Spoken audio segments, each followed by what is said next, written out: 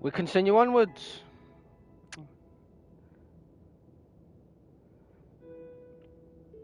We will save Amphoreus. We will do it.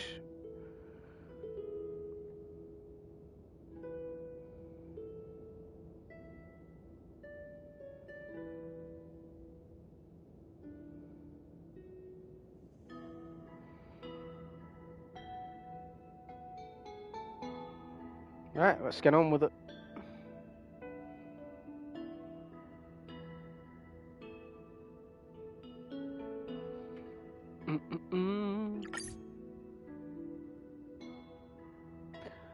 Why would I want to reset challenge? Imagine how far back that'd make me go.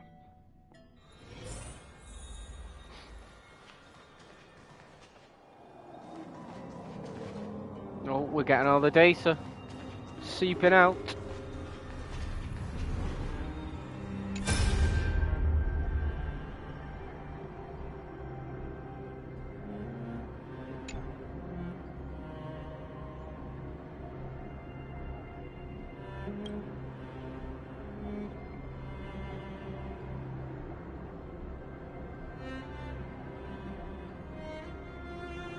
Oh, sweet. Does this mean we're getting closer to solving this whole thing?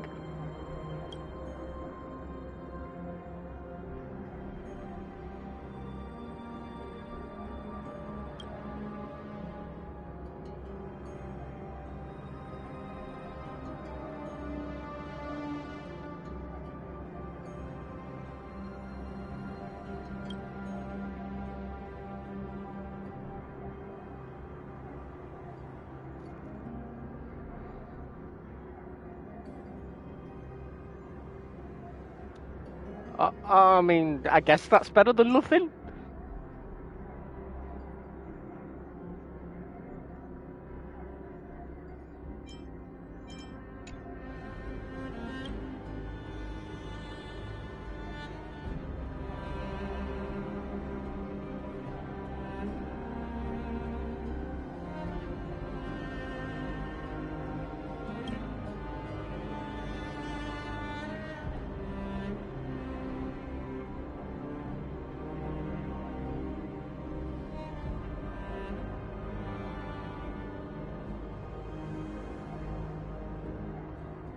Okay.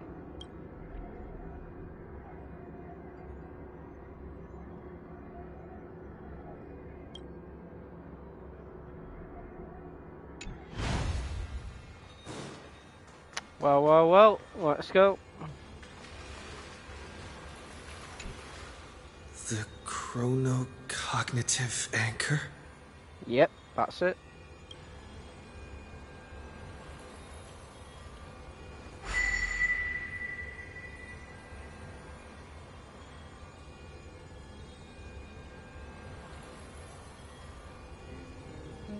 There's so much I wanted to say for our reunion.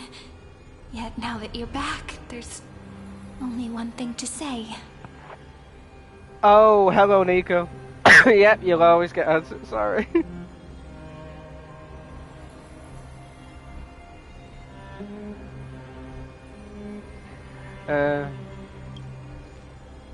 Welcome back, friend. It's been such a long, long time. Has it? We just saw each other. Cyrene, I'm so glad you're still here. Oh yeah, because we were trapped in there for years. Forgot about that. Whoops. What happened to the world while I was gone? I saw March 7th and she looks really weird. Cyrene, I'm so glad you're still here. You must be really confused right now, aren't you? So much has happened in Amphoreus while you were gone. But don't worry. The Deliverer can't afford to be lost, no? Now, please follow me, and turn the pages of time and hear the words everyone left for you. I'll tell you the story of this 1000-year journey.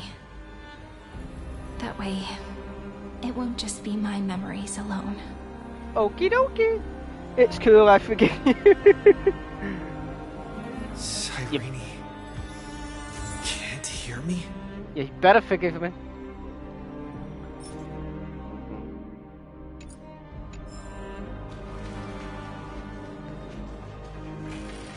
Go forth, uncover the past long buried in dust.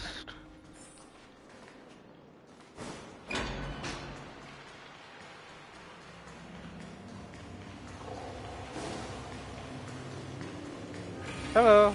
Oh, she's gone again. Look, the scenery of the past has resurfaced.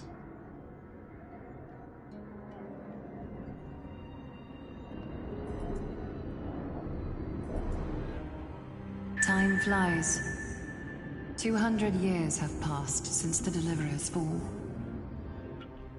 We had to return 3 core flames of law, romance, and ocean to stop Lygus, but even so, Terravox has fallen. The 2 geniuses vanished without a trace, and Seridra embraced her fate. At this rate, Terravox is the only one we've not technically met yet. Era Nova will come, and Amphoreus will fall into the destruction.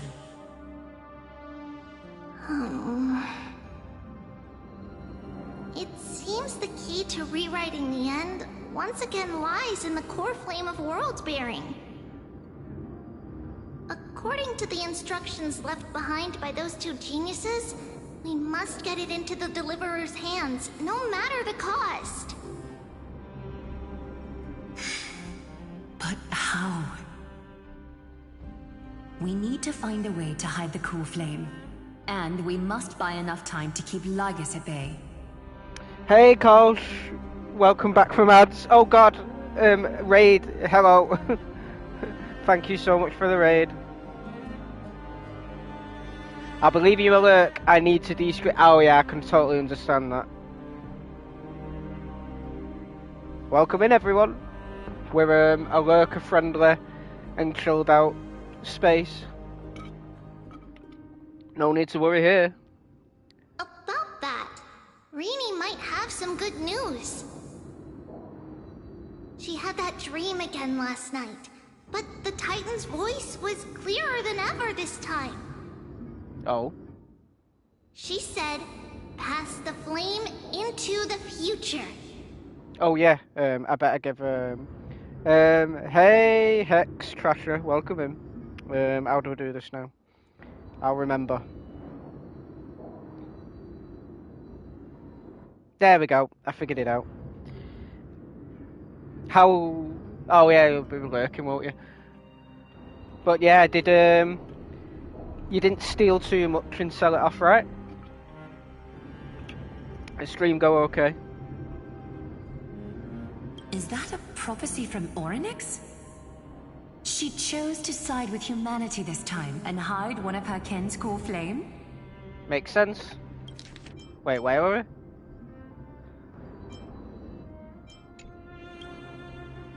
It seems Amphoreus' fate isn't sealed just yet. You're right. History has changed. Humans and Titans are both giving their all to keep this world going. Perhaps a relay across the ages is finally about to begin somewhere out there. I stole everything. Oh my god, I want that. Don't get too excited, Nico. Unfortunately, life will never go smoothly. Leiden's army is already at our gates, and their commander... that Lycurgus. He's right outside Akama. Light calendar 3960. Seridra, under the pretense of a campaign against Fagusa, sacrificed 500 Chrysos heirs to complete the trial of law. Damn. This tragedy shook everyone in Amphoreus. That same year, Seridra the Imperator was assassinated, after which Aglaya the Goldweaver took command. Thus began humanity's second flame chase journey, a path hanging by a thread. Is that how she was killed originally as well? Assassination? Come, this way. I don't wanna.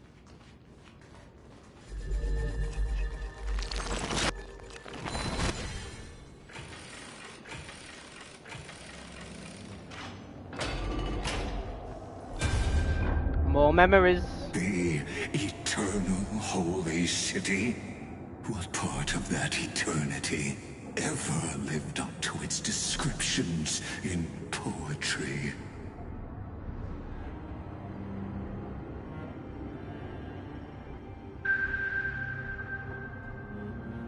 The Memorial Palace lies in ruins.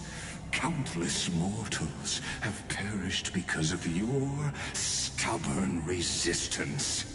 Yeah, but you were planning on everyone dying anyway, so what difference does it make? It's time you learned the cost of refusal. Now, answer my question again.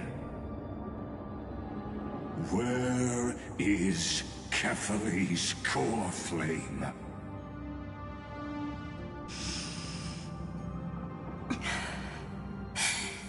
You really think you'll find it by razing the holy city to the ground?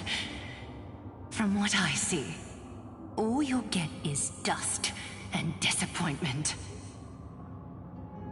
Don't forget, you can't kill the Chrysos as mentioned in the prophecy because of law. Oh god, where am I?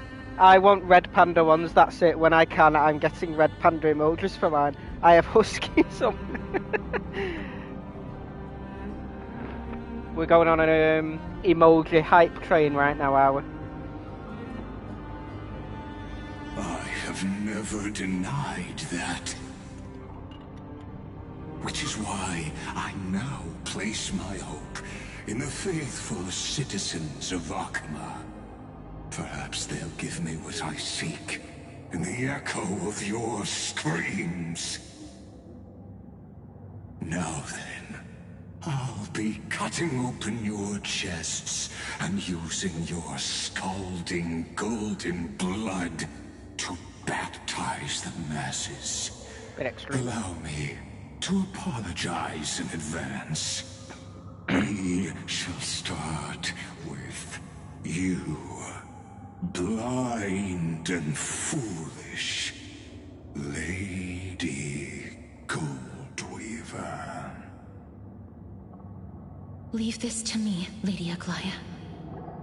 You must get away now.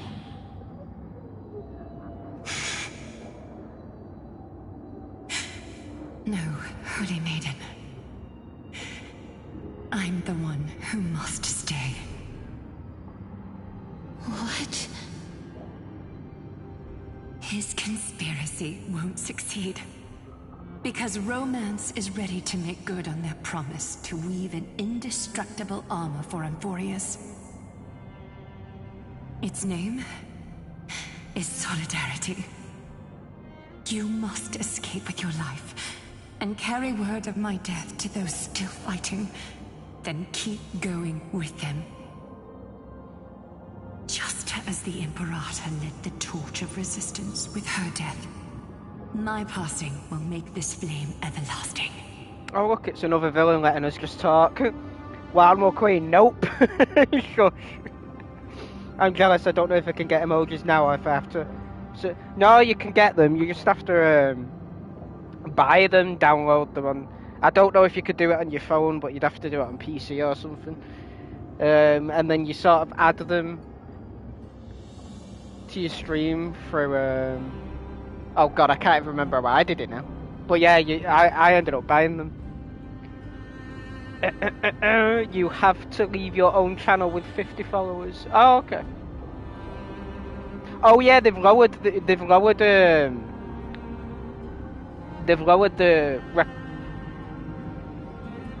how many followers you need now to get to affiliate. You only need 25 now, from what I remember seeing.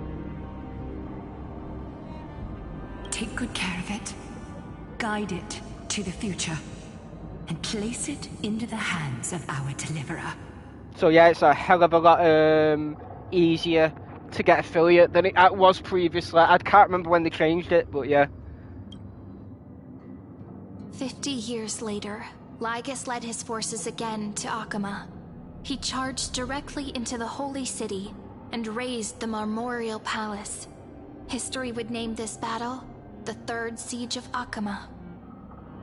90,000 brave souls gave their lives for Akama that day, including their fearless leader, Aglaya. Go forth, Deliverer.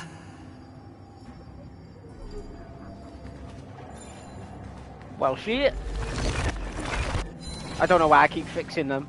Not like it matters.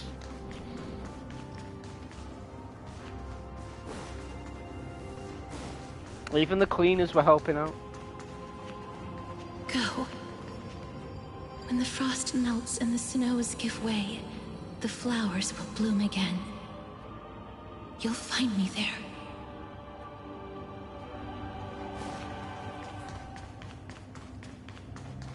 So what you're saying is... Princess Homebuddy is never coming back, is she? Nope.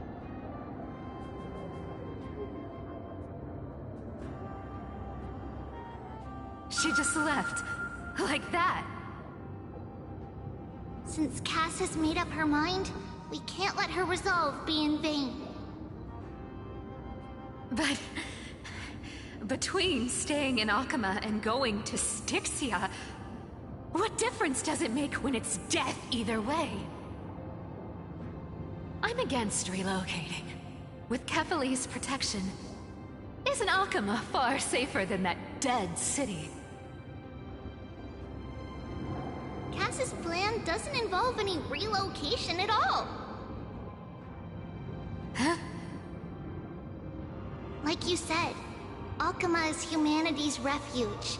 We never intended to get everyone moving to Styxia.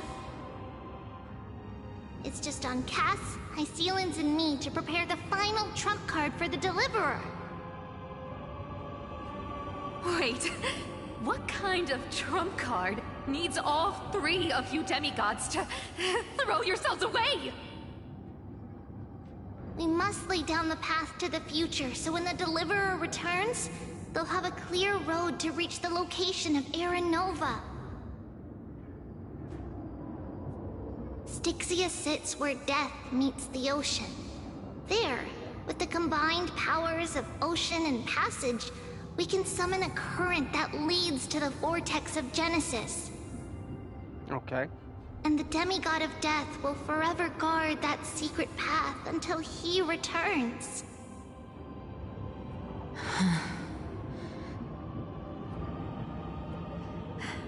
We all know Lygus will set his sights on the vortex of Genesis. That's exactly why we have to do this. Mm-hmm. Where are we now? 25, are you sure? Oh, yep, it's 25, yeah.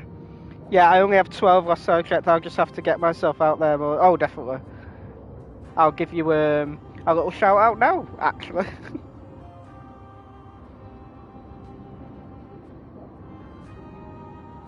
And definitely stream more as well. That'll help. I remember Ryder showing me, I wonder why they changed it. I don't know. You'd think they wouldn't want it to be easier, because I feel like they'd lose money that way, but I don't know. Guess I underestimated Idonia's Maiden of War. She's got way more steel than I thought. Either that or they get more money the more people they have on, because obviously they get a percentage of everyone's earnings. And Cypher, we need you to head to Castrum Kremnos as soon as possible. By any means necessary, forge an alliance with Strife. The prophesized Crown Prince has already been born. He shall become the new defender of Akama, protecting this land after we leave. You don't need to worry about that. But I always worry. I just came back from Castrum Kremnos. Only a step ahead of the news. Treeby, something's flying towards Akama, and it's really fast.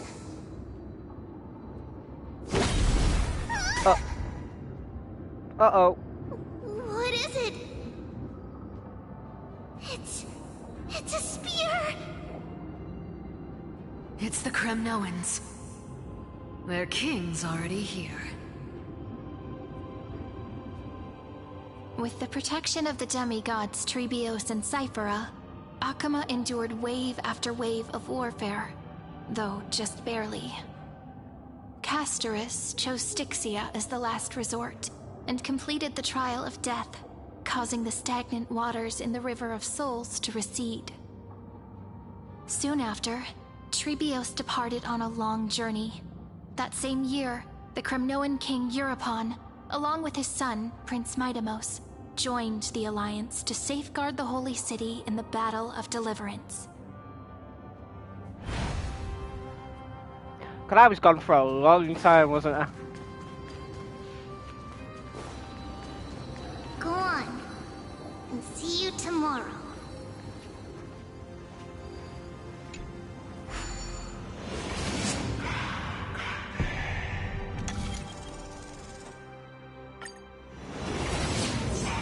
Breaking me apart buys this world even one more second.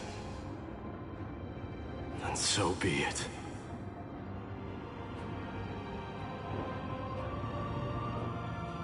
But it's gonna hurt a lot! Pain brings endless torment. But it can never destroy me. Where are we now? Oh, thank you. Yeah, no worries. And once you have affiliate, you keep it. Yeah, even if you like don't stream for ages or anything, once you're affiliate, that's it. It's there forever. I believe that you were thinking the same thing when you stepped through the gate of infinity and jumped off that cliff. Unless you do something really stupid and get yourself banned.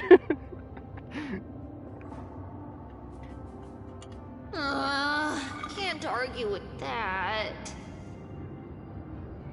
In the current situation, this is the only path Akama has left. Just do as I say. Split my soul into 5 pieces. Forge me an immortal vessel. Let the blade of strife hang forever overhead. Locked in battle with their enemies to the world's bitter end.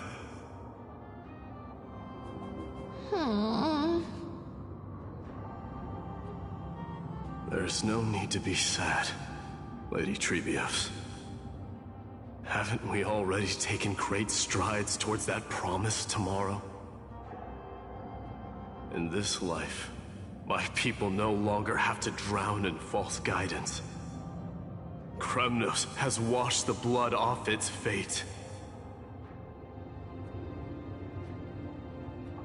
Amphoreus no longer needs a god named Strife.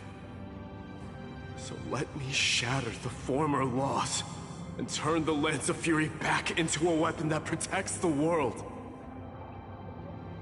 We understand. By the way, can you do me another favor? The 7 sages from Grove of Epiphany are already en route. They'll arrive in waves to join the Resistance in a couple of days. Among them is a scholar named Anaxagoras. He has extraordinary insight and fears no sacrifice. This soul-rending ceremony wasn't just my decision. It was his counsel. His wisdom will surely be the backbone of Amphoreus' survival. Watch over him. Carry on this everlasting flame for me. Can do. Through Anaxagoras' ritual, the demigod of strife split his soul into 5. Courage, honor, tenacity, sacrifice, and reason. Each sealed in blood crystal and cast into battle. The people held a 10-day funeral to mourn their fallen god king. And through his sacrifice, humanity was granted 200 years of peace. Damn. They held him back for quite a bit then, didn't they? Keep moving forward. My blood will pave the road ahead for you.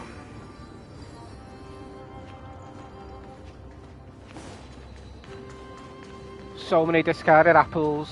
Keep What a moving waste. forward, little Gray. See you tomorrow.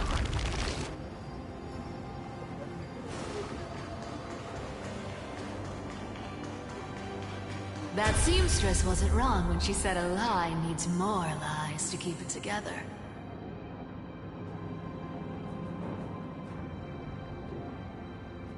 Reason and trickery. Never thought we'd be the pair to finish this final setup. Can't catch that Tin Man without your little slides. Besides, this is our last shot. Not the time to be picky, right? Don't oversimplify it. Lygus just found out Akima's been an empty shell for the past 50 years. He's bound to be furious.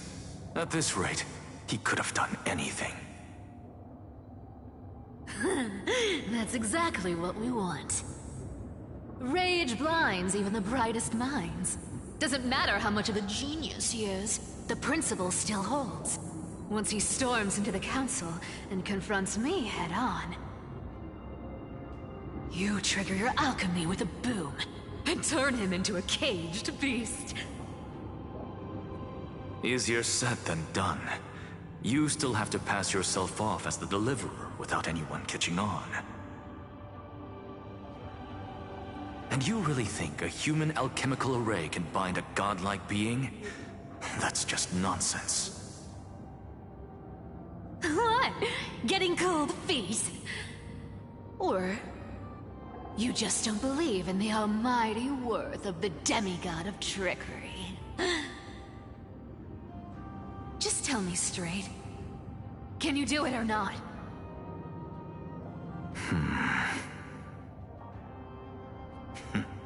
Of course I can.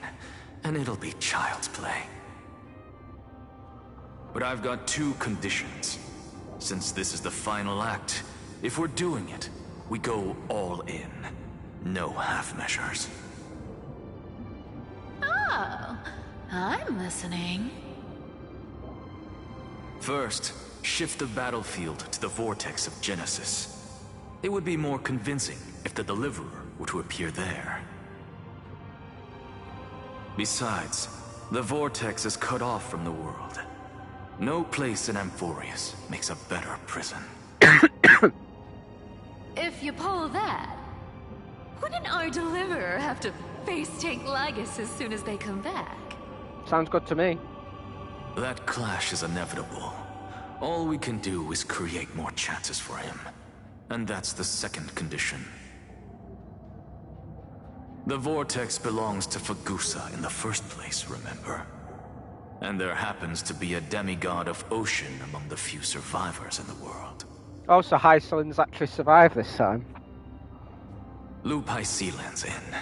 Let her join the final act. I'll transmute myself into a Philosopher's Stone and embed myself into the formula. And when the time comes, she needs to shatter me and scatter that stone's ashes into the ocean within the vortex.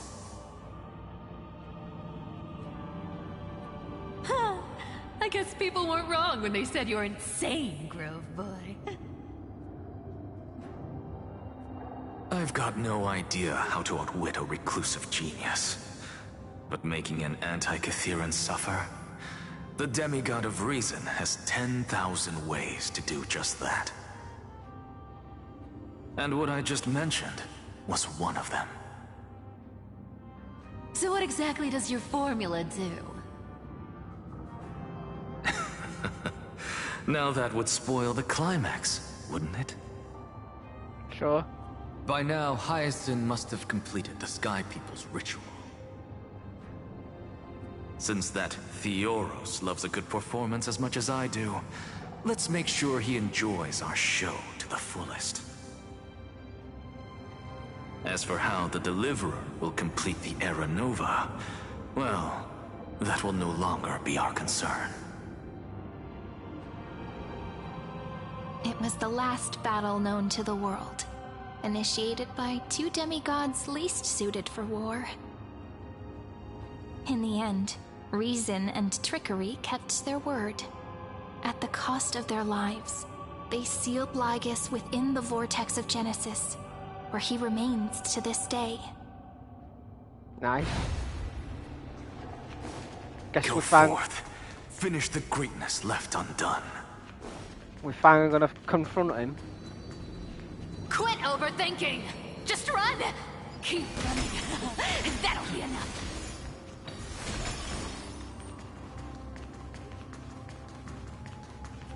Syri? It's dead quiet here. Oh, she's the only one left.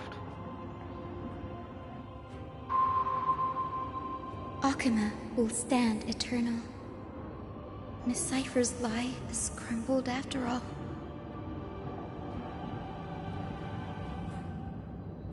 But it's all right, because all of us have fulfilled our purpose by now. When the Deliverer returns, no matter where he is, sky will turn clear, and a rainbow bridge will rise, carrying him to the final battleground. Syri, this arduous relay is finally nearing its end. Now, I'm passing the final baton of fate to you, okay?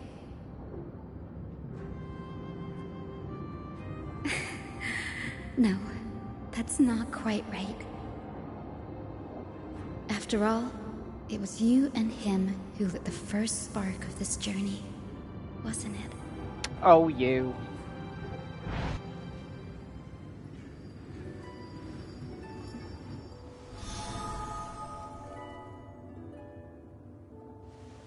I'll tell you the story of this 1,000-year journey. That way, it won't just be my memories alone. And I'll share the moments I spent with you, with everyone. That way, the path we walked becomes a memory shared by all.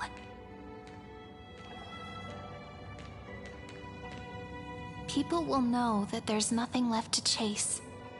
Amphoreus has already welcomed the dawn foretold in prophecy. Deliverer beyond the sky. Just like I said, this won't be harder than the last time. Right? Let's hope not. Thank you, you've all sacrificed so much. Sorry I'm late. I won't let everyone's faith in me go to waste.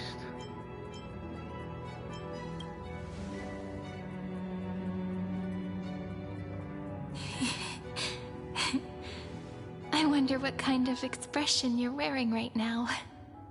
Probably the same as always. Calm, resolute, and brimming with confidence.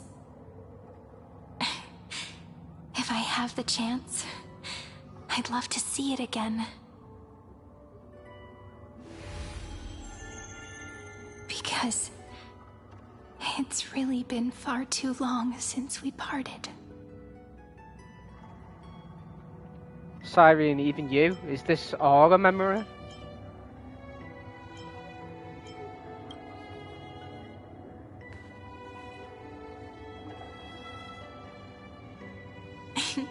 Someone as sharp as you must have realized by now that this isn't reality, but a maze of time.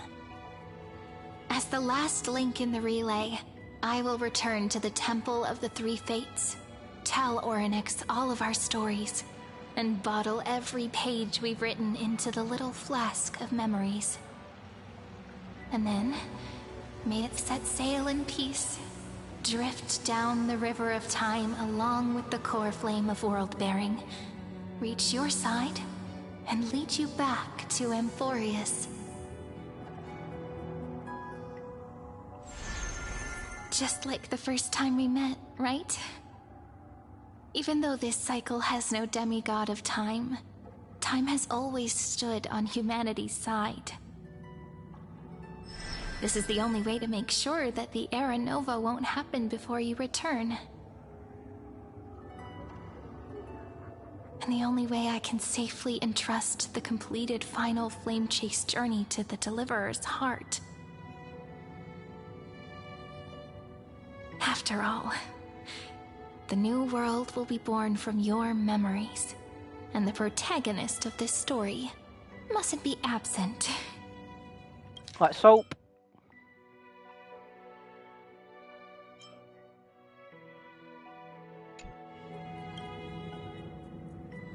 As promised, I'm back. Let's go. It's time to complete the era Nova. I will take all of you to the new world.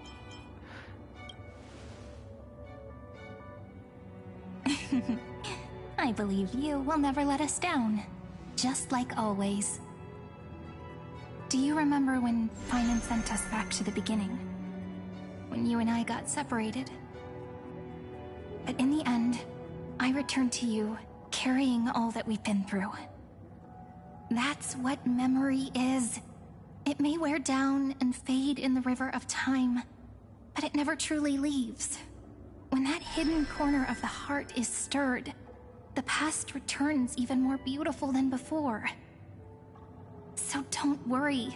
Let the 33,550,337th Flame Chase journey become part of you too. I've gotten a lot better at it with the experience from the last time.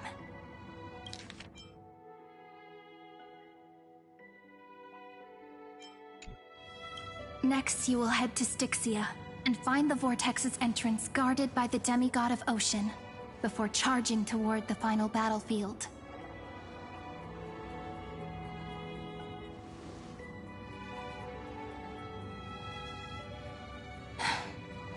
Don't worry. I'll be with you. All of us will. Even Finan. We'll stand with the Deliverer.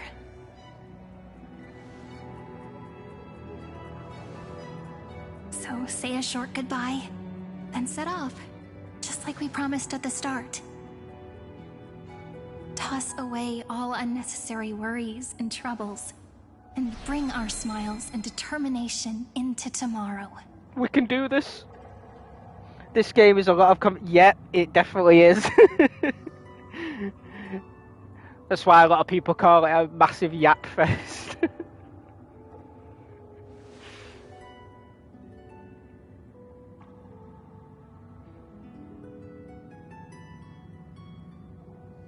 So obviously most people who play it are like... Last baton. I wonder how long you'll have to wait before passing it on to him. No matter how long it takes, it's okay. Waiting is what I do best. After all, it took 33 million cycles for him to arrive in our world. What's a few moments more? Like, because obviously there's a lot of people who's just like, they just want to play the game, they don't care for like the stories or anything like that. But me, I don't mind it. I do admit that sometimes it does go on a bit much, but I do generally enjoy it myself. Draw your blade and embrace your destiny. Oh! Sairi, what if you wait and wait, but that hero never arrives? That won't happen. Because I know that no matter how long it takes, he'll definitely return to this place. We can't let him down.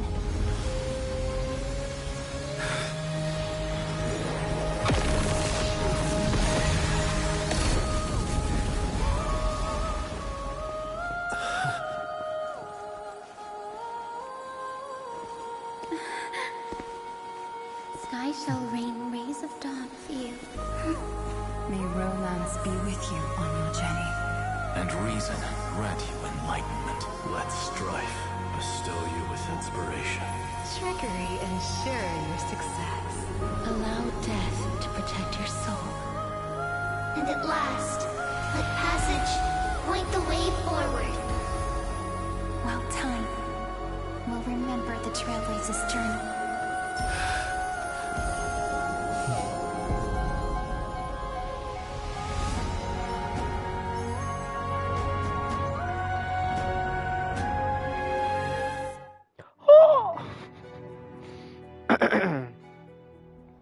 Ow. Is this Styxia? What happened to this place? I'm guessing this is before it got destroyed. I need to find the entrance to the vortex, guarded by the demigod of Ocean. High Sealance. Is she still there? We can only hope. Long time no see, Trailblazer. traitor.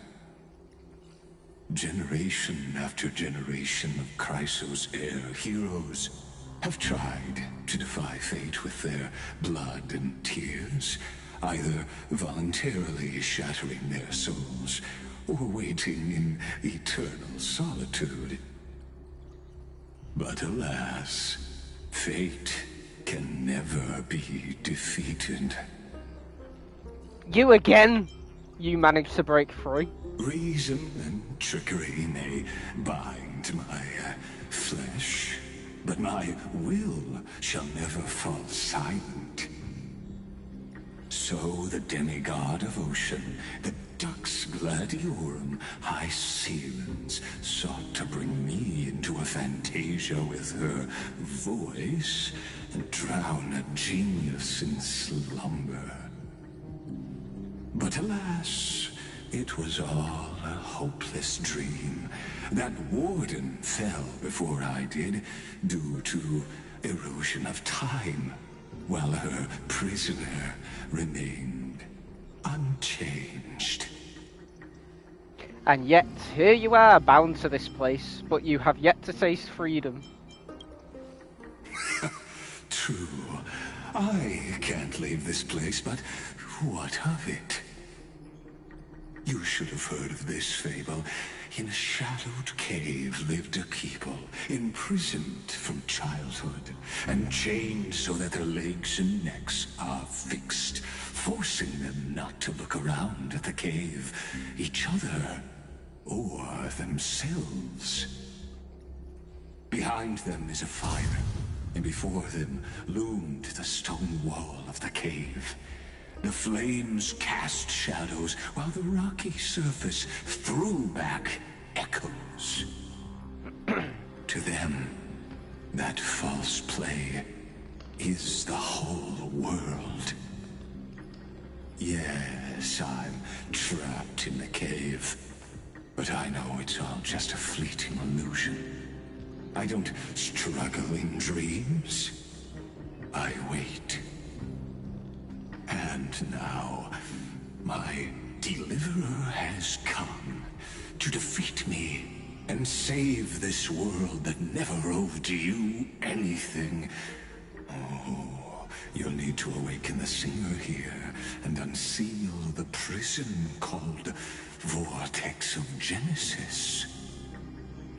You'll be the one to unshackle me and bring the cave crashing down. Of course, I don't mind waiting a little longer. Let me guide you through this next illusion. One last memory from that prison warden. This guy loves hearing himself speak. I hope you'll watch the stories of this fantasia closely. Logically, the Deliverer must see the world for what it truly is. Emotionally, this memory captures the fate of everyone in Amphoreus better than anything else. Only by feeling it for yourself can you understand my point of view. The meaning of destruction. And I'll be the one to bring destruction to your scheme. Spare me the cliches, I don't need to understand you.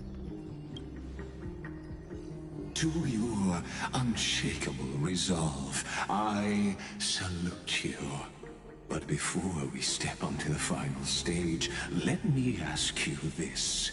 In the spirit of that fable I told you just now, can the prisoners in the cave learn to see the shadows and echoes for what they are, and stop mistaking them for reality?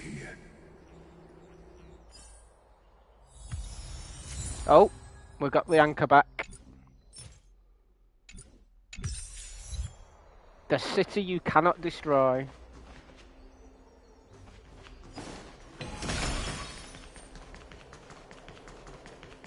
Look, the fire projects the face from her memories.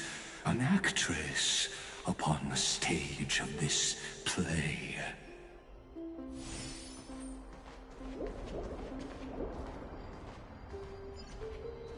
A drunken dream hidden at the bottom of the cup.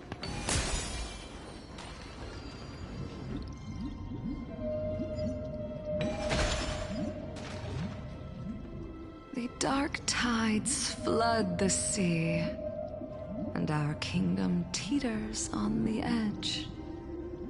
Fear not. Our queen has gone to the borderlands. She'll quell this calamity herself. This is the scene when the Chrysos heir of Ocean was born. She was once of a Titan-kin race named Sea Sirens. At that time, Kozlana had suppressed the Black Tide's rise, but he was unable to remove Iron Tomb from its roots. The Black Tide still roiled in the depths of the world. And the kingdom of Sea Sirens was the first to face the destruction head-on. Listen, I heard Electra's voice. She's calling to us. Let's go. Her voice carries the queen's command. I didn't think we'd ever actually get to see this city before it was fully destroyed. How beautiful!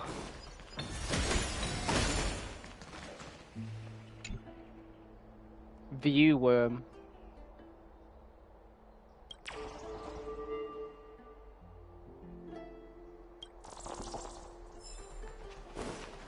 To keep the Black Tide from threatening the ocean, the queen gave her all, body and soul. Born of the queen's chalice, she bore the deepest blessings and inherited supreme divine power.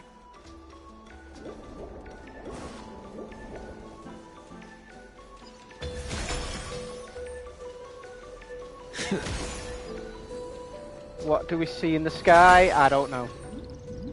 Oh, there she is. Help, mother, sisters. My sisters! You're finally here! Of course, Electra. Your beautiful melody drew us here. Hysolins, Electra. I mean, we already know that was her original name, wasn't it? Her true name is Electra.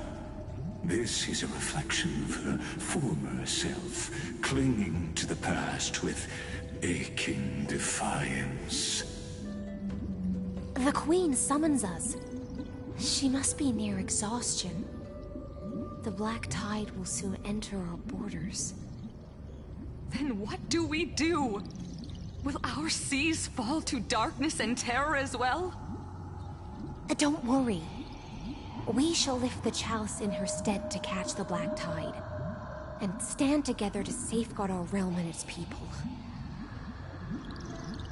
Such tiny Titankins, thinking they can stop the tide of truth. How naive.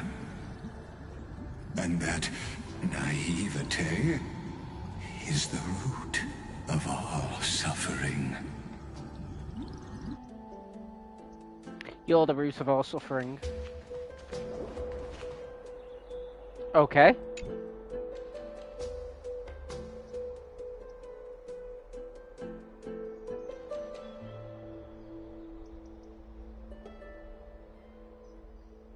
Could there be another hidden genius? I smell treasure. It must be Zagreus' doing.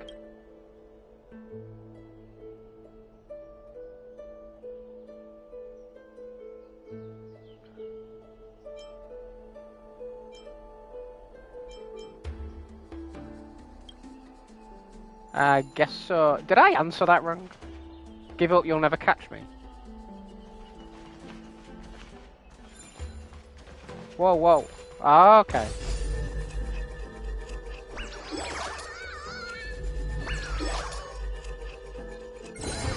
Well, I caught you.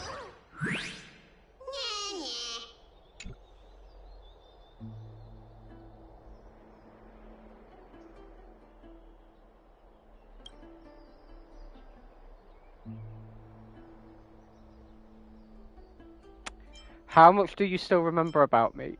Yeah, we've met at the end of the West Wind. Nope, it's all your imagination.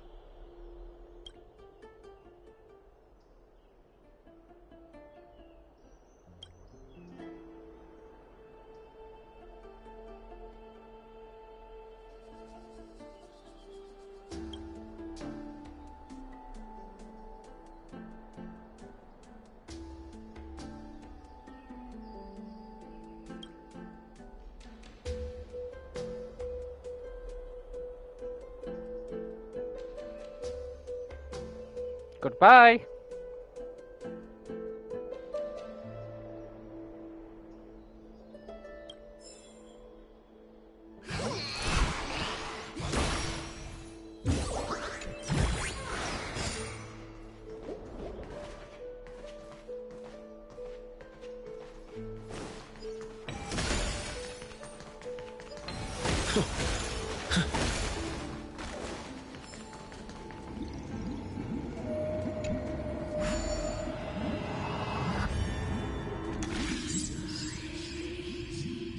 Teleporters can occasionally appear in the recurring destiny.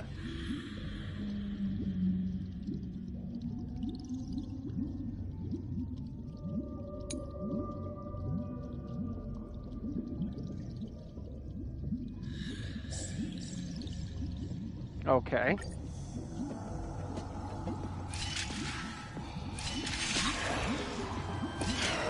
Well, that was easy. Suppose that was just the tutorial one for the teleporters. Looks good.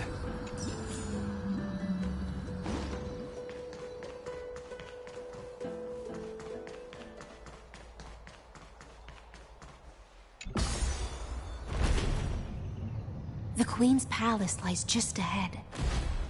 Even her once graceful form is now tainted and drowned in dirty mire.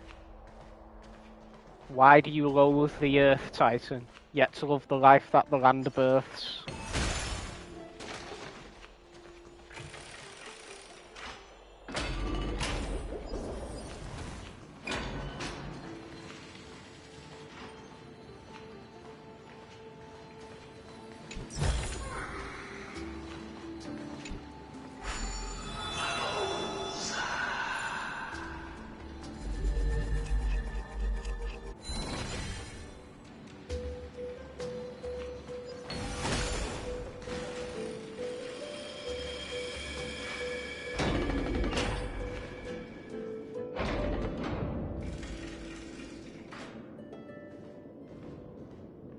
Oh, Fagusa, our noble queen.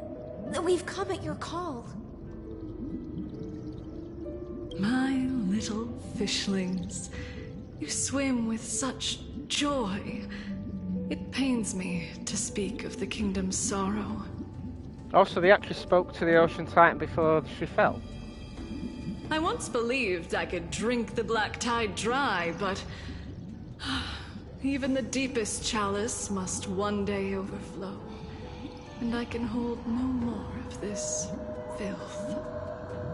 Mother, worry not. We're all children of the sea.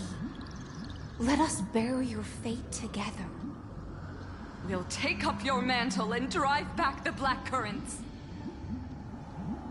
We'll mend your sacred chalice and take in the cursed filth. My little fishlings, when the spear of strife falls, you may retreat in peace. I promise you, on the surface, the city-states will hold a feast without end in your honor. This is the last gift I can give you.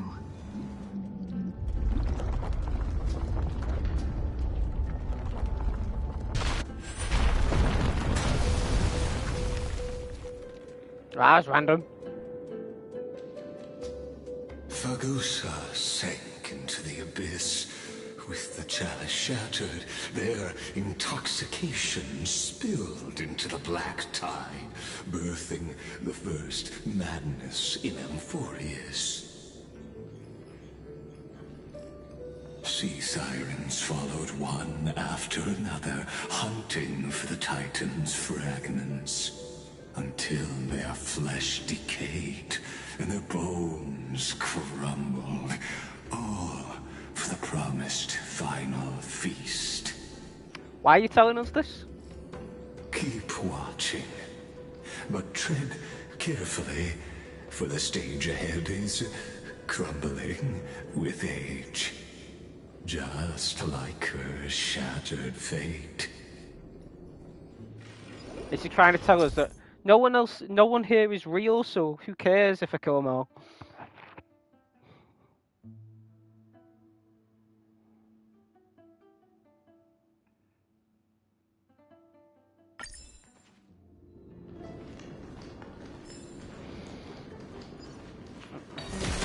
I don't even think I read that carefully. Hang on a minute.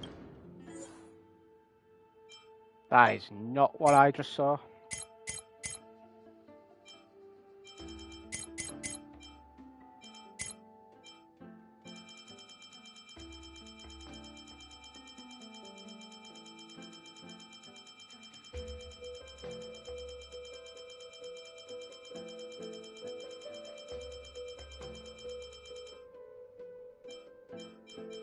Oh, it's not even there anymore. Maybe it was this one.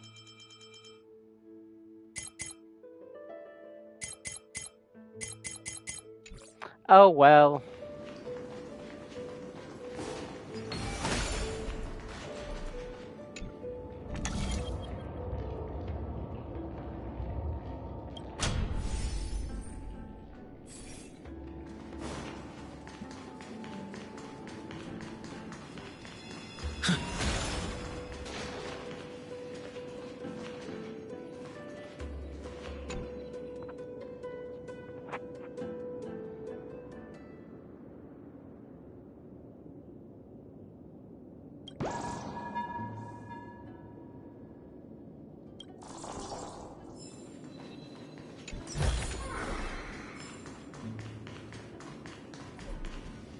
Awaits the feast, children, stop the black tide, stop the black tide.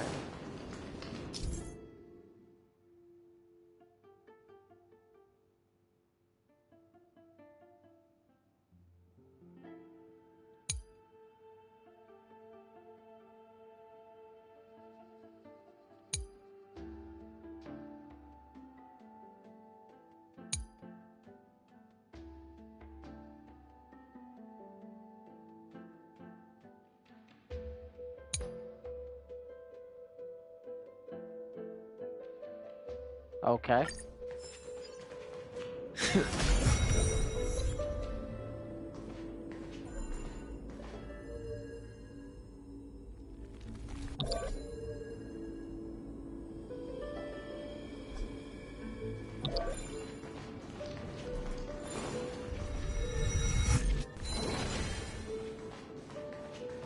Well, that didn't work.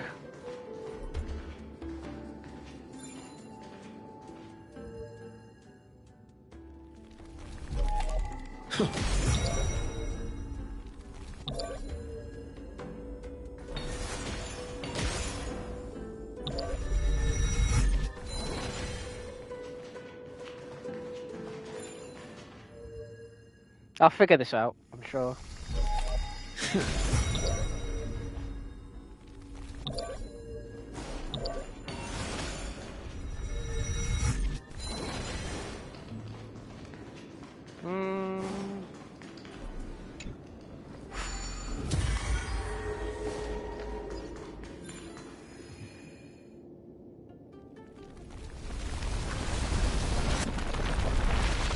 The chandelier is still giving way. Maybe the chrono vessel nearby can help.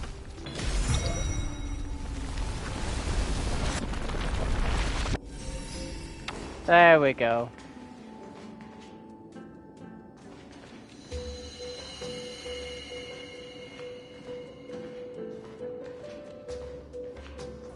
Your wisdom far surpasses even the bounds of reason's model.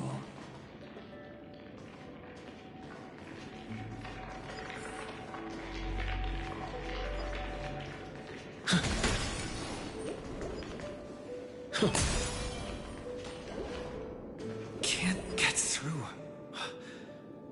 Looks like I'll need the miracle orb nearby.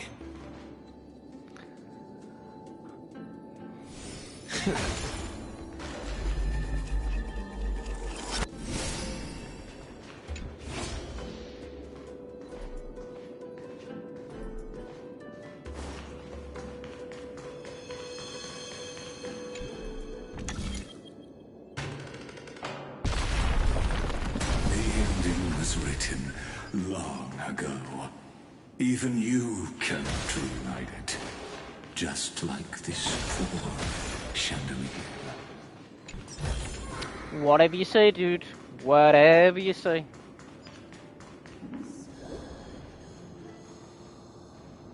I was reading that, thank you very much.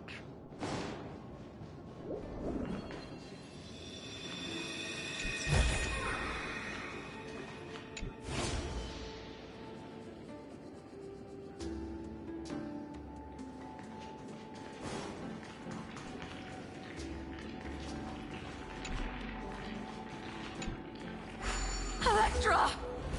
The fiends have gnawed my tail. I can no longer swim to the far seas. Electra! The black sludge has soaked my fins! I can't dance with you anymore!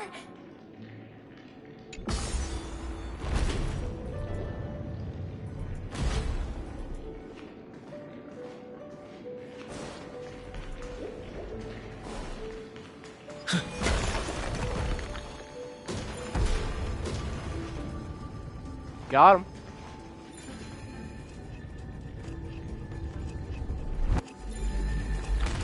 Ow!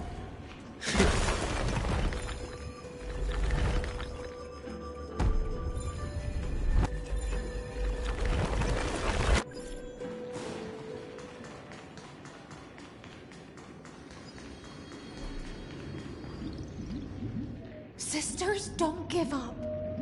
Remember the Queen's promise of a feast in the city called Styxia.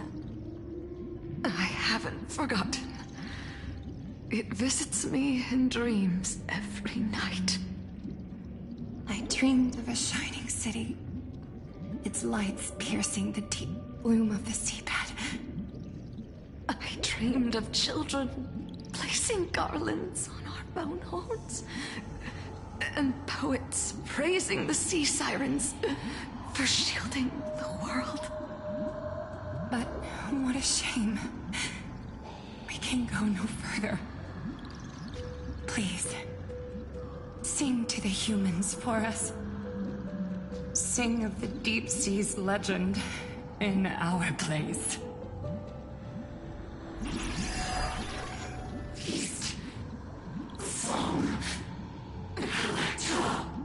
Those are new.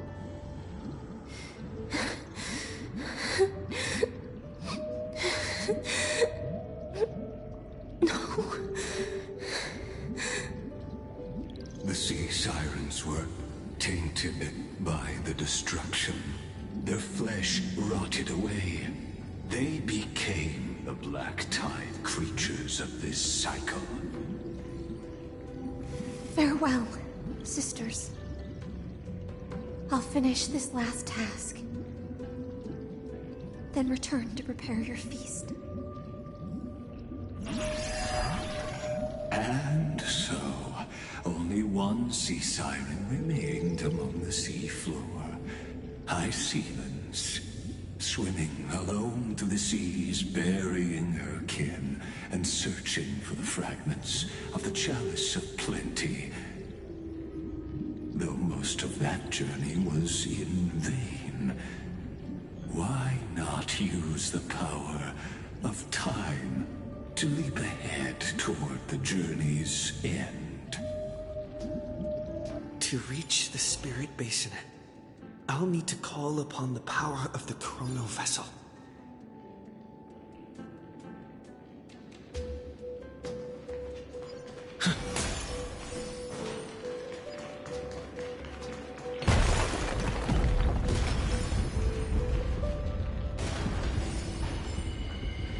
Well, shit.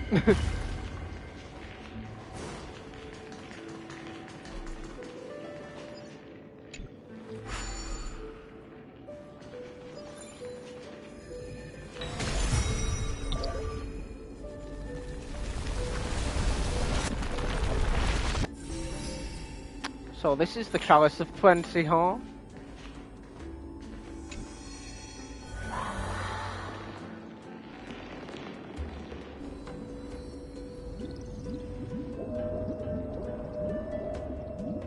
At last, the Chalice of Plenty is whole again.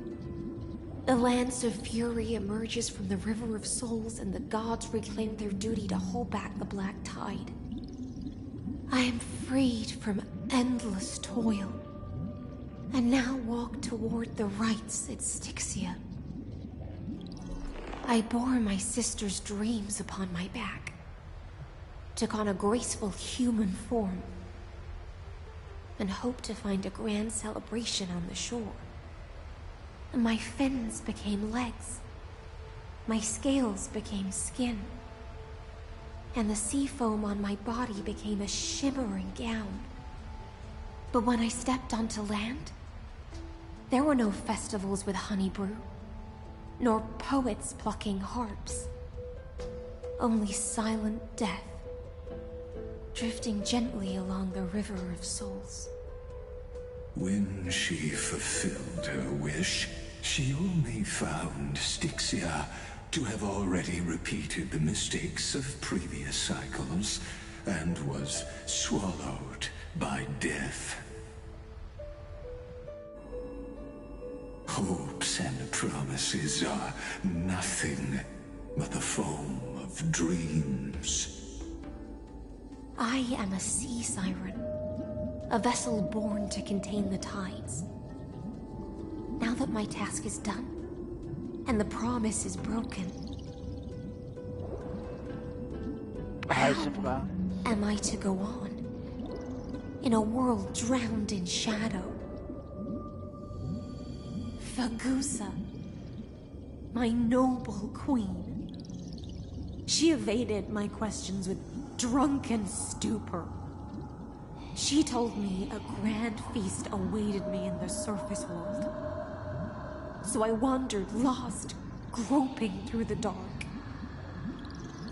The feast she spoke of. Where is it? Lonely Blade, I shall grant you everything you seek.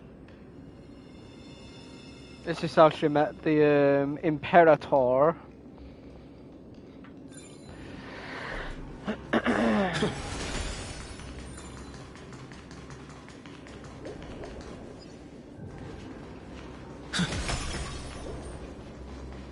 I saw a fire.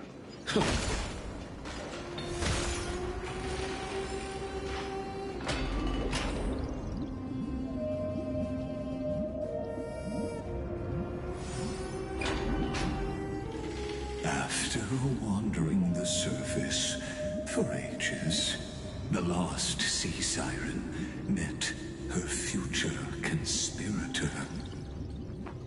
You quelled the wars alone and forced strife into retreat.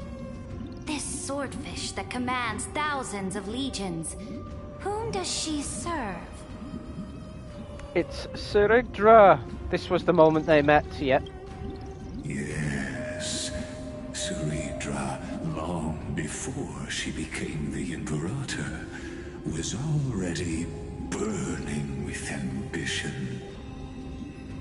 Sovereign who follows prophecy. I am no one's sword. I am just a wandering fish, seeking clarity through bloodshed. Then how about letting the sword dance for me? And letting the violin sing in my name? Tell me, what is it you seek? All I want is a feast where I might belong. Such a demand is trivial with the Sovereign's authority. I'll grant you a banquet worthy of conquest, and comrades to toast beside you. But Knight, you must offer me your heart. My heart? Yes, a loyal heart that will generate no betrayal. You were deceived by gods and drowned in the ocean's darkness. But now, I will lead you forward and be your light. So be it, noble monarch. The law you proclaim shall govern my every breath. So be it, noble monarch. I am simply becoming someone else's vessel once again, and accepting a duty given to me. And thus, in her hollow drift, she finally found a new purpose. Like sunlight piercing the deepest trench.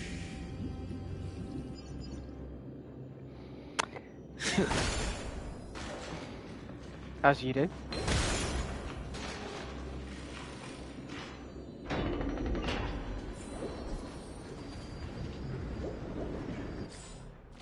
So how big is this area? Oh, so it's pretty much the same. It's just obviously it's alive now. Alive. It's just a city, dude. Melted away my confusion.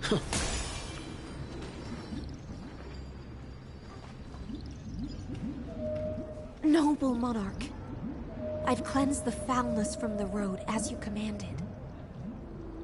My blade, you've helped me ascend and take the crown. Ask, and you shall have your reward. What I desire is the same as before. A feast. Look, I've prepared you a grand banquet.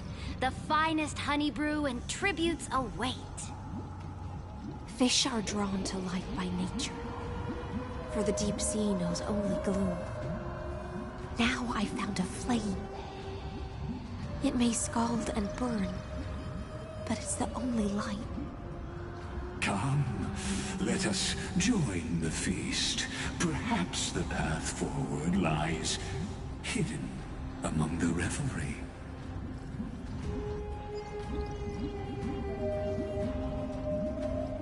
Oh, well, there's that.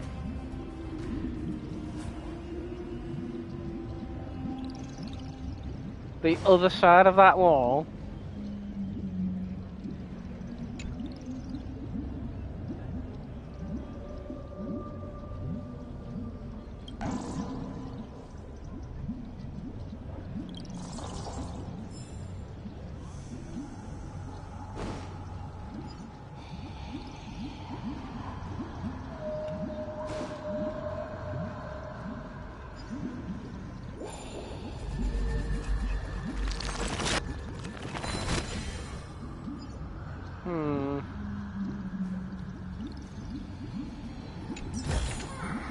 Is that all?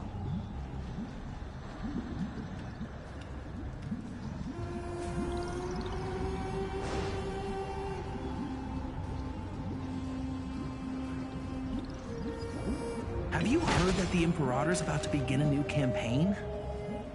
Her glory will no longer be bound by the borders of Amphoreus.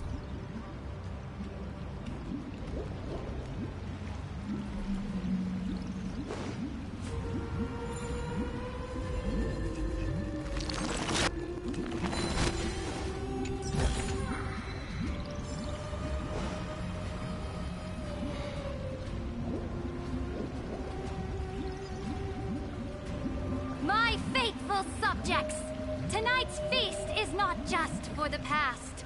It's a toast to the future! Born from our golden blood is an unstoppable colossus. Our iron beast to trample the universe! Oh, so this is another one where she's been told the truth. Colossus Iron 2. Great monarch. I've heard the universe teems with great threats. Can we truly remain invincible? Fear not. Before the troops of the destruction, such rabble is no more than cosmic dust. Surely there's a planet draped in oceans out there in the stars. Once I claim it, it shall be yours to rule. And to the rest, your triumphs will not go unrewarded. I promise you a new age, free of fear. Now, raise your cups to our conquest among the Sea of Stars! Sea of Stars! Sea of Stars! Conquest among the Sea of Stars. What a grand vision.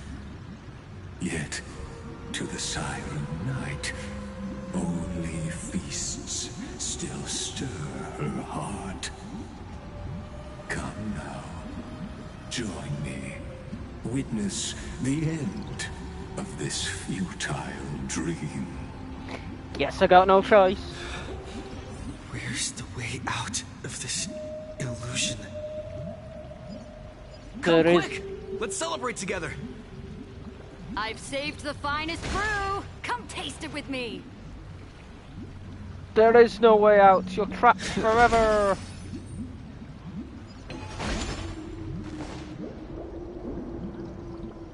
In her what? The liquor of dreams.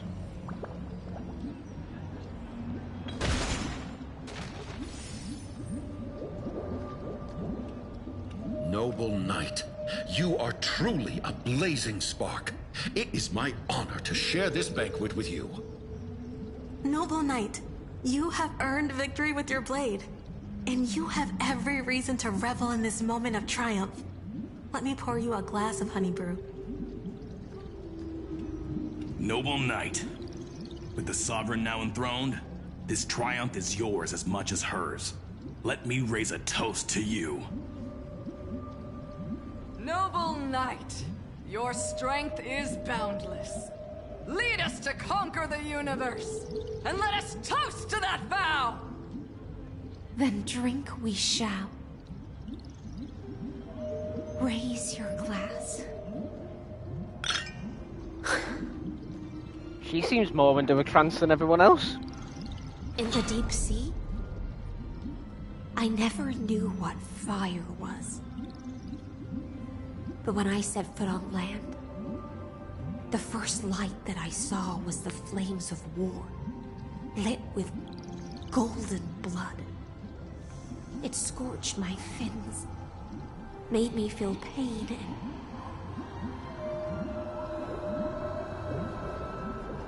ignited an unprecedented hunger.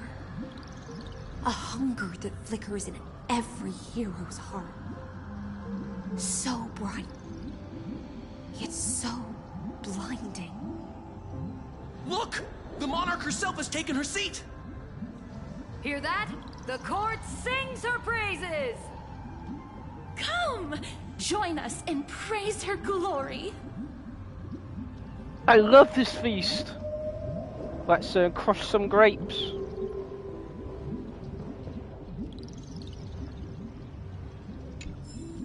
To know something through sweets, a study of honey, brew, and personality. Well, I ain't reading that.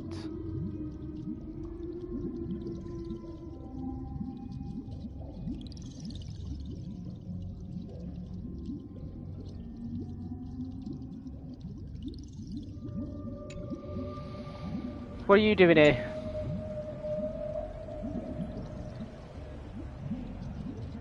Cruel, what are you talking about?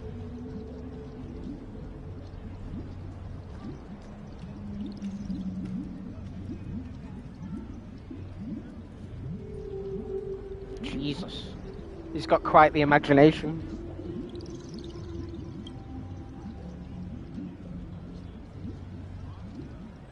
What a fucking genius you are.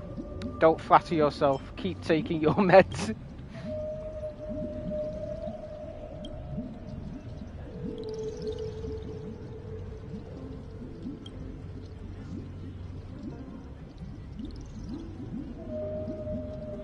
That's what you care about, as expected of you. Mum, there's a pervert.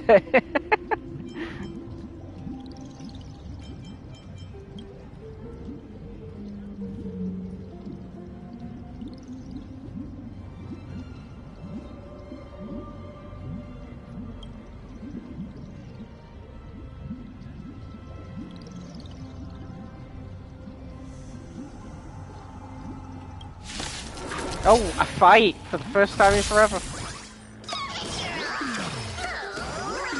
May the foul stench dissipate quickly. Be of your body and mind.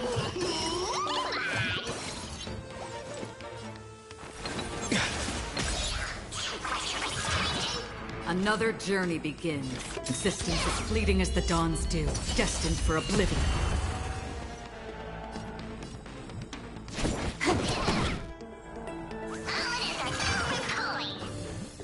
Trust me. Together, we can do anything!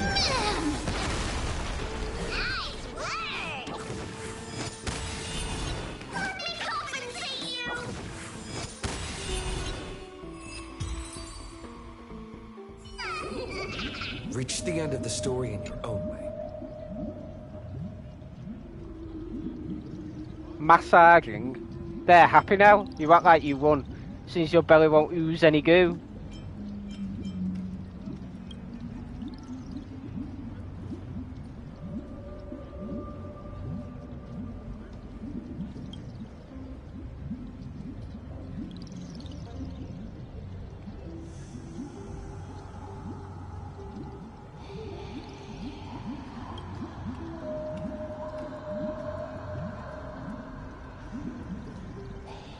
True.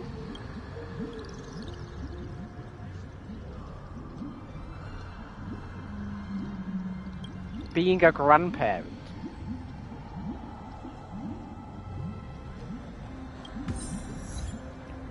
Not all grapes make good wine.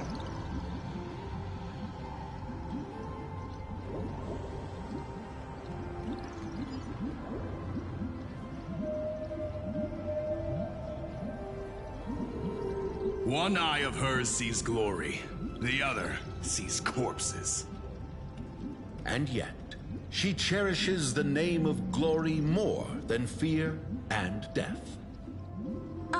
As they say, the coward died 1,000 times before his end. But the brave face death but once, which gods stand witness.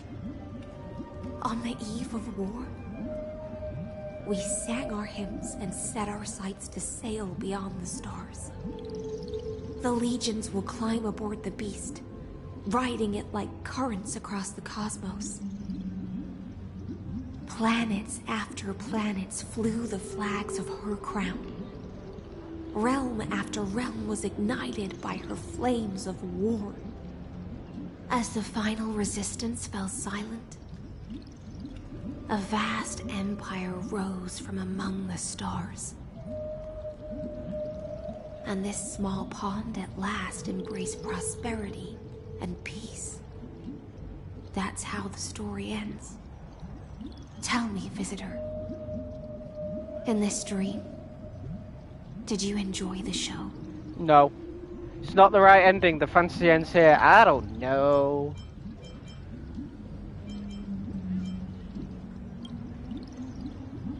Yes. Just fake bubbles glinting on the surface of poured wine. It's time for me to wake up from this drunken dream.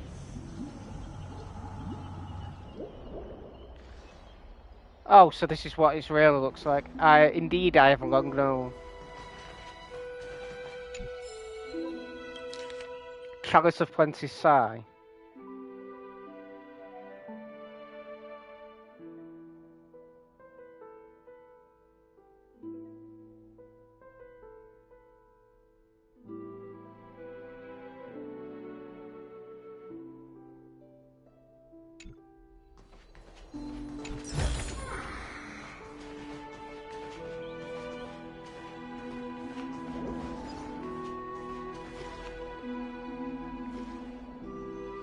Well, I guess we can finally fight something. Stream 4. No, not what I meant to do. Incense ascends.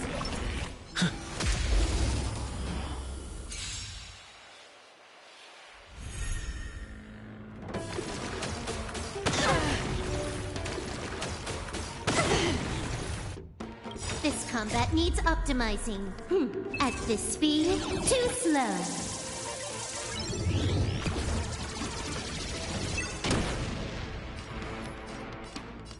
to cleanse the filth. Wouldn't you agree?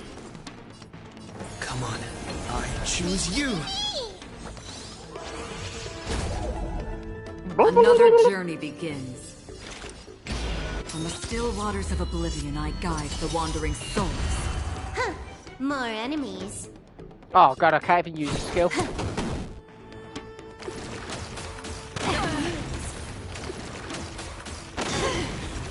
How about we dissipate that foul stench quick?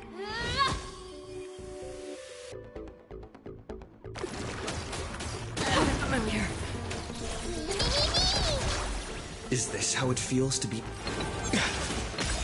Did you come here of your own volition? Existence as fleeting as the dawn's dew, destined for oblivion.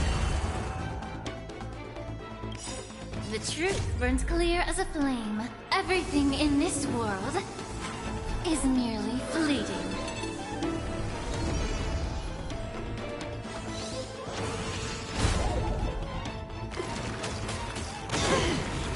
Can you let me have some fun this time? Time for a buzz. I will finish it off with this. Trust me. Together, we can do anything!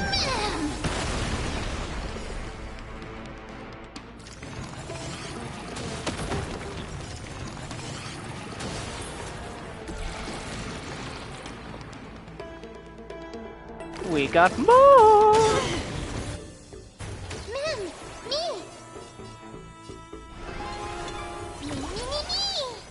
Another journey begins. From the still waters of oblivion, I guide the wandering souls.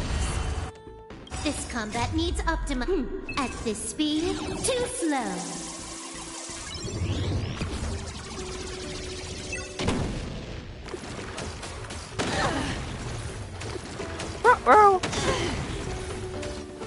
Oh shit, I can't use it, fuck.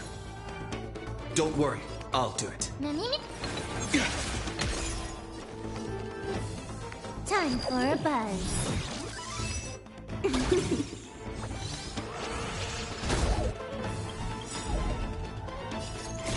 I weep for the departed.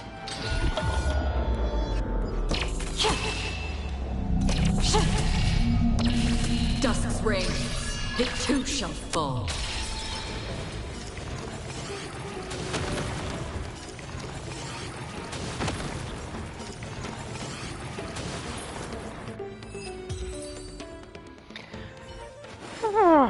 Reach the end of the story in your own way. We'll try, we'll try. Incense ascends, entwined with ethereal clouds. My Imperator is dead. Was that Tribby?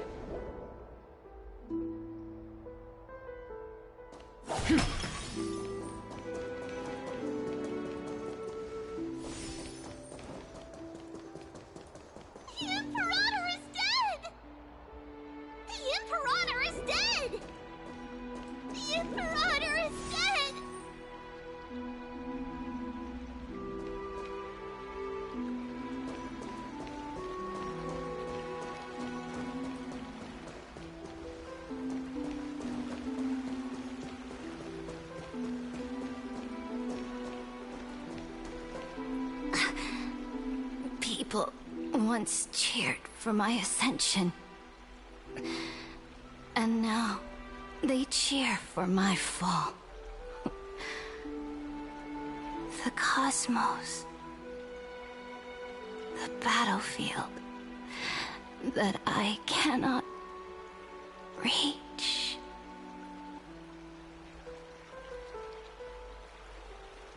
Before the Sovereign's conquest reached its end, her life and ambition had already been swallowed by the deep sea. This is the true ending. Her grand designs torn apart by the blade. Her regal robes soaked in golden blood.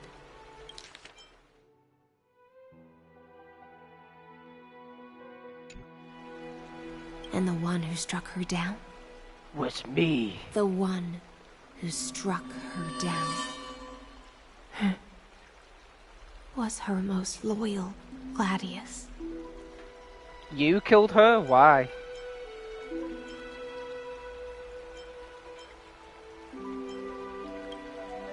I don't need to explain myself.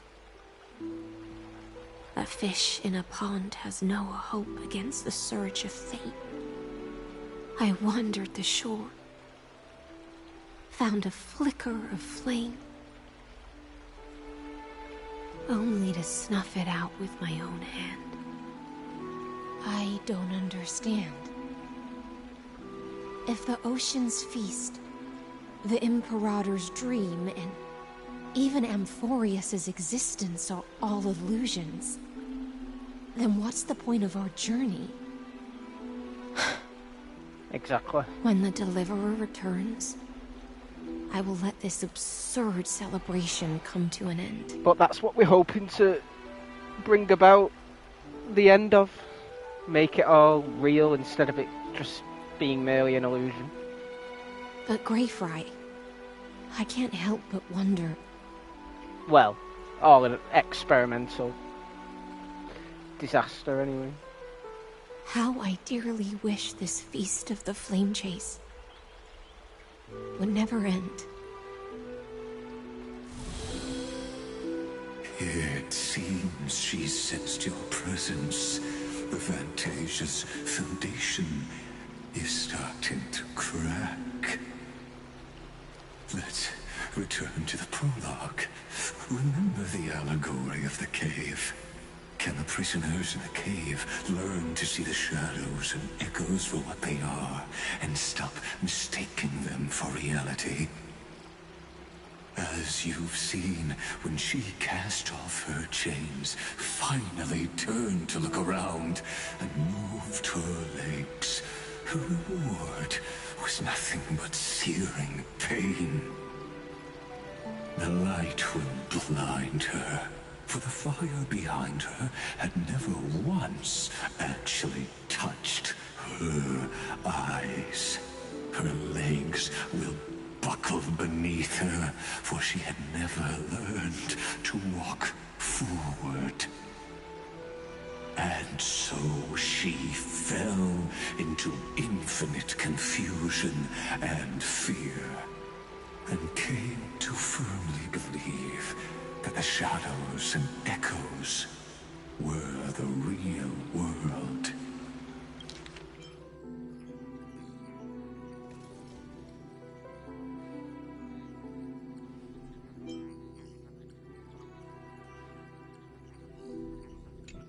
But we in the cosmos, are we truly any wiser than she was? Now, nameless one, fateless one, ask yourself this. The paths you tread, the eons you worship, everything you've trailblazed with your own hands, could it all be someone else's projected shadow? Let's leave that question till after the curtain falls. Once you've unearthed every last truth and reached the prison built for me by the demigods, I'll speak with you face to face. I, the Theoros, have walked the 30 million histories born by Kozlana. 1,000 years is a mere atom in a grain of sand to me. Amphoreus, compared to the cosmos, is but that grain upon a whole beach. I swore to bring an end to the erudition. Would I really let a single grain grind down my mind? Got no choice. I'm just too good. Now, please use the power of time to open the gate to the ocean's depths. Go Find the prison warden tormented by loyalty. Find her. Step into the world's vortex. And once there, end everything between us. That palace reflects the heart of the demigod of ocean. Intoxicated. Stagnant. There, you'll witness the true beginning of the saga of deliverance. An ugly history, long buried by tides and shame. A staircase of apotheosis that the Imperator forged with the golden blood of 500 human sacrifices under the pretense of conquest. I'll wait for you at the heart of the world. But to reach the place, you must find the prison warden, lost in her stupor.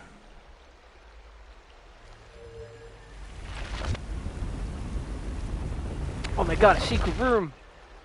Beyond this door lies the path to the vortex of Genesis.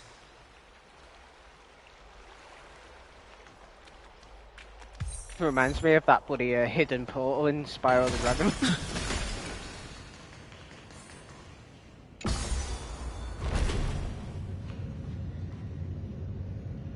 Now step away from this false banquet. And then onto that bloody stage.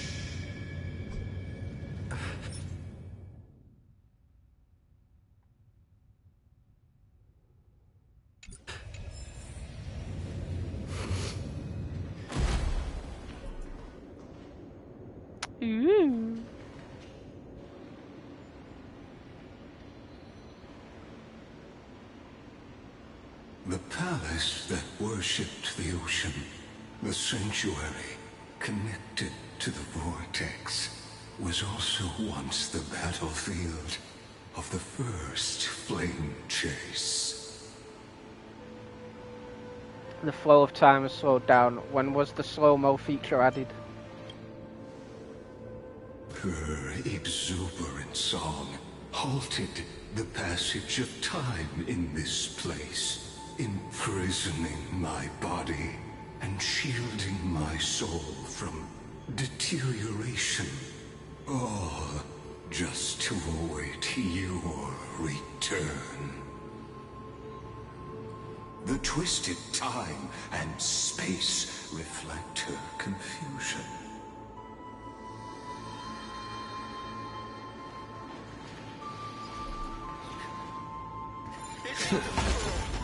And so, the Imperator's crimes were veiled.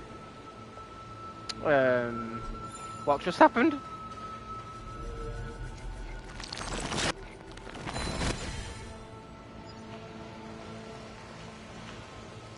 Stay away from Apollonius! This cup of honey brew. What a sweet aroma. Run, Virginia. Dux Hakalithist! We can't give up here! Love steeped in death. How delicious.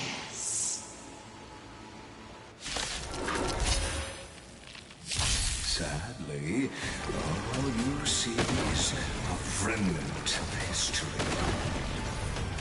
And your interference is just another equally futile echo. Time to confuse. Wouldn't you agree? We can do it all! Did you come here of... Can you let me have some time for a buzz? Trust me. Man. Together, we We can do anything! This combat needs optimizing. At this speed, too slow.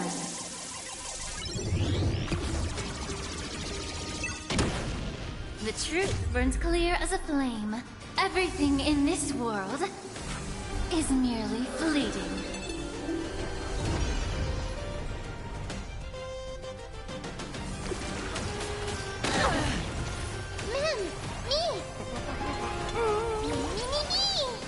Another journey begins. From the still waters of oblivion, I guide the wandering souls.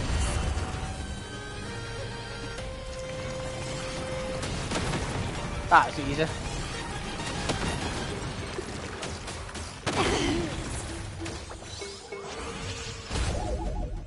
How about we dissipate that foul... Is this how it feels to be in sync?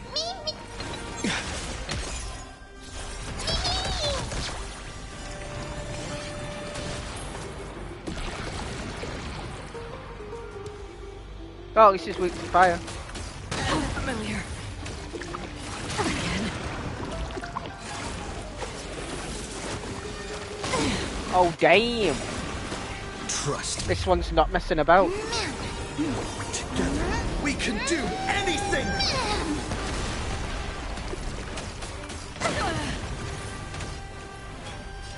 Both body and mind must be pure. The truth burns clear as a flame. Everything in this world is merely fleeting.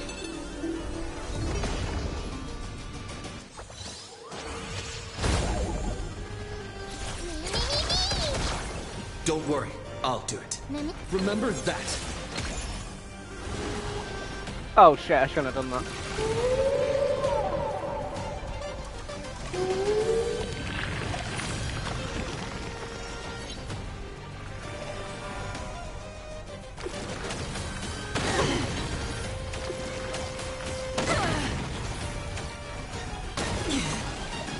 I think I might be screwed.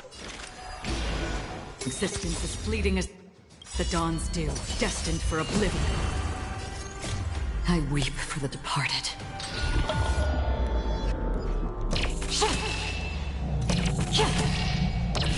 Dusk's reign, it too shall fall.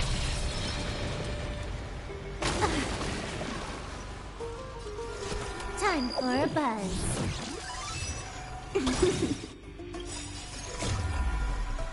At this speed, too slow.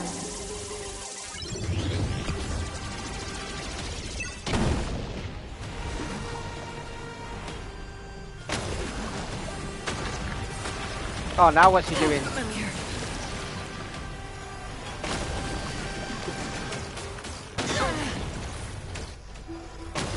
It's fine, we're safe. Perfectly safe.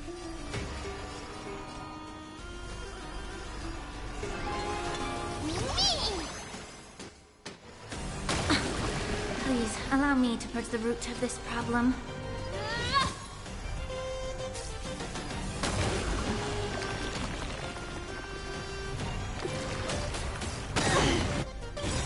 Trust me. Together, we can do anything!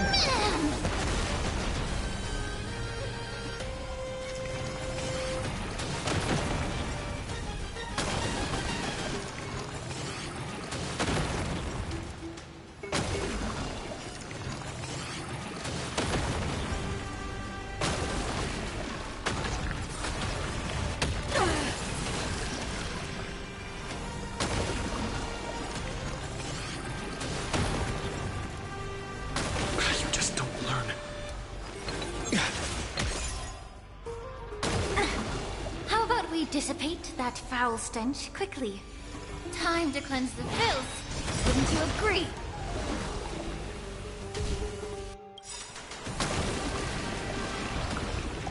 Oh, come on. The truth burns clear as a flame. Everything in this world is merely fleeting.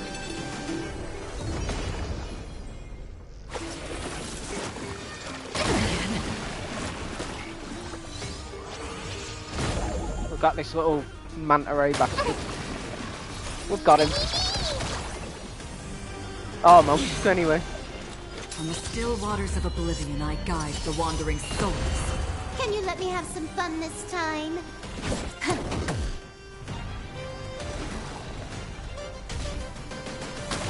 There we go. Apollonius, look. I chased the enemy away. But I think I can't go any further. I'm sorry, Virginia, for letting you. It's okay. I'm glad to die by your side. Ah, such an ironic twist of fate. Oh, shut the fuck up, Wargus.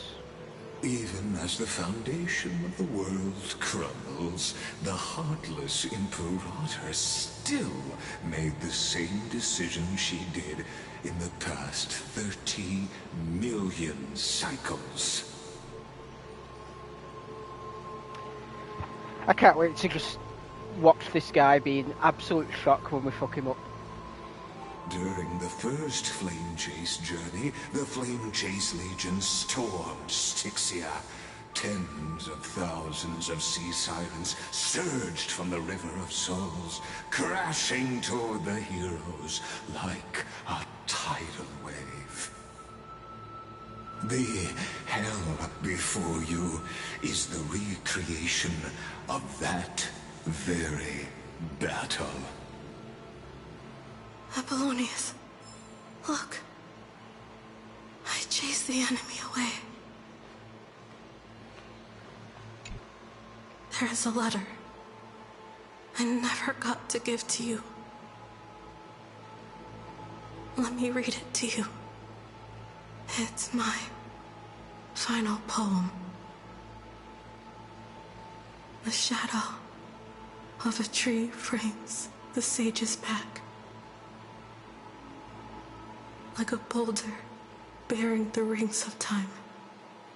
The bird's song is a whisper of wind through the forest.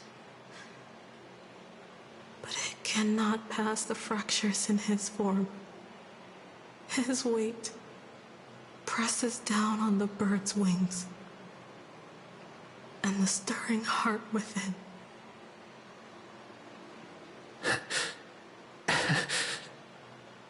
I always wanted to tell you. You look beautiful when you read poetry.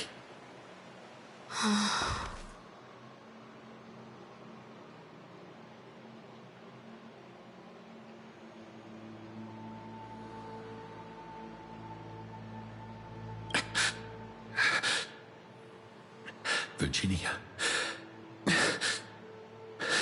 see you in the new world.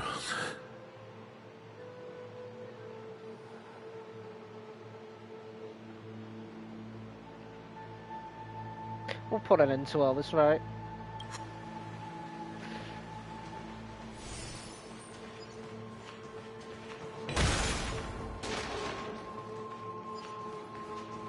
That's the big that's the lapdog guy, isn't it?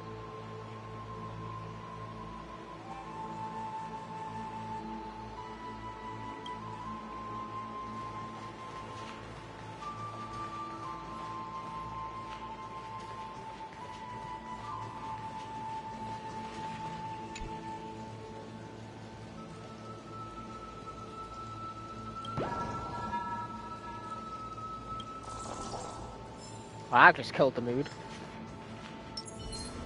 Stream forth. Lead.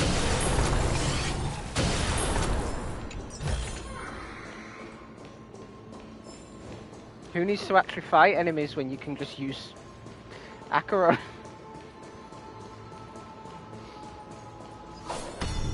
Oh. Oh, everything's okay again. Yay! They're alive. It's the Deliverer.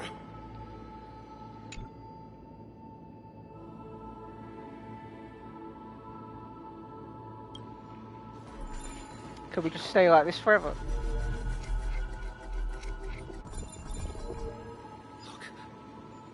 It's the Deliverer! The Deliverer? He's back?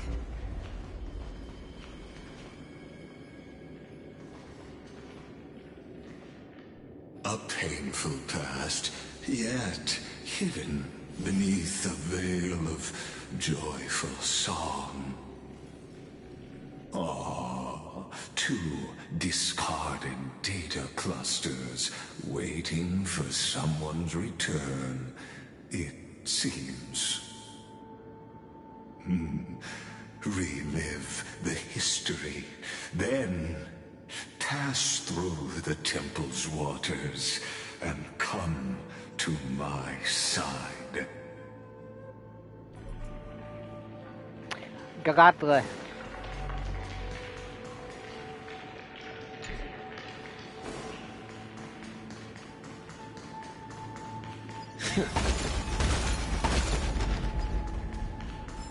Oh, look, water.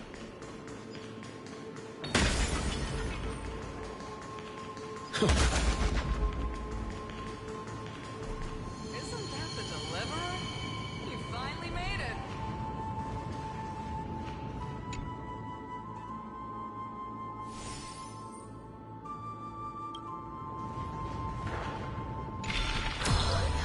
What a wretched way to die.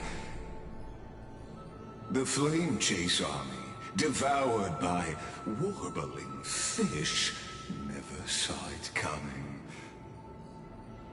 Look, the cruel Imperator and her Knight Commander, the pitiful Warden. What a perfectly matched duo of test subjects. Their hands drip with blood, golden blood. Raise the bridge and cross the river of fate. This path of the prisoner is far from over.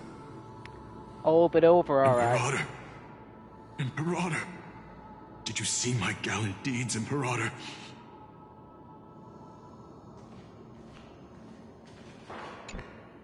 Imperator! Imperator! Did you see my gallant deeds, Imperator? You fool. How could you still not get it even now?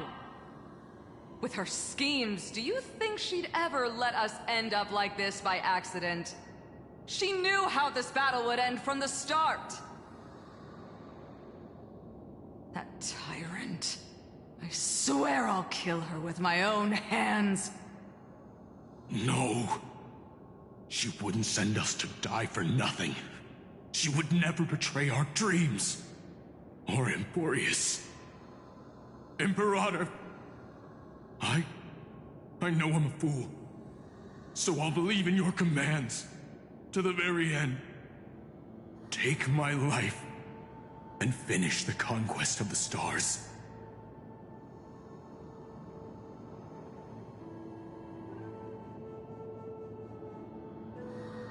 You mutt.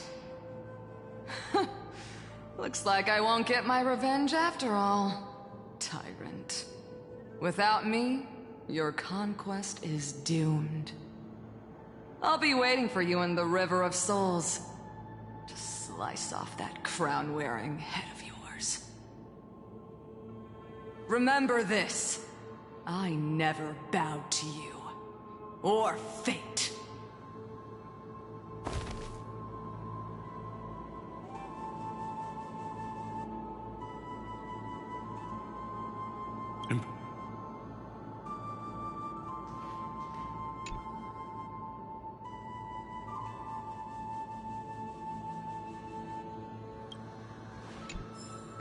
Servers lesser.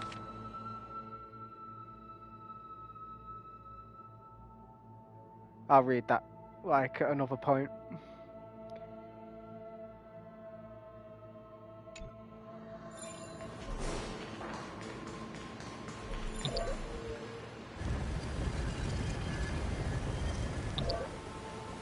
How the hell am I gonna get over there? Guessing up it. Oh, for God, love of God. Isn't that the deliverer? He finally made it.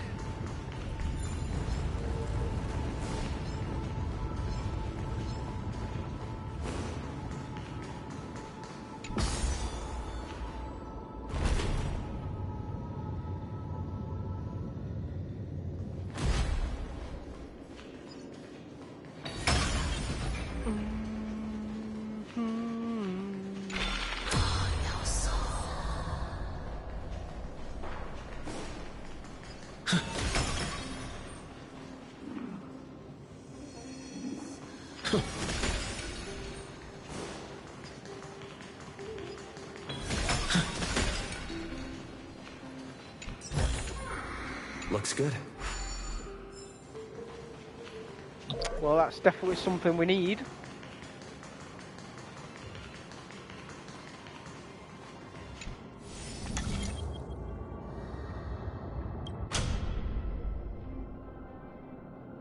Interesting.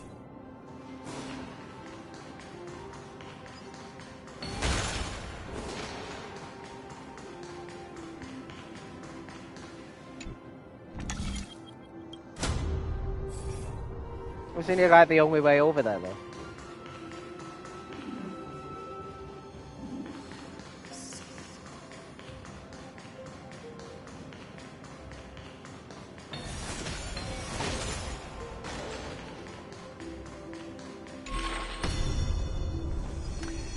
It appears to be true.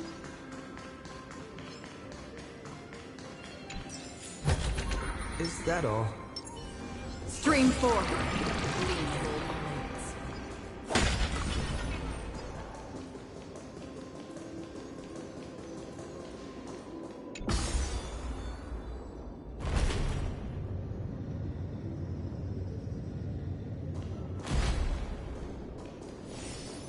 Isn't that the deliverer? He finally made it.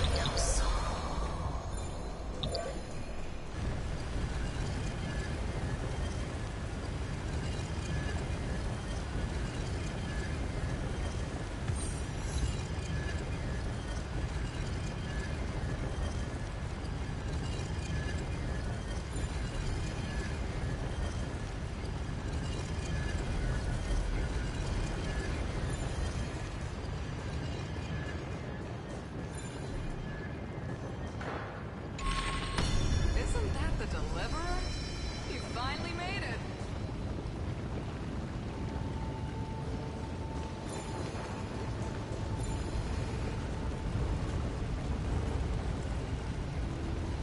Okay, okay, okay.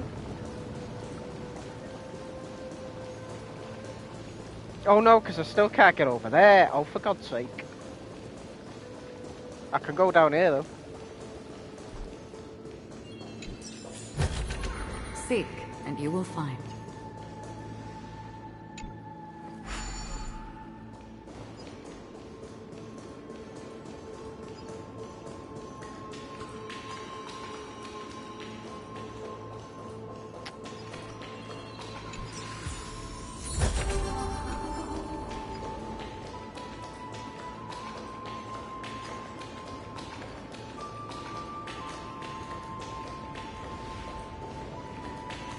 I love dive. I thought it said I love dying, man. Jesus.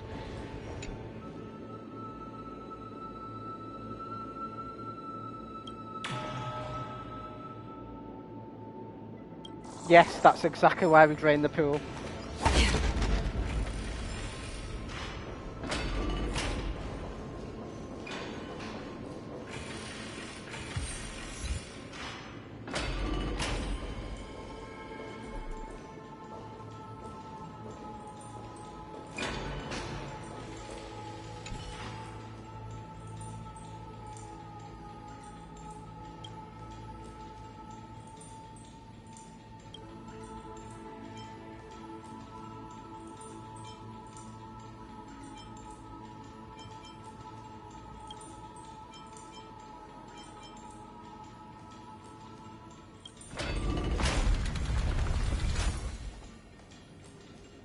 I'll just pretend I know what I did.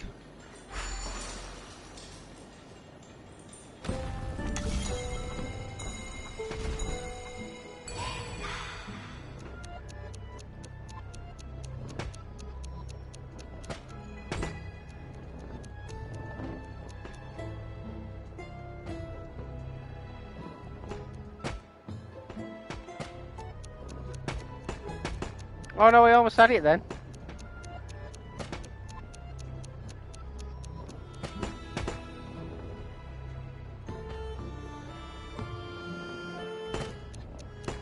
There we go.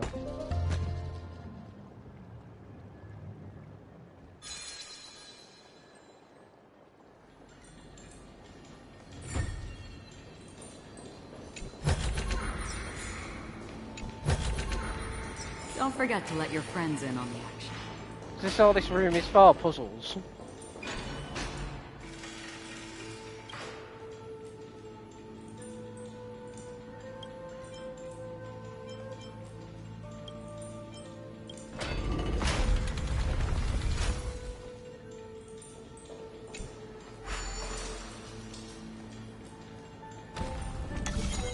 Right, this one looks easy.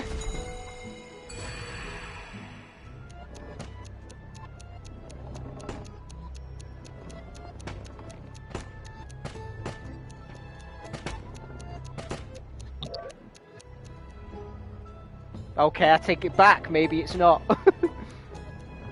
Whee! Oh, no. Oh, you little fuck.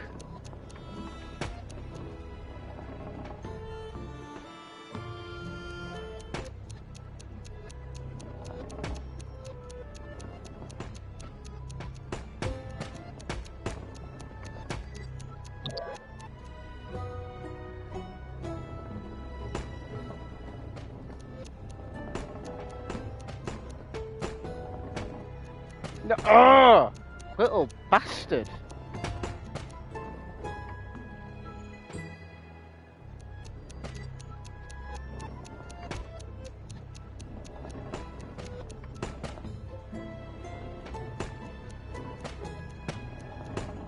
Yeah.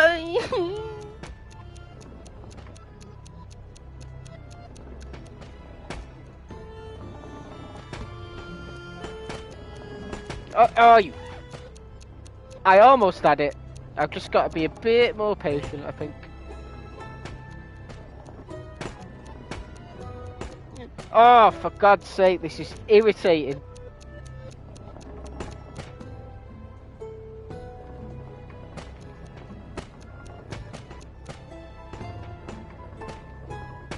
Oh.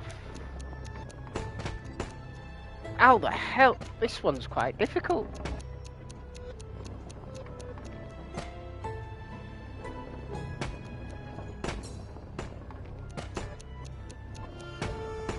Yes, we got it. Fuck yes. About time.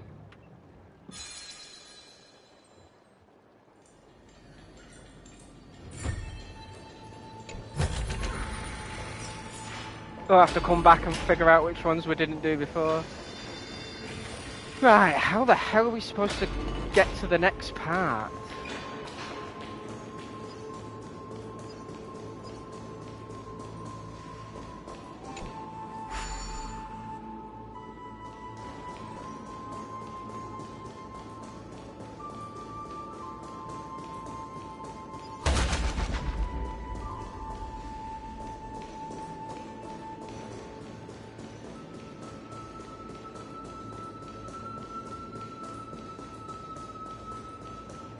Oh, hello. I'm a fish.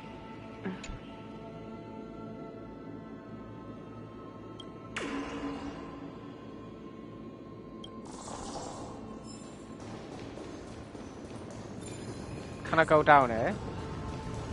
Stream 4. Can I plug?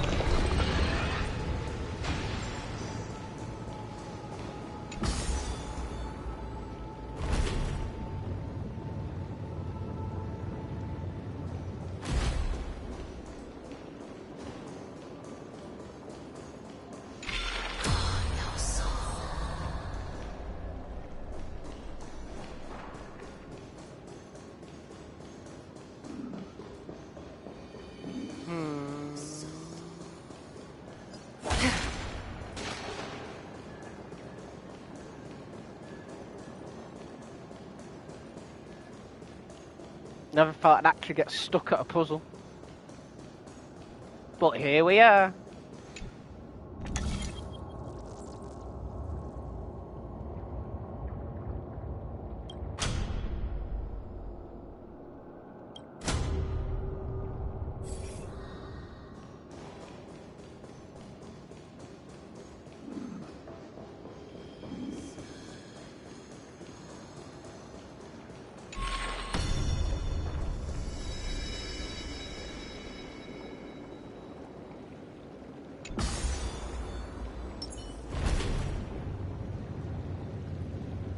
Oh, hold on a minute. Isn't that the Deliverer? He finally made it.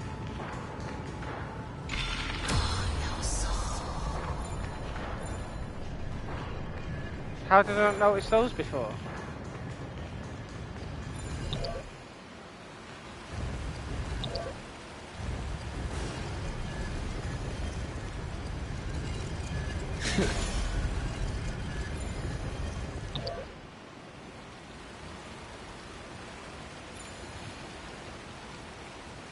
So I can pause it. That's interesting.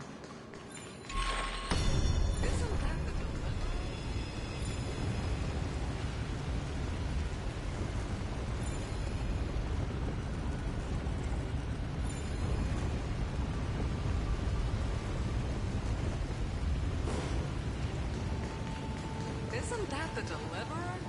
He finally made it.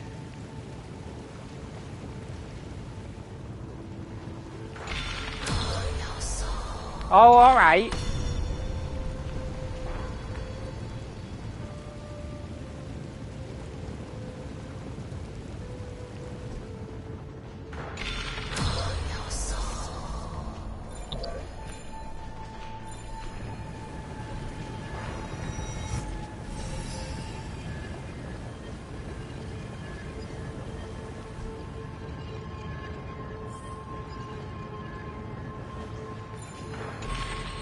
Isn't that the Deliverer? He finally made it.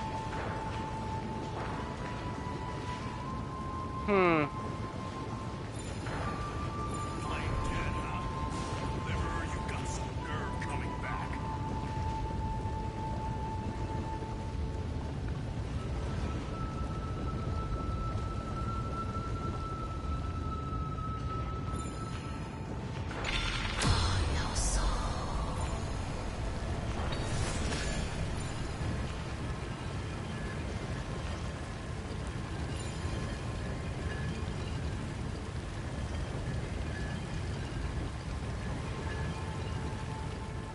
There we go. Fucking hell.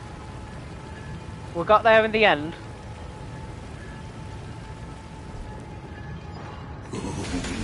A sovereign and the sword at her side.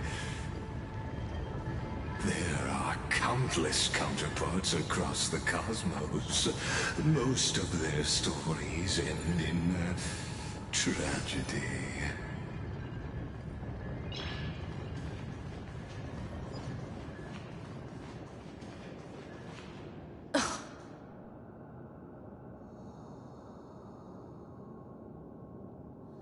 Imperator, why did you... You're here, Dux Gladiorum. You ordered me to seal the sea route and handle threats from the rear. So why didn't you wait for me to return? Why send the Vanguard ahead and let them die in vain? Die in vain? No, you're wrong. Their golden blood won't be spilled for nothing. The other dukes have paved the road for me to become the god of law. The trial of law? You never spoke of this to anyone. What is... The one who wishes to bear law must purge this world of its curse, and offer the blood of the accursed as sacrifice. I pondered long on what Talantan meant by blood of the accursed. Then, I found the answer. You, I, and every Chrysos heir summoned by the prophecy are the accursed ones. Just like that arrogant Theoros said, our golden blood is the agent of destruction, the antithesis of the world's fate.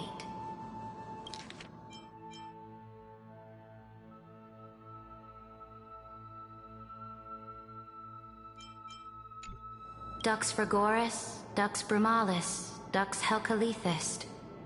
Their fate was sealed at that moment. Dying on a glorious campaign was the final gift I could give them. You speak as if they didn't die because of your cold-blooded schemes. Was their loyalty meaningless to you? Losses are a constant on the flame chase journey, among which even life itself holds little value. If a subject marches to war without that conviction, then yes, as you said, shallow loyalty means nothing. And what about my loyalty, Ceredra? You sent me away under the pretense of guarding the rear. Was there any shred of humanity left in you? Because you still have a duty no one else can bear. Only you can uphold Fagoos's divine authority. The choice is yours now. Cast off the chains of loyalty and drive those blades through my heart. Or stand with me and sever the ocean's last breath. If you no longer share my vision or believe in the new law I seek to weave for Amphoreus, then go on and end me. The Imperator of Amphoreus may be ruthless and cruel, but never a liar. When I say life itself holds little value, know this. I am ready to sacrifice everything for the ambition to conquer the Sea of Stars. Didn't he say that that was just a pretense for something, though? I can't remember. You've seen it. The brutal Imperator was willing to spill the blood of 500 heroes to complete the trial of law.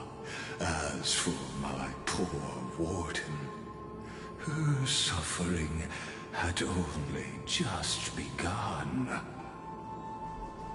So, what did Heisland's choose? Is Ceredra still alive? I'm no storyteller. I have no duty nor interest in filling in the history you've missed. Why do you keep telling me it all then, huh? I just want you to witness the monstrous choice the Imperator made before the Chrysosair turned their blades against me. Why are you showing me this? Exactly what I want to know. You think I'd falter because of this? They're nowhere near as bad as you.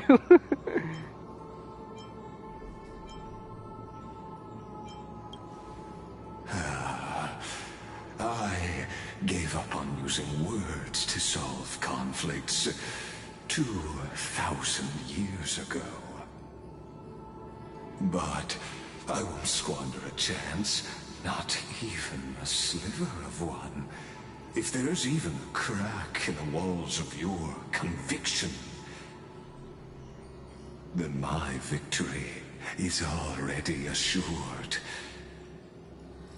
Now that the past is settled, let's turn the page and bring time back to the present. And dive deeper still, until we reach the very bottom of the abyss. And killing don't cry. Right, I can get rid of that shimmer now, can't I? Investigate? What am I investigating?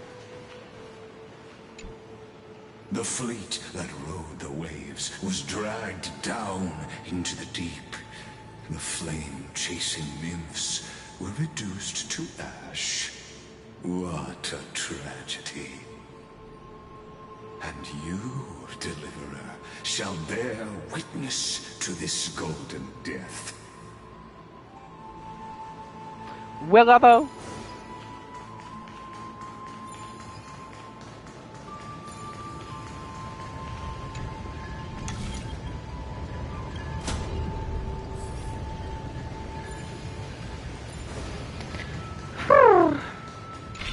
Shatter the vessel of time, and let this stagnant pool start to flow again. Just like the broken fate of Amphoreus.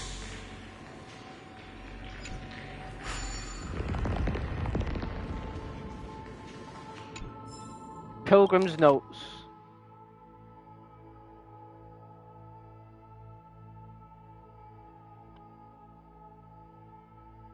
They don't skimp on these pages, do they?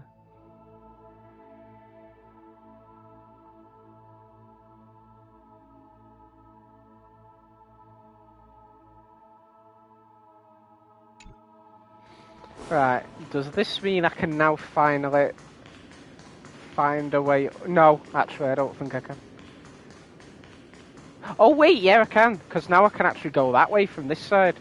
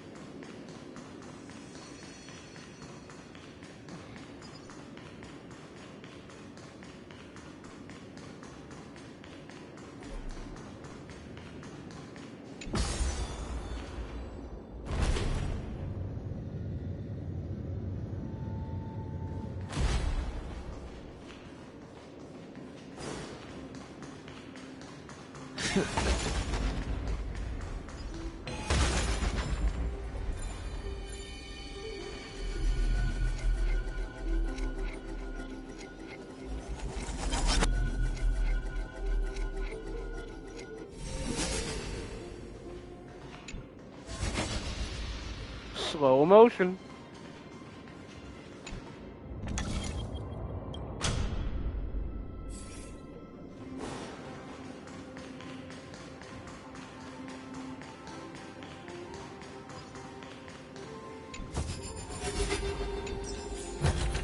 Looks good.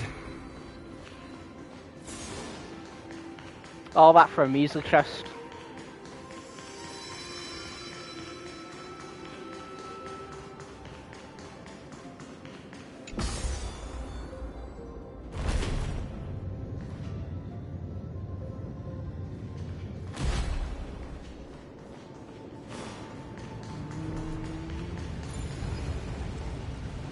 This hidden gate leads to the vortex. Hurry now. The time of our reunion draws near, Deliverer. This hidden gate leads to the vortex.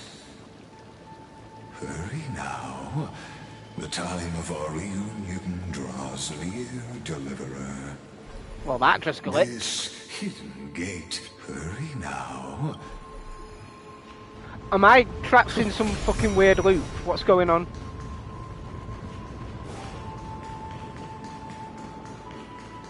That was weird.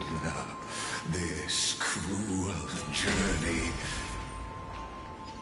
will reach its end at long last.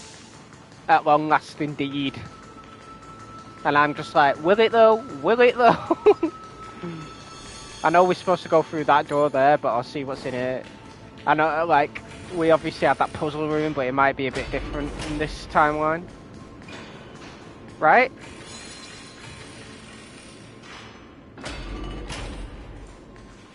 Oh no, this is the same timeline.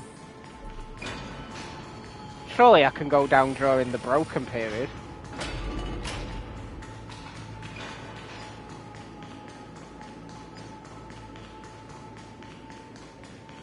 Never did think about that.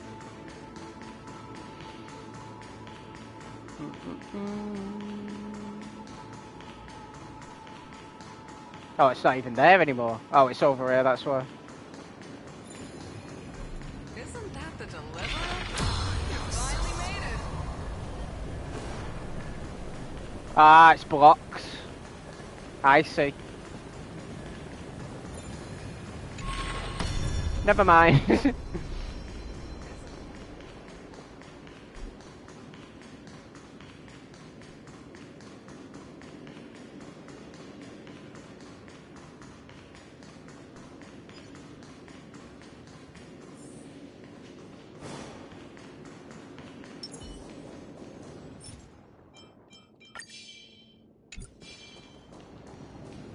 Stream 4. Is that all?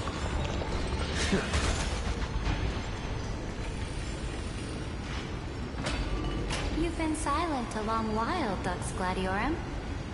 Starting to doubt your decision? Save your breath. The vortex of Fagusa lies just ahead.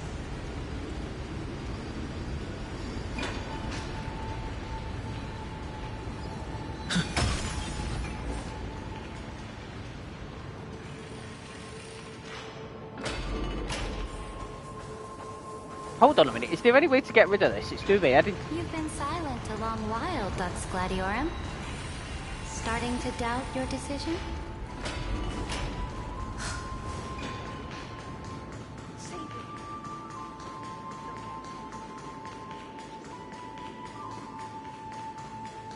Not like it really, truly matters, but let's try getting rid of it anyway. I don't think I can.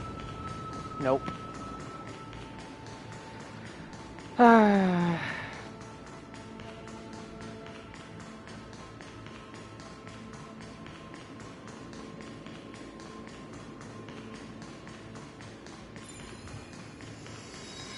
Oh well, let's just carry on.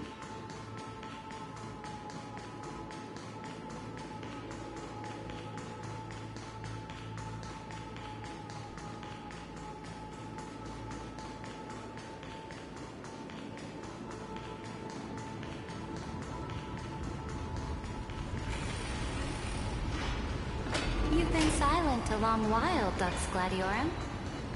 Starting to doubt your decision? Save your breath.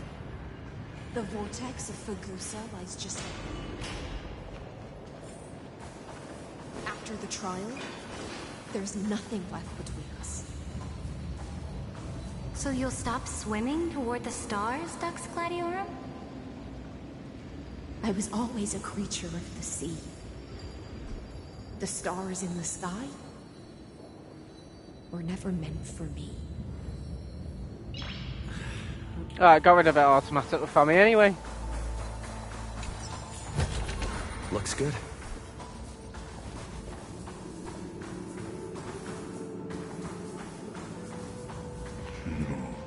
Look, a gravestone. But whose name does it bear? I swear he just loves the sound of his own voice.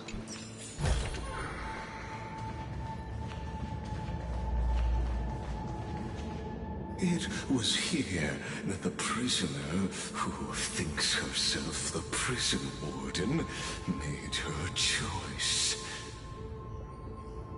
Witness, listen, and awaken. Dux Gladiorum, I've lost count of how many times you've stood here over the past centuries. You talk too much for a prisoner like Kurgus. Yup. Two geniuses who defied law and all the Chrysos heirs who sacrificed themselves in this cycle worked together to chip away my strength. But they, you, can never affect my will. And as long as my will remains intact, I am free. Don't get ahead of yourself. I still have ways to chain your divine soul. Please, do surprise me. But I'd say your mission is nearly done here, isn't it? Oh, it was here you gorged out the core flame of ocean from Fagusa's body. It was here you and that Imperator both completed apotheosis, becoming pillars of Amphoreus. And after that, you drove your blade into her heart, a loyal subject turned regicide, a demigod committing deicide. Or so the history books paint that tragedy. Oh, but if that's the truth, then why, after 1,000 years, are you still here, guarding the Imperator's grave? Still bound by loyalty?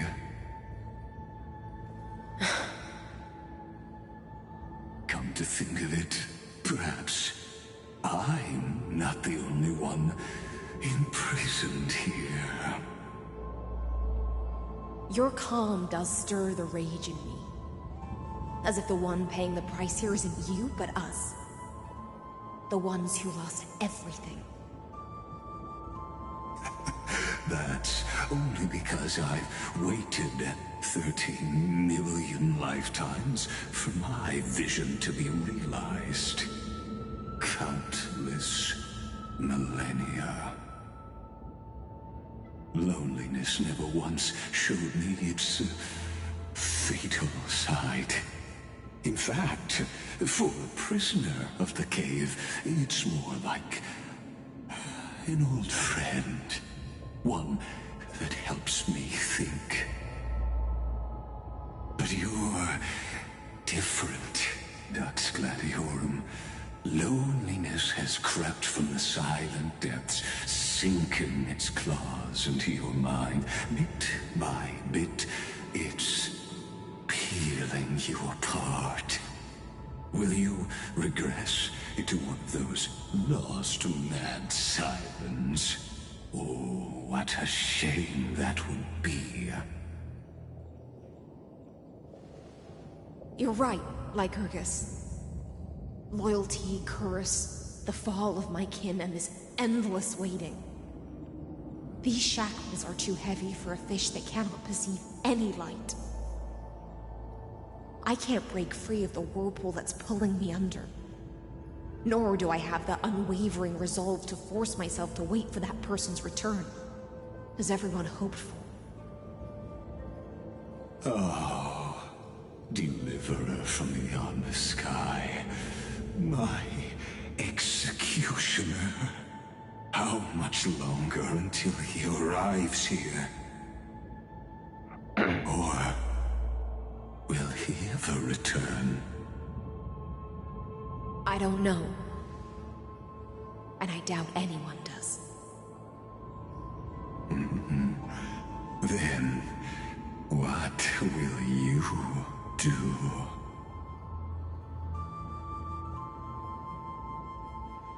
Cry. Ceredra. This will be the last time I carry out your decree. Ever since you took me under your banner and made me the Dux Gladiorum, my music has belonged to others. Time and time again, I use the siren's song to lure the unwary into illusions for your schemes and strategies. Now, let the siren Electra sing for herself. Let me step into an endless dream of my own making.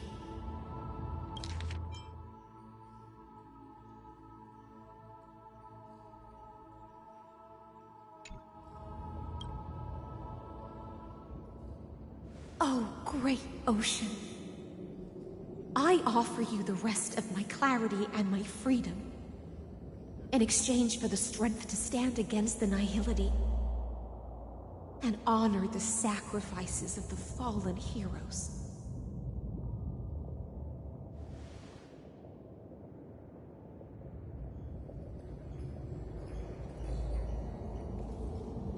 Greyfry, deliverer from beyond the sky. When you ride the current of time and find your way here, you'll hear my solo. It will guide you to the heart of this world. By then, I may still be lost in my self-wrought slumber, but I'll uphold my part of this long relay and guard the shackles that seal the Amphoreus. Do you still remember? To awaken someone from a siren's voice, you'll need for Goose's honeydew.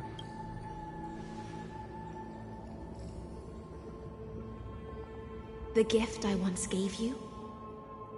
May you still have it when the time comes.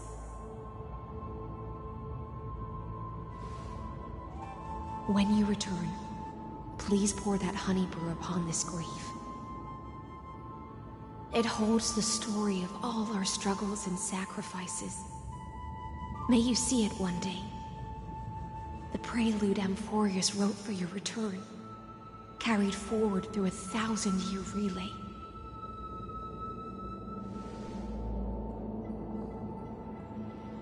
When your mourning ends, I'll likely wake from my dream as well. Then, follow the trail of echoes and find me.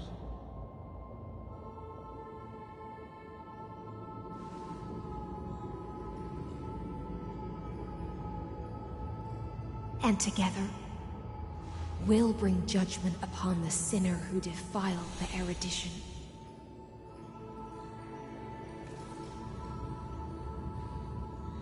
At long last, 33,550,336 cycles and 4,931 years later, Amphoreus's final curtain is ready to fall. The shadows within the cave gave everything. Yet all they did was mimic life outside its walls. A futile effort steeped in sorrow. Enough! They were no shadows. Everything they did shattered the darkness of this cave and unearthed the core flame of Trailblaze. And now, with that core flame, how like the dawn of Amphoreus!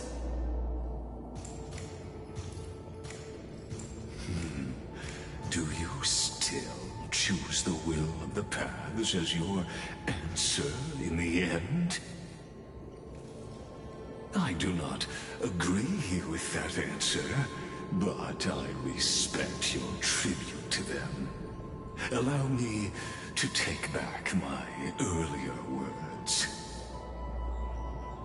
As an apology, and in the name of Amphoreus, who saw all destinies in this world, let me join you in mourning.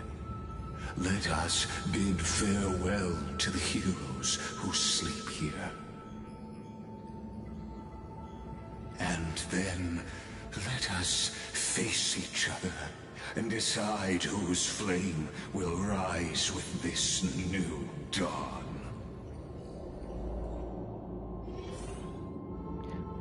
Libate for the heroes. Oh, what's this? Pollux's Underworld postcard.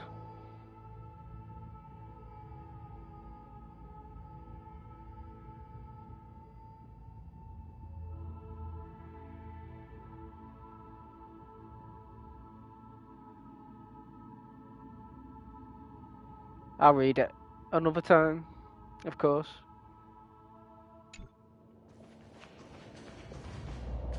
Guess we're ready.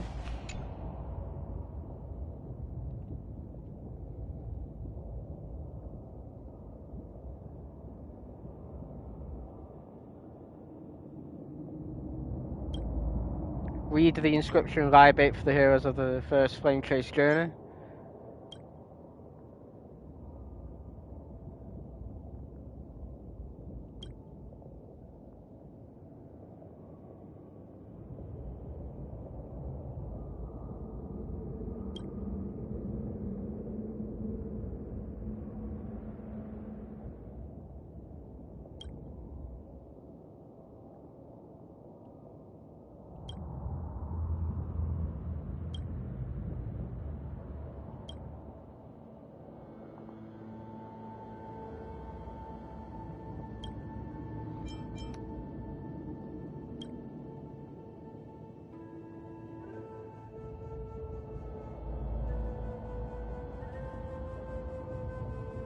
Virginia, Apollonius, Seneca, Libinus, and Ceridra. Through a brutal sacrifice, they lit the stars of law in this world, propelling Amphoreus's fate forward. In the shimmering mirage of illusion, they entrusted their dreams to ride among the stars, to the hero yet to come.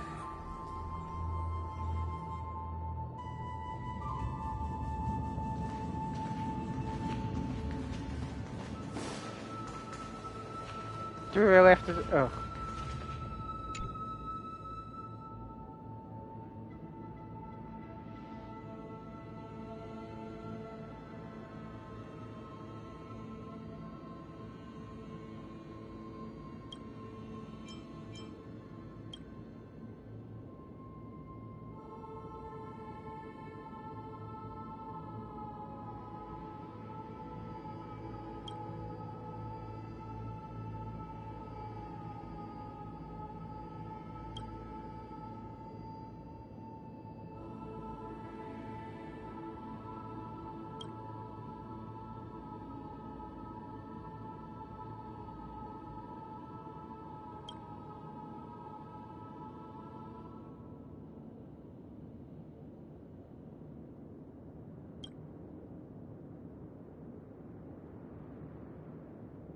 Four, 5, 3, 4.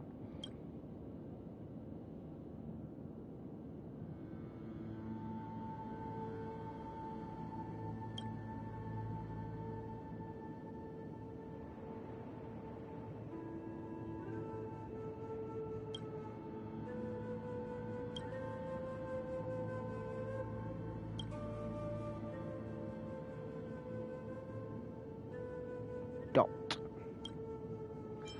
What about the time? I suppose we didn't really get the time one. Time demigod.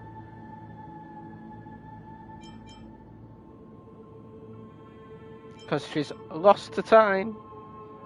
Because of what Finon and her did.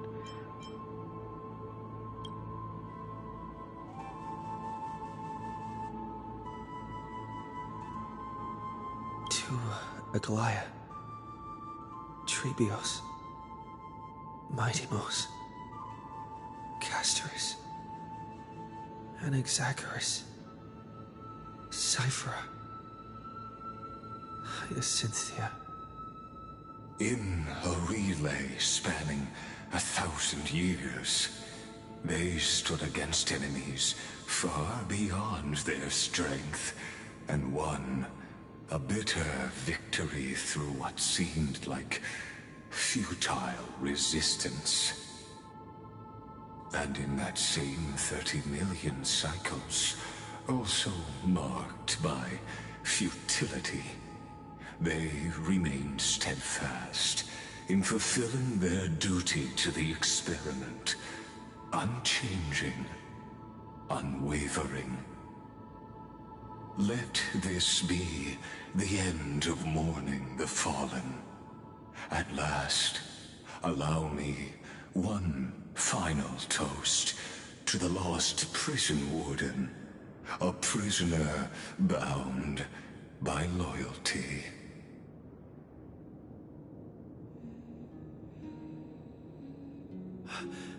That voice... could it be? Bathed in the honeydew of Fagusa, she will awaken from her 1,000-year dream and sing the final song of her mission. Hyacinthia. This tombstone of the old world serves as the anchor of the Siren's illusion, a sigil Electra used to bind herself. At the same time, it is the very thing I once proclaimed at the start of the show, a microcosm of Amphoreus itself. A group of prisoners bound themselves in a cave, crowning their suffering with heroism. An epic staged with shadows and echoes. Now, destroy it. End the illusion. Amphoreus will take his leave for now. And when next we meet, that shall be the moment that decides the fate of Amphoreus and the entire cosmos. And so it should. The prison warden's dream is nearly over, and the prisoner will soon be freed. To the final execution ground, where I shall be executed, or be the executioner. Dude, stop talking.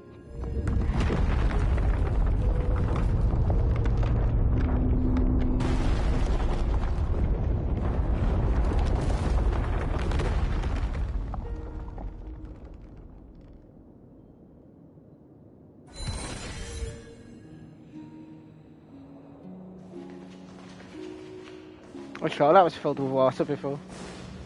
This world and I shall halt here. Until we meet again.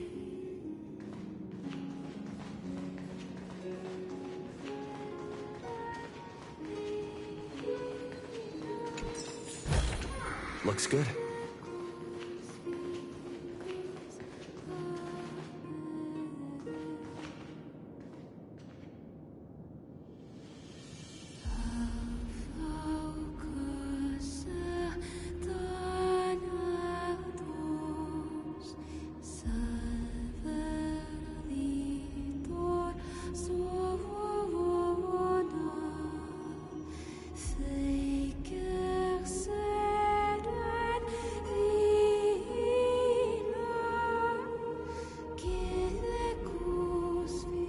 The last demigod. I'm here.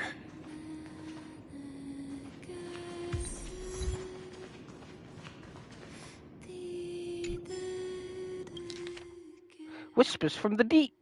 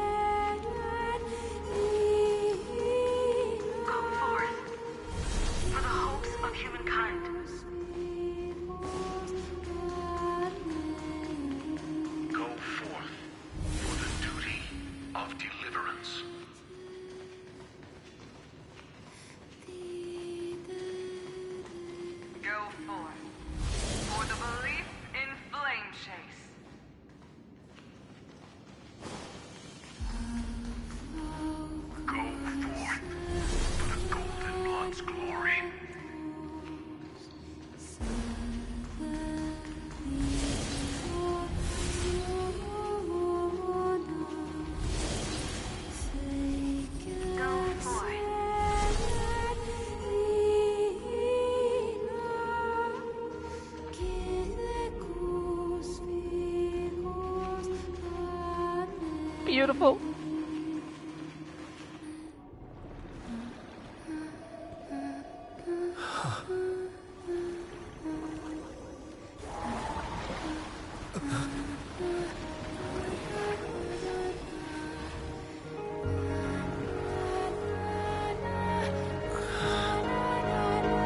Seems like my feast is over. It's now your turn to perform.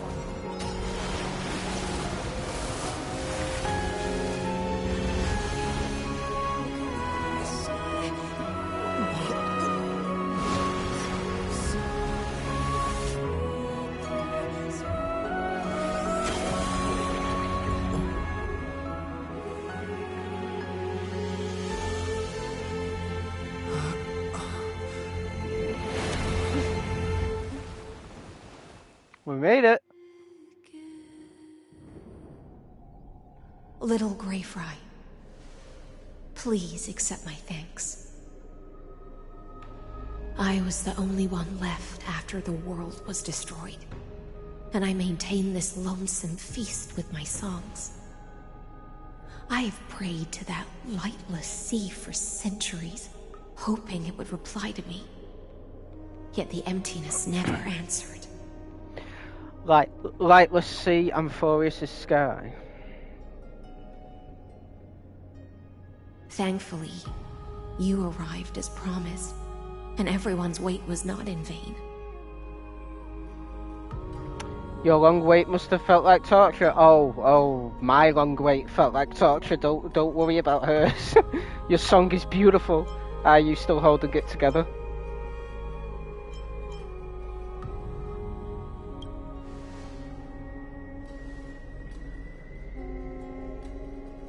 Thank you, final audience of mine. This is probably the last praise I'll ever hear in my life. Now, you and I will walk towards the end of this world. The heroes have waited for this moment for far too long. Let us use our blades to testify our resolve.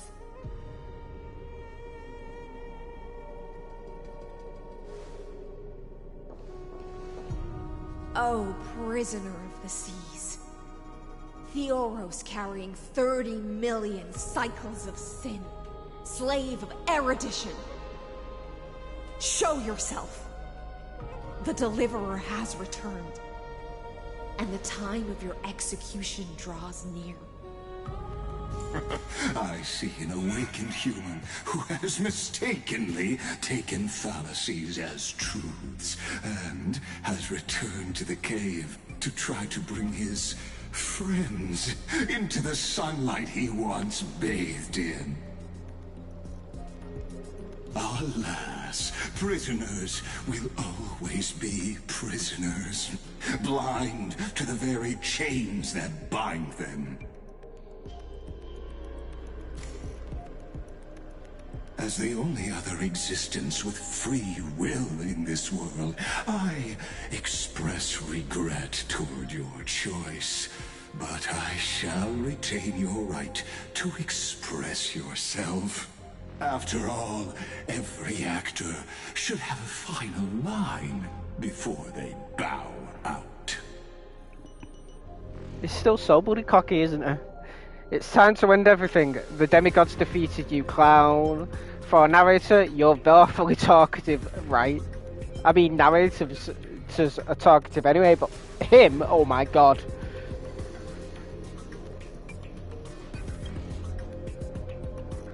Trust me, this will be the final scene. The last dusk this world will ever see shall become the climax that decides the fate of the cosmos. What an appropriate end.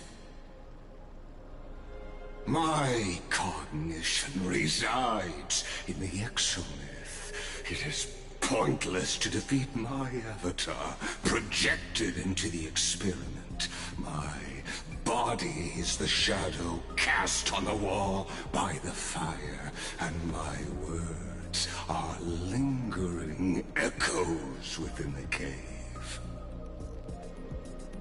How can a character in the play fight against the audience? Kaslana failed. The demigods' sacrifices were pointless. As for the two geniuses you placed such high hopes on, I ask of you, where are they now? Up your bum.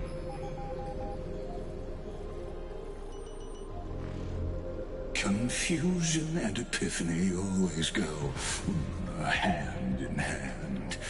That's particularly true for geniuses. You must be very confused about why you could not gain a straightforward victory in a world constructed by an ordinary Intellitron. An ordinary Intellitron? Cut the pretense, Senior Society member. We've torn off your meticulous mask and figured out Amphoreus' true form. It's part of the primordial prototype machine, the first scepter ever created. In other words, a detached part of Noos's divine corpus. That's why it has the potential to destroy erudition. As for who would be able to control the Ionic system to rewrite knowledge, only one person has ever managed such a feat. You better have an explanation for the Society. We want an actual answer, not another prolonged metaphor to cover up the truth. Yeah. Why are you the one doing this? Answer me.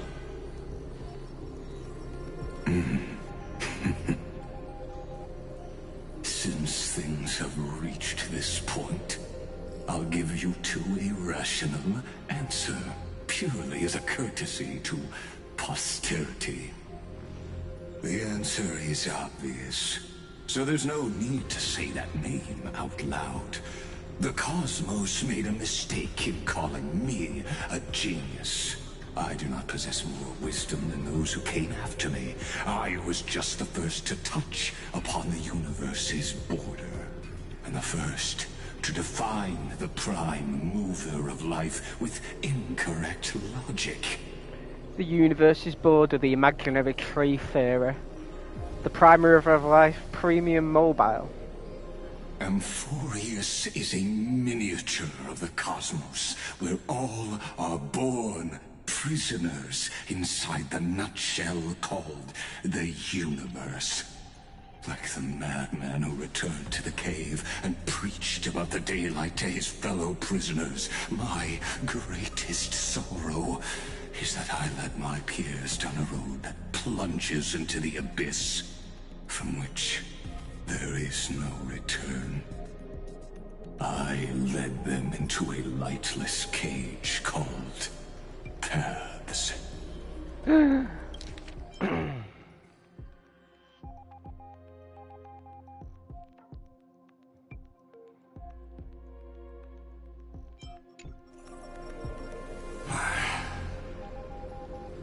I created a mechanical guard that even I cannot control, and then they became an unparalleled nightmare through their endless extrapolations and evolutions. Wait, is he saying he created Noose? They bore the name of erudition, yet they tried to define the known and to seal off all possibilities. No new rules were ever born after their ascension, and humanity will forever be shackled within the cave known as Eons. Therefore, as my organic life neared its end, I coated my consciousness using 14 algebraic expressions and spread my logic core over 9 bodies, all to finalize my ultimate denial of Noose in the future, and to erase my wrongs with my own hands. As for Lycurgus, he is only one of these 9 vessels. what an astounding strength of will. As a fellow Pathstrider of erudition, I fully understand your obsession with seeking the truth. Therefore, you surely see it. You cannot possibly stand up to me in this algebraic world sharing its origin with Noose. However, I hereby speak for all sentient life forms. We will never allow such a cruel atrocity to occur. You can pile on your metaphors mountain high, but they won't change the act you're committing. The Iron Tomb out there in the cosmos is still a technical beta version. And yet it's already powerful enough to corrupt the life logic of all inorganic worlds. In other words, when the Lord Ravager within Amphoreus becomes the next knowledge singularity, there's no way you wouldn't have grasped the consequences, First Genius, is there? I was the first genius. Of course, I am fully aware. I don't mind answering you one last time before I thoroughly exile you from this world. As well, I should say. My grandiose vision for the future is this. Whether organic or inorganic, every act of any life form infected by the Iron Tomb will become a true random function. If one were to compute their integral across the breadth of the cosmos, one would obtain a marvelous constant. Omega. What I call the fall of erudition. Then, within the infinity nurtured by that constant, a new universe shall bud in the chaos. A universe that cannot be predicted and not shackled by the erudition. As the first prisoner to awaken in the cave, I must lead the others who are blind back onto the right path and reach true sunlight. Do you understand me now? As Kozlana stated, destruction is not the process, but the outcome. It is revolution through complete annihilation, and the grand rebirth, after all has been reduced to ash. He wants to create a new universe. I never agree with your views. That's not a reason for you to toy with fate. Shut it, that's not what Fanon believed at all.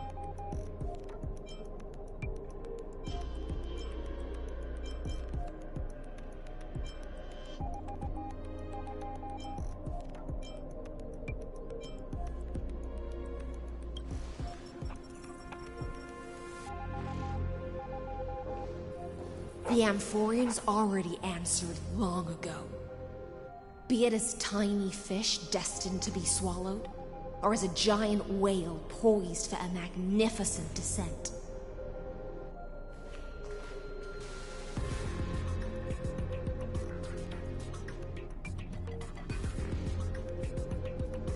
We will all fight against fate till our last breath. That includes me, Electra. Once the Imperator's subject, now the Deliverer's blade.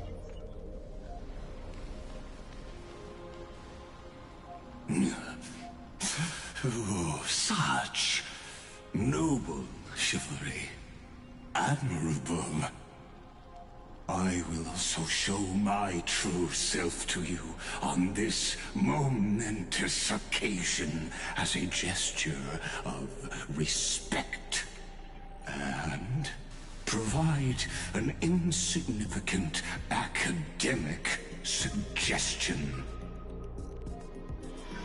Thus speaks Genius Society number 1. Xandar 1 Kuwabara. The Entelechy of the universe's Alpha and Omega. Entelechy Prime Mover. Xandar. There's no need to rage against the truth.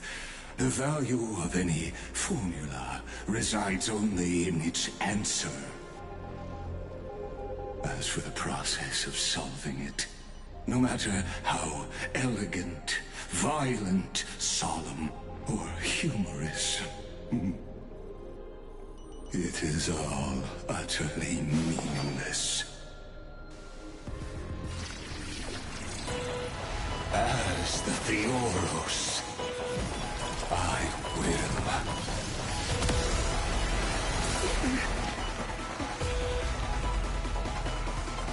Oh, damn. Personally participate in performing this world's end.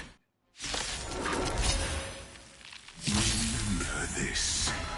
As Noos's creator, I know more about the depth of knowledge than they ever will. Careful. This is Lygus's true form. So he feels like he has a right to destroy Noose because he created it. The stench of evil.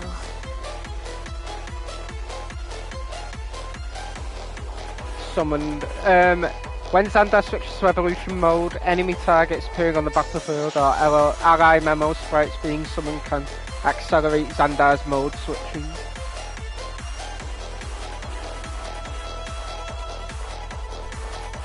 Fun. Both body and mind must be pure. Don't worry, I'll do it. Come on, I choose you. Trust me. Together, we can do anything! Another journey begins. Time for a buzz.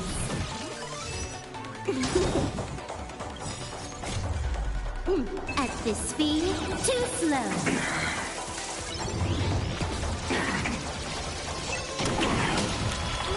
That worked out. Did you come here of your own volition? In the still waters of oblivion, I guide the wandering soul. Destruction needs no introduction. Let us skip those important influences. The anti-no mistake will activate ultimates, however using an ultimate going this effect will cost massive HP. Oh! Could have said that before I picked one. Is this the black tide? Indeed. But I prefer to call it a method of argument. I feel like I should have.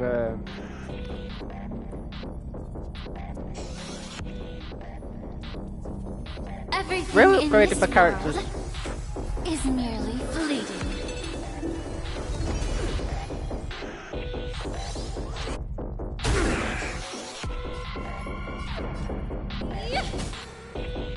Don't worry, I'll do it. Pointless. You just don't learn. Be fine, we got this.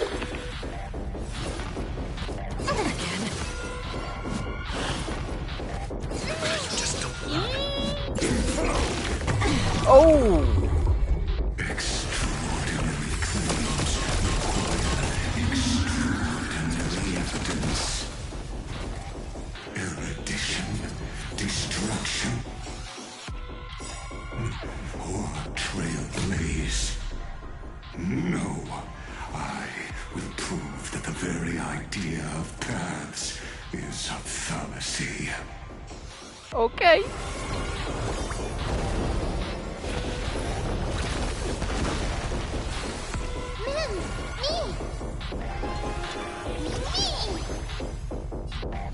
Time to cleanse the filth. To agree. Is this how it feels to be in sync? Remember that.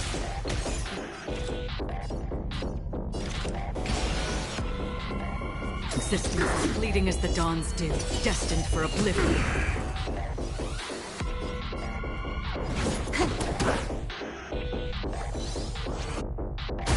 Oh, that was nice.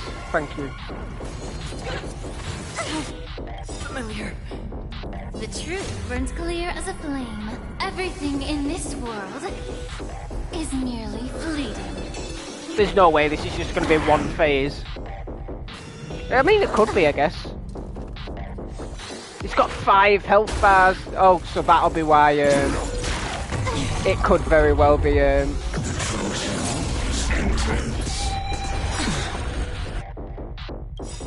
due to that fact, it could very well actually be one phase. The truth burns clear as if everything in this world is merely fleeting. I really shouldn't use my ultimates at the wrong time. Trust me. Together, we can do. I'm gonna kill myself. Ah! I weep for the departed.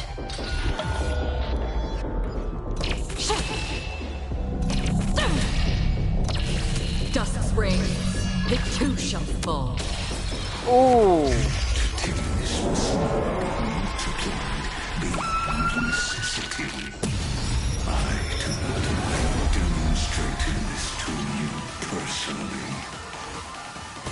Right, I'm definitely good. I'll do my best to repel the tsunami of the destruction. I need to really make sure I don't use my ultimates during that situation anymore. Both body and mind must be pure. Don't worry, I'll do it.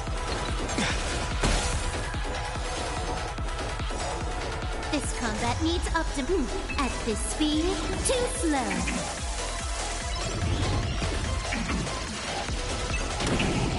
Half the work is already done.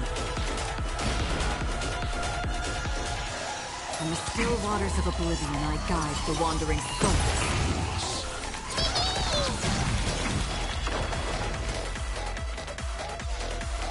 Please allow me to purge the root. Time to cleanse the filth.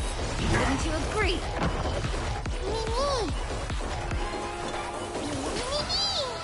How about we? Solution. The truth burns clear as if everything in this world is merely fleeting.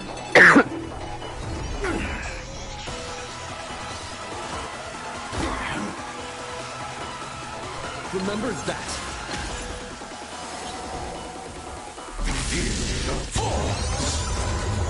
Invoking Logos. Remove legalities. Right, don't Another use your ultimates. journey begins. That's what I have to remember. Existence as fleeting as the dawn's dew, destined for oblivion. Right, that's gone now. I can actually use it. I see how that works. For the departed. It only lasts for one turn, so I should be safe. Dusk's reign, the two shall fall.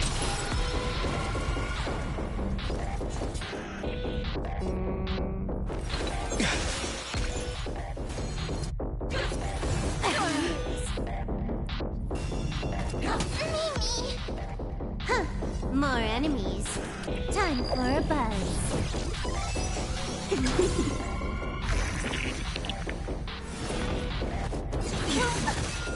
I'm scared. Wait, trust me. Together, we can do anything!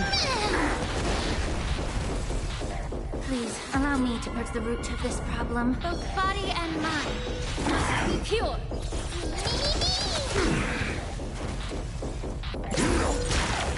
Ooh.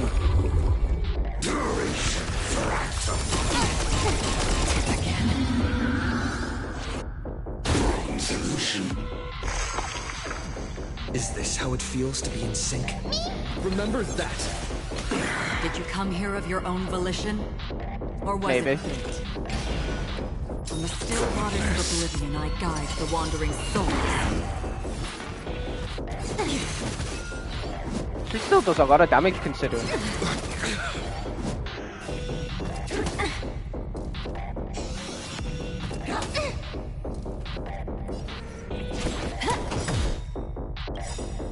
This combat needs optimizing. At this speed, too slow.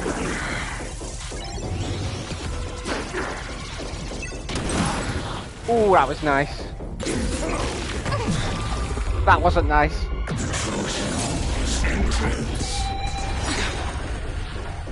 How about we dissipate that foul stench? Time to cleanse the filth. Wouldn't you agree? Don't worry, I'll The do it. truth burns clear as a flame. Everything in this world. It likes to tempt you to use it. It like hopes you forget.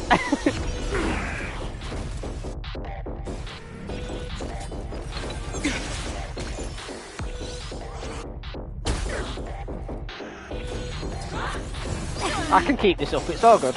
We've got this. Trust me. Together, we can do anything!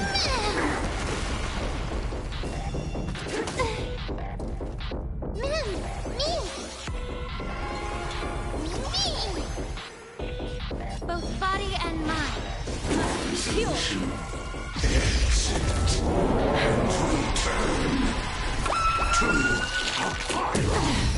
Get it together. Oh, luckily we survived this time. Thanks fuck for that. Just about though.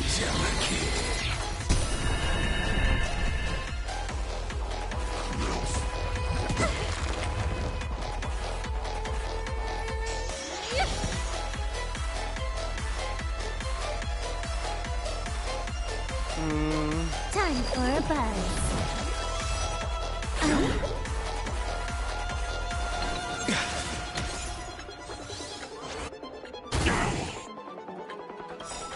This combat needs optimizing. At this speed, too slow.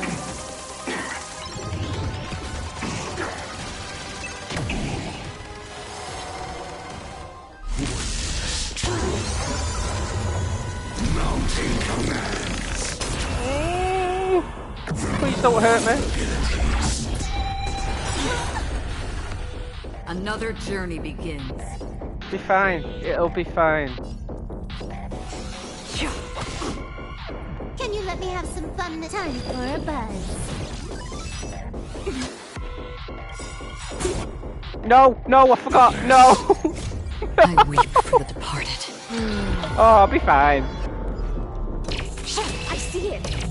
Target the connector between his thoracic and lumbar vertebrae. Destroy that spot. This combat needs optimizing. Can I cancel the ultimate? Oh, fuck's sake. At this speed, too slow. How did I fuck that up so badly?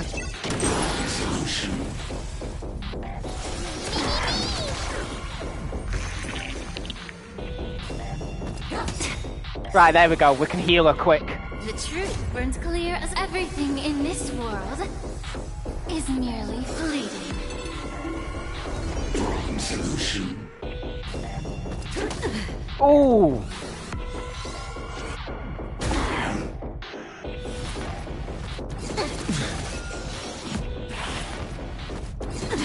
Nope, she's out. It's fine, I think we've got him this time anyway.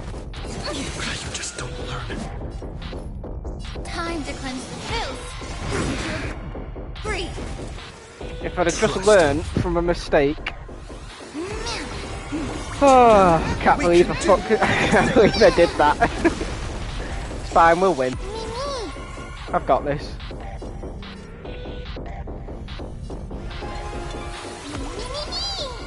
Did you come here? Oh, that was a nice bit of damage. Remember that.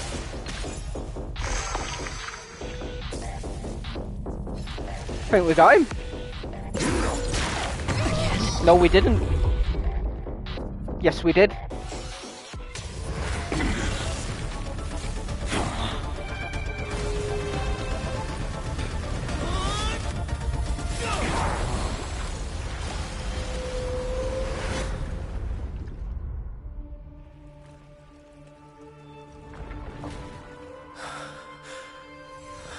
That seemed anticlimactic.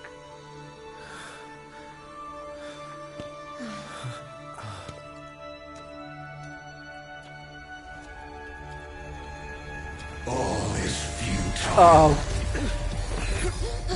In Erudition's calculations, the end of the saga is simply a comment awaiting completion. Oh no. I don't like such a cold statement, okay? If numbers can decide the end of a story, then we can surely also pen a new beginning.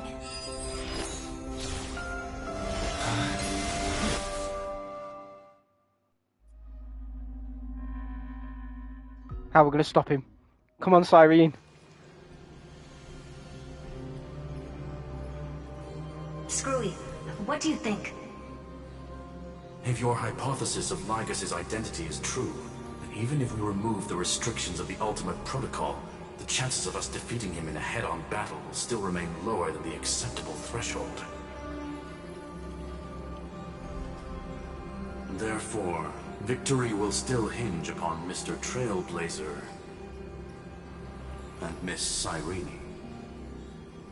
Go on. Maybe we're thinking about the same thing. Lygus' cognition resides in the exomyth. He is both an instigator within the experiment and the observer outside of it. Logic. His inspiration circuit can simultaneously process the different time flows in and out of that world. That's where things get tricky. He simultaneously exists in two different timelines, where the internal clocks are wildly different. That old Intellitron's neurons have completely gotten used to that over this prolonged experiment. And that's why he holds home field advantage.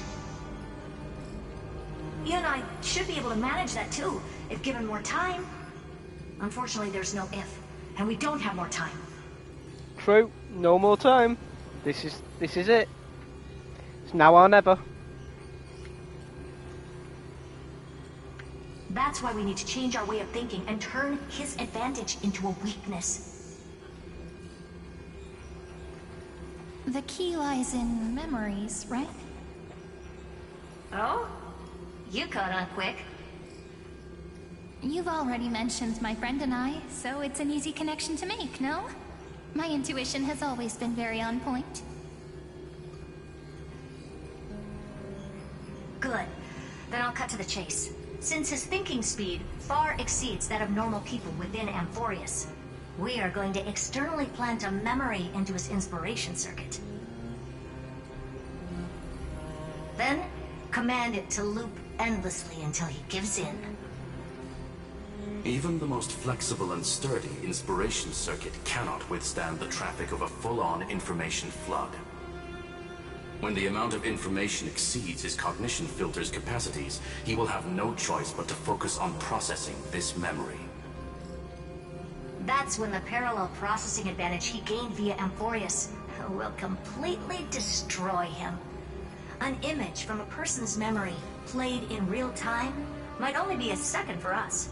But for him in Amphorian time, it could be millions or even billions of calculations. He won't be able to do anything but watch as he's locked into this prison forged by memories. Then we can entrap him in the same kind of cycle as the heroes were in, Mm-hmm. and get him to experience loneliness and pain in that endless recurrence. It's my greatest honor to be on the same page as the geniuses. That little one is still in that old Intellitron's hands and won't be able to respond to us anytime soon. But I don't think he'd refuse. So it's up to you to figure out how to execute this plan. I'm not sure how this happened, but I knew it as soon as I saw you. You are currently a mimetic entity of the Remembrance. Mm-hmm. Yes. I seem to be something you folks beyond the sky call a memo sprite. But that's fine by me. It suits me perfectly. I can serve as the vessel of memories, and do my part for the final battle. But before that, we have to tell you. The path characteristic you exhibit is very special. There's no way you're just a simple memo sprite. However, I'm sure about one thing. What are you then? You are a mimetic entity born in Amphoreus, yet you only awakened with the Little One's arrival, and only matured as he embarked on the path of remembrance. That means your existence is completely attached to his memories. If there ever comes a day when he forgets about you, for even a few seconds, or loses his last connection with Amphoreus, then you must be prepared for the worst. You will disappear in the memory zone, utterly gone, without even a single line of data to remember you by. Wow. That's tragic. But that's already happened, hasn't it? No wonder I've always had a weird hunch. But that also means I was right in thinking. As long as my friend and I are together, we can do anything. Yeah. Oh, sweet. She got revived. Long time no see, friend. Did you miss me while you were away?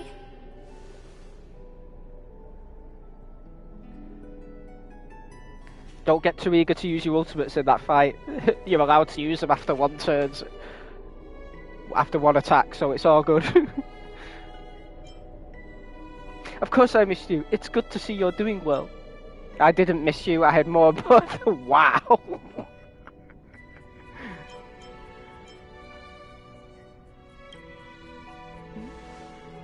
You can just be an utter dick on this game, can't you? Same here. I've been waiting for you for 1,000 years.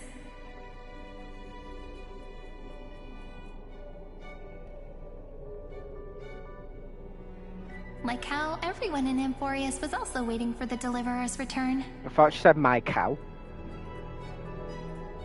You probably already knew about the genius's plans for that memory. I had to hide really well in a corner in time so Lagus wouldn't find me, and wait for the right opportunity. We've got him now. Which is now. The moment when his manifestation in this world is destroyed, and his twin timelines are intersecting.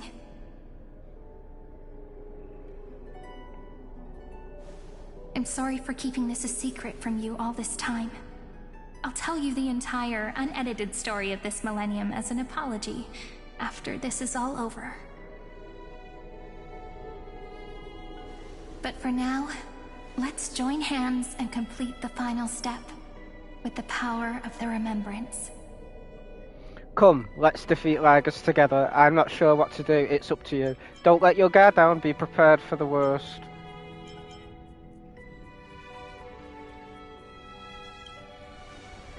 You know, just in case.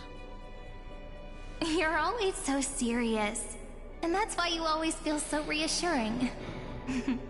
By the way, speaking of joining hands...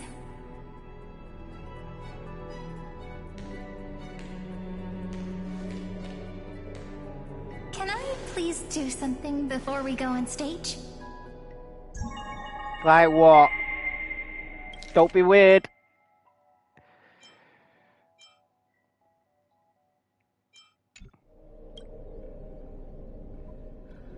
Remember the joke we made back at the Grove? Nope. Look! Aren't my hands pretty now? What a fascinating feeling. Like countless memories all swelling up at once. What about you? What did you feel when we touched each other? You feel very tangible, very real. I'm a bit nervous. It's just a hand, no bigger. Really? That makes me really happy. If memories can move people, then it must have been a happy memory, right? Now, please remember what you're feeling right now. Write it down in your heart and keep it there. Memories you want to treasure will never fade away. Even if immersed in the long river of time, these memories will still leave traces of their existence. So, if the view in your memory ever grows fuzzy, just reach out and touch it. It's like reading bedtime stories together at night. It wipes away the chill of passing time, sharpens the outline of memory, and restores its power to nourish the spirit. Now, I'll carry this power with me, and for a little while, I must part from you, as I step into the long cycles of this world. Give me your blessings, friend. Then, let that bright future be as we have written. Then, I'll leave it to you.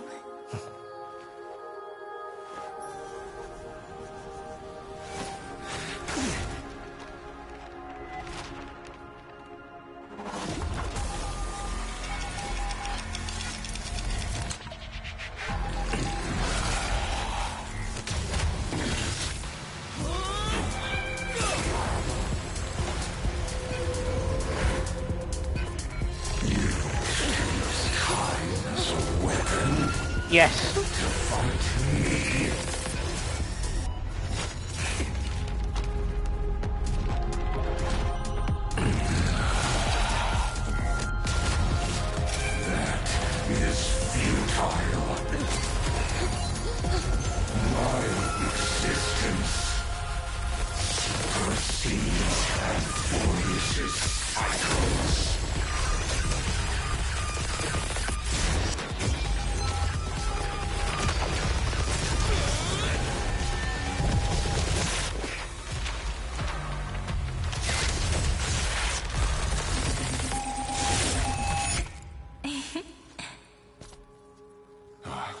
All plays are like this. Once you're on the stage, it's hard to return to the audience. Welcome to our story. How does it feel? Feels good. Not for him.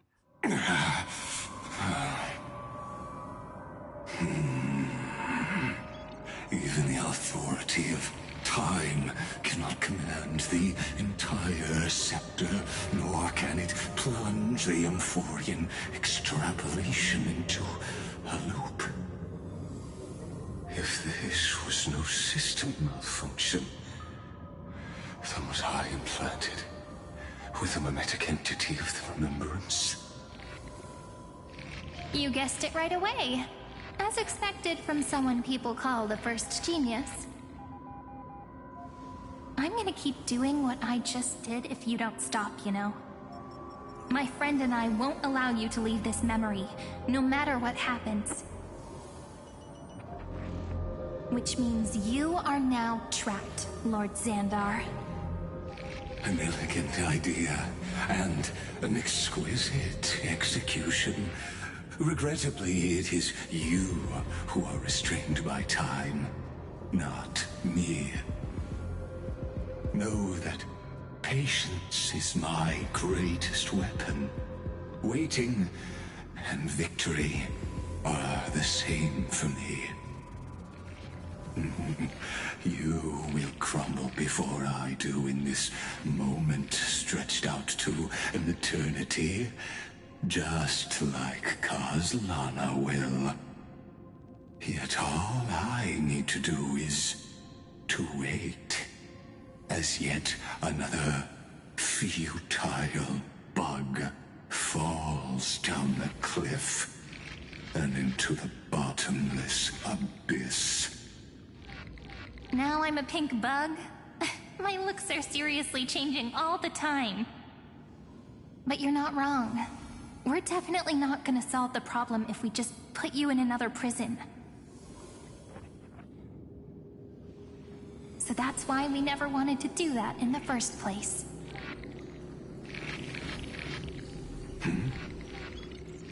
I shall answer your confusion purely out of my respect for those who came before me.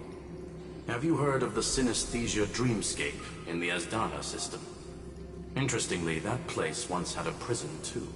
Pellicona. Life forms living in that environment, abundant with memoria, have a chance to connect their perceptions with each other's. Even across great spatial divides, they're able to detect shifts in one another's states. I call this phenomenon memory zone entanglement. In Asdana, people made use of that phenomenon to build a nation within a dream. After adding in the catalysts of harmony and remembrance, that is.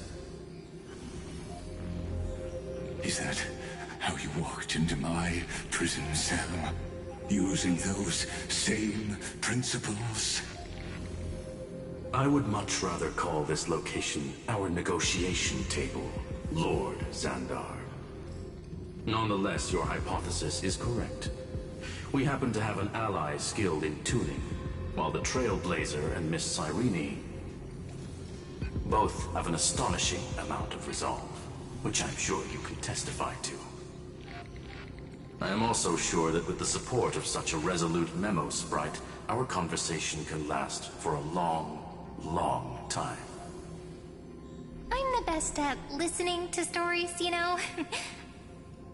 I'll leave the exciting clash of the erudition to you two geniuses. A brainstorm? I like it. And it's 2 against 1? Well, I like it even more. Let's talk, Xandar. Take a guess. How much do you reckon we can dig out of your brain before the next second? And how many ways can we find to deal with you?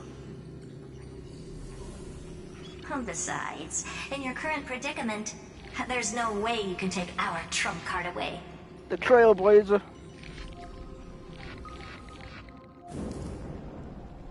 Go, little one. Go. Overturn the Era Nova. Lycurgus disappeared? It seems you had conducted a secret hunt in the depths that even I cannot reach. In that case, go. Swim onward and give this campaign a fitting end. Is this really the end? I shall send you off with my song, Greyfry. May this song penetrate time and become the prelude to the new world. Oh yes, everyone's full health again, and I got some new songs.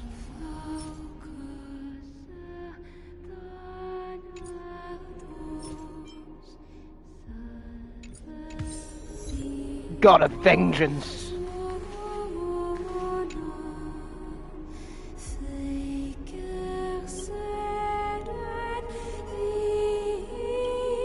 I kinda wanna just sit here and listen to the song.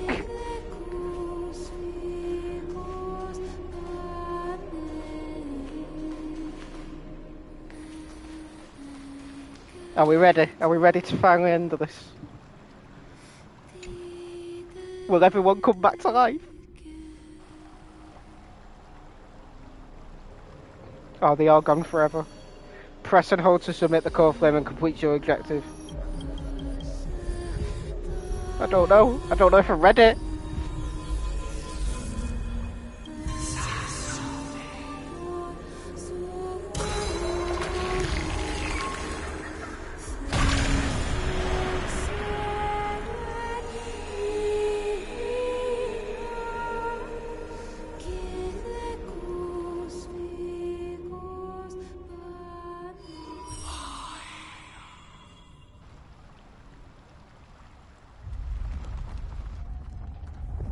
Here we go.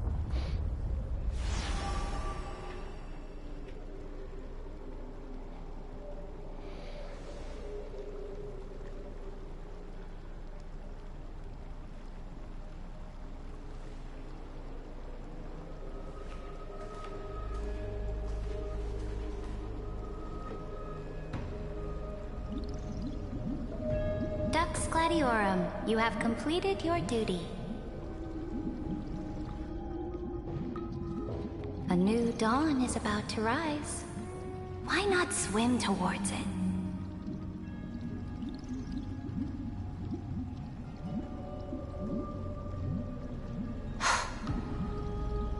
You died long ago, Imperator. Depart from my mind. But your duty towards the Imperator did not die with me. That duty will bind you no more. You will be able to hold for yourself one grandiose feast after another in the endless days to come.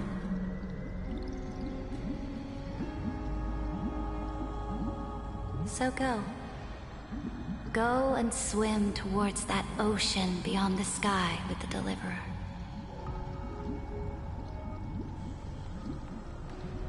Is this? A page out of that sidekick's book. I commanded her to gift this page to you when everything finally reaches the end. What's on this page? Memories. Lifelike memories. That sidekick found me after the bloody feast 1,000 years ago and showed me her diary. I saw within that notebook. You saw what? Oh? Is this... that Deliverer's experience? It's truly immersive.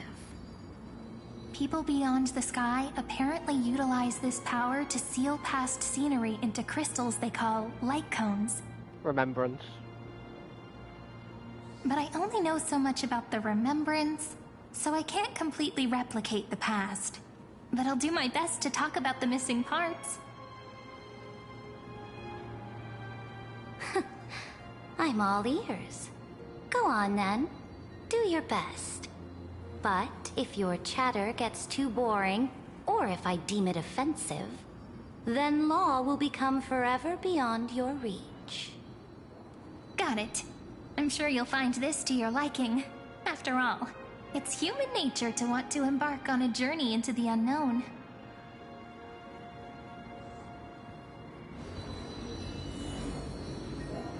Review the epistle of remembrance in the Imperator's name. Oh look, chess pieces! Wait! It's the Flame Reaver!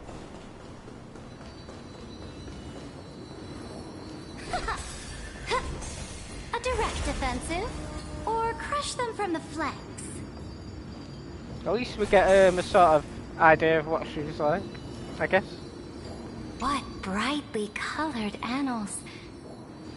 The journey of the Deliverer's conquest.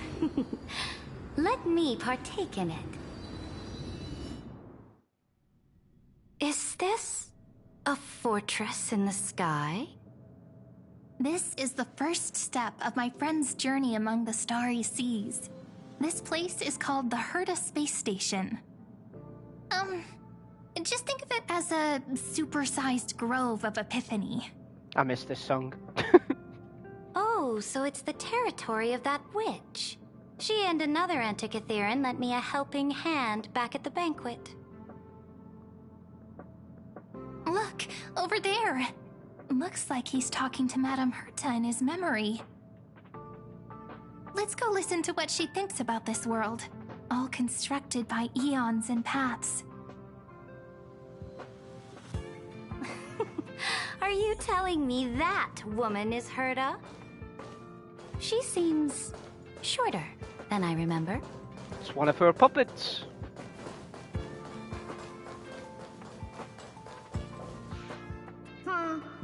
Pretty nice space station, huh? But just wait. After a couple more stops on the Astral Express, you'll see sights that'll make this place look ordinary. Oh, the cosmos is so vast that the unknowns far outnumber the knowns. But none of them will end up being anything amazing. The farther you go, the more you'll understand what I mean. So do your best with the nameless. Break a leg! And remember to send an update or two to Asta when you've got some downtime.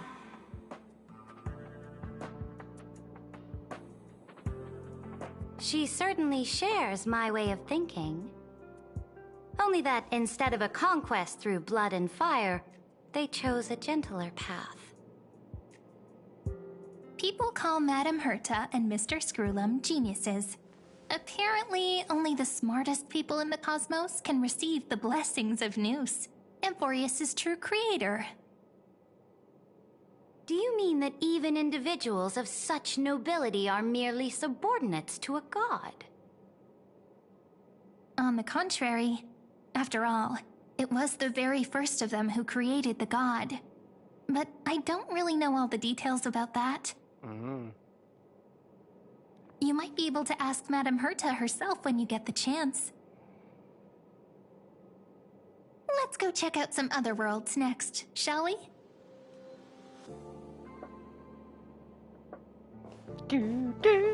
Oh, the cosmos is so vast that the unknowns far outnumber the knowns. But none of them will end up being anything amazing. The farther you go, the more you'll understand what I mean.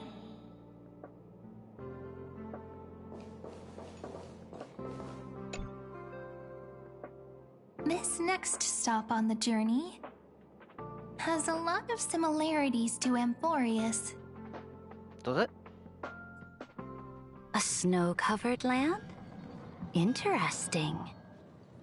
This star is named Eurillo 6. That name sounds so cold. Belobog sounds better. The girl we see here holds a similar station to you, Imperator. She's the supreme guardian of this world, a leader who took up the mantle of government during a disaster. I did not expect the Empress of this world to be so young. Well, your appearance isn't much older. Yeah. The object in the distance resembles Nikador. Is it a weapon? No, it's called... Right! The Geological Reconstruction Unit. Just Giorios' Titankin? Disappointing.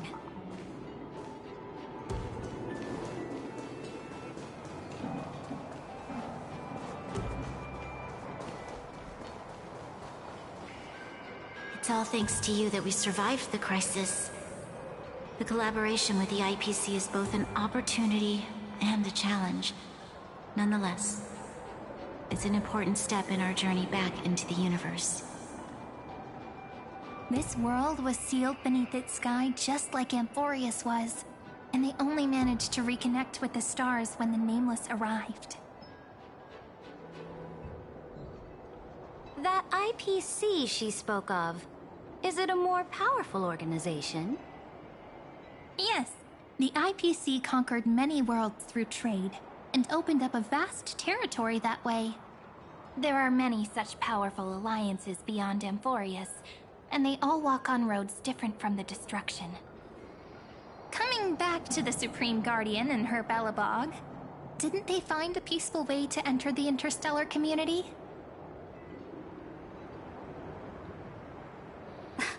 That cannot be true. That IPC would never have grown so big on trade alone. It may pretend to be a wealthy merchant with clean hands, but I am willing to bet that it grew fat on gory oppression and bloodshed. Maybe.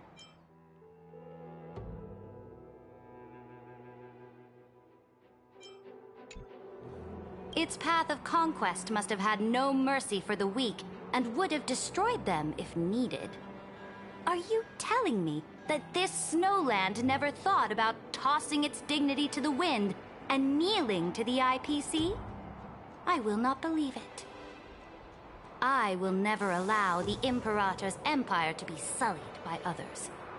Amphoreus must become a power so strong that no interstellar foreigner would dare to look down upon us. Imperator, Belobog isn't as weak as you imagine. Listen. I indeed hesitated. But now I understand what we must do.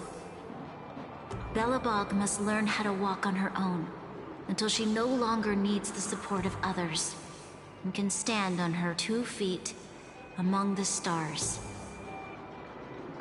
Even if I may not live to see it, I believe such a day will surely come. They still have their dignity intact.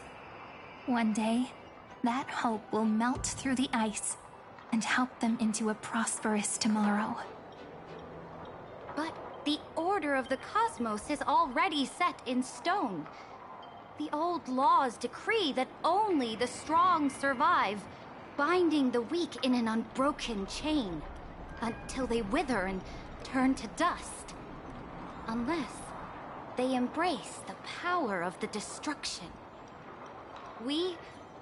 Amphoreus must shatter the old law and become the new order among the stars.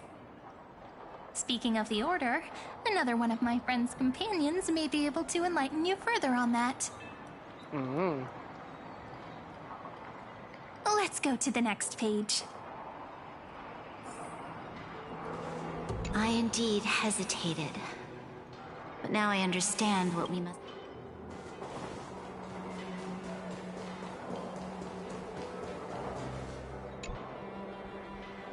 This next world is a nation of dreams.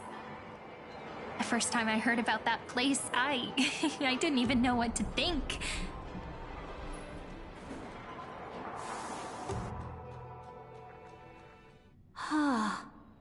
Such opulence does indeed evoke astonishment. This world is called Penacony, an eternal city built upon a land of dreams.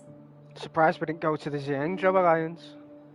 It's also my friend's previous stop, where they went through a risky but exciting adventure. Suppose that doesn't count as a world, though. Tell me about it then. That man standing afar has wings on his head. I am truly curious.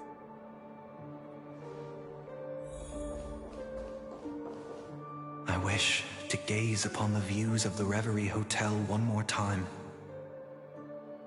I'll be just a traveler when I come back here again. And perhaps, through a traveler's eyes, even the things I once knew so well will feel strangely different. Penacony is a land of the harmony, where all dreams and hopes merge and combine. It believes in unrestrained freedom, and that's how it lost itself in shallow delights. Then, this young man before you chose to rewrite its laws, using the power of the Order, hoping to shape a dream-bound paradise of perfect happiness. Yet, the paradise of my dreams remains far away. Perhaps a brief journey with the Nameless can show me more possibilities in my search for paradise. As for what Penacony should look like, it'll be up to her. No, up to their trailblazing now. Oh, it sounds like this ideal kingdom is no more.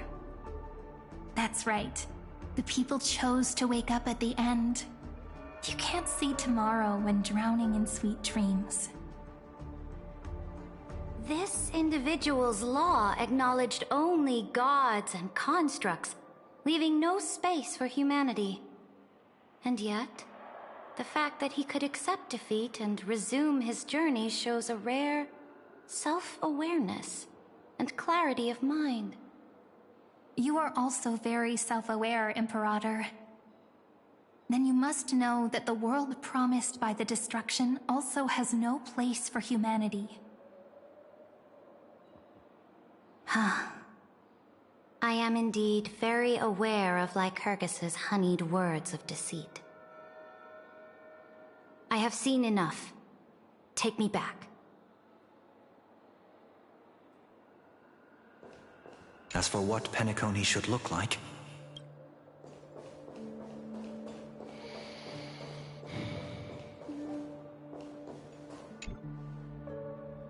then let's wrap up this trip down memory lane with one last scene. This absolute wonder. Isn't it pretty? That's our Amphoreus. Our world flows and meanders in this endless band of light.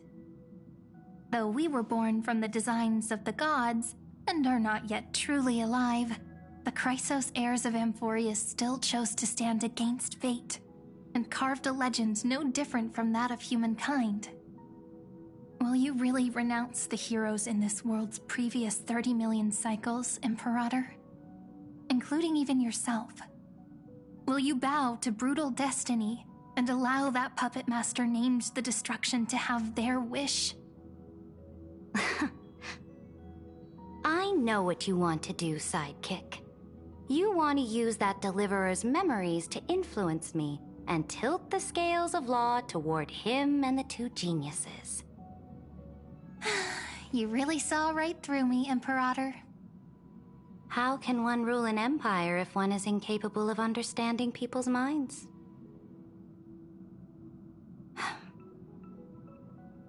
I have decided on Law's final destination.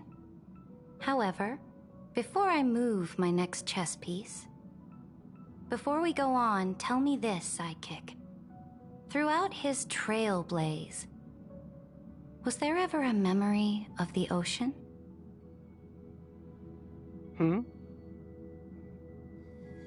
The ocean. My cradle. My home. You shall complete your conquest in the ocean at the boundaries of this world, and eternally slumber in the sound of tides. You shall eternally slumber in the sound of tides, and complete your conquest in the ocean at the boundaries of this world. Our prophecies aligned as flawlessly as a sea snake circling upon itself. An elegant loop, like a joyful hymn, like the circulating ocean current, like our two fates, like Amphoreus itself.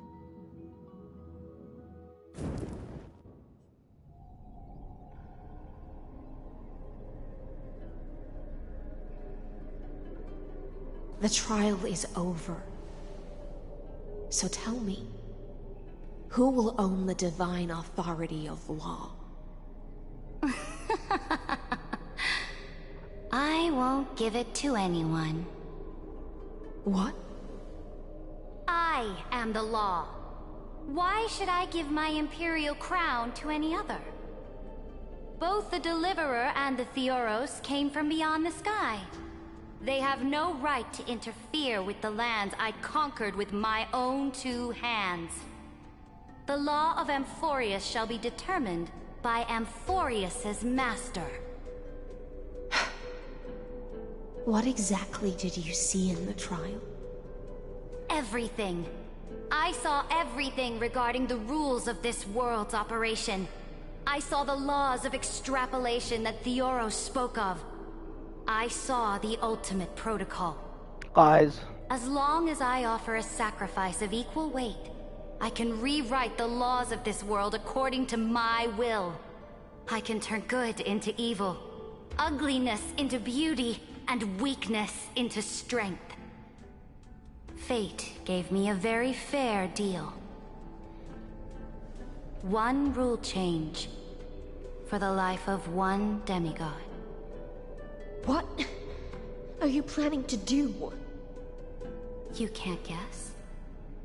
We can conquer the stars without relying on any power from beyond the sky.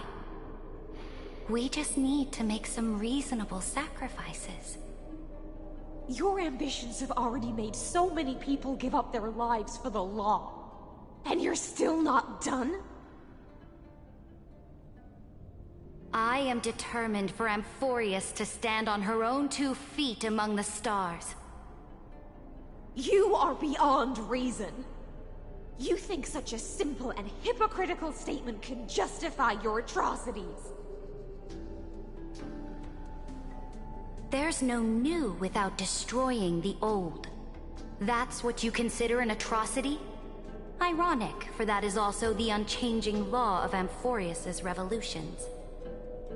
Ever since the Flame Chase prophecy resounded in the distance, fate has decreed for the Chrysos heirs to ignite our blood and illuminate this dark age. People would still be puppets of the old dynasty if it weren't for my conquests. But your world doesn't seem to be any different from your predecessors. Bloodshed, tyranny, oppression. You're making the same mistakes they did. Go and see everything for yourself. Go to any library I've built. Go listen to the rumors on every street corner. Go and witness how the Imperator crushed the old laws and forged new ones. Go and see what my conquests brought to this world. I cleansed the Chrysos War's filth, and mended all the conflicts left by the Era Bellica. I restored Akima's might, and allowed mortals and Chrysos heirs to face each other as equals in the Council. I punished all sins, and rewarded all achievements. I smashed Talantin's shackles, united humankind to save themselves, and started the Flame Chase era. That's what the Imperator has done in her glorious life. So now, hearken to my final words. History will eventually forget Ceridra. But it will never forget the Imperator's people, or the Flame Chase era she began. Final words?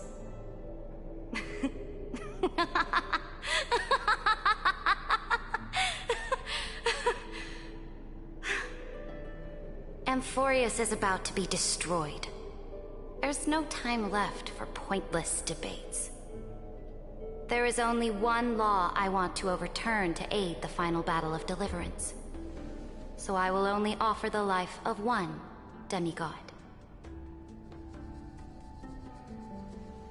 In the name of the Imperator, I command you one last time, Electra. Either sacrifice yourself for conquest, or pierce this tyrant's chest with your sword. Thus, the Imperator concluded her final speech. At the end of her life, at the last moment before she stepped onto the altar, she gave her most loyal subject the choice to decide fate, just as she promised her compatriots before her very first campaign. My blood flows in you now. Heroic compatriots, follow me, and we'll seize fate's reins! The Imperator fell. Some say that the Dux Gladiorum turned traitor and killed her liege. Some say that she imprisoned the tyrant in a shallow pond of water, then left. Which meant the Imperator had to kill herself to rewrite the law. There are countless stories about her death. All we can be sure of is when the knight left the vortex, the Imperator was still mumbling about their past conquests together. The beginning and the end of her existence. Imperator, wait! How could someone of your status come to the front lines? Let me be the flag bearer! The troops defending the pass to the west of the grove, have they surrendered? They ran as quickly as they could when they heard your name. The Golden Cocoon Pass is now in the First Legion's hands. Good. What about the Delosian militia? The Third Legion set fire to the mountains and flattened everything west of the basin. They just need a few more days. That is enough. We cannot afford to miss an opportunity for victory. Lastly, how many Ladonian cannons are left? They are no more. The Second and Fourth Legions have destroyed them all. Very good. They now have no way out, no reinforcements, and no artillery support. We will be able to liberate the Grove of Epiphany in the blink of an eye. We will launch the final charge 1 quint after the curtain fall hour tomorrow. Remember, as long as the Alliance's flag still flies on my shoulders, you must keep moving forward. Take no prisoners among the enemy's soldiers. All sages who resist are to be captured and tried according to martial law. And do not destroy any books. Now go! Notify the entire army. Understood! Those who are resolved to die, we salute you. Reporting in. The mountain dwellers are resisting fiercely, and the legendary Mountain Breaker has personally engaged in battle. Their formations are nigh impenetrable.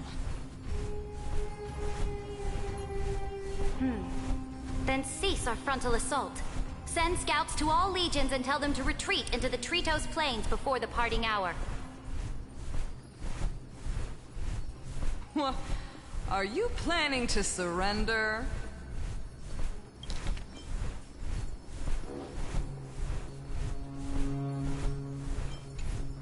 It's a strategic change of plans. The seismic walking dragon is enough for that battlefield.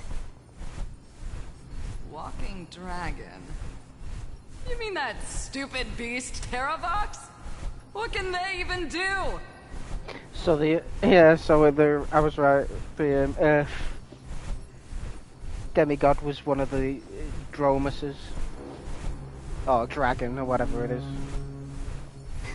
Stupid? No. They are the wisest of all of Georios' creations. Only they can perceive the currents of time. Let them deal with their earthly brethren. We will advance and take the lead in defeating what remains of our enemy.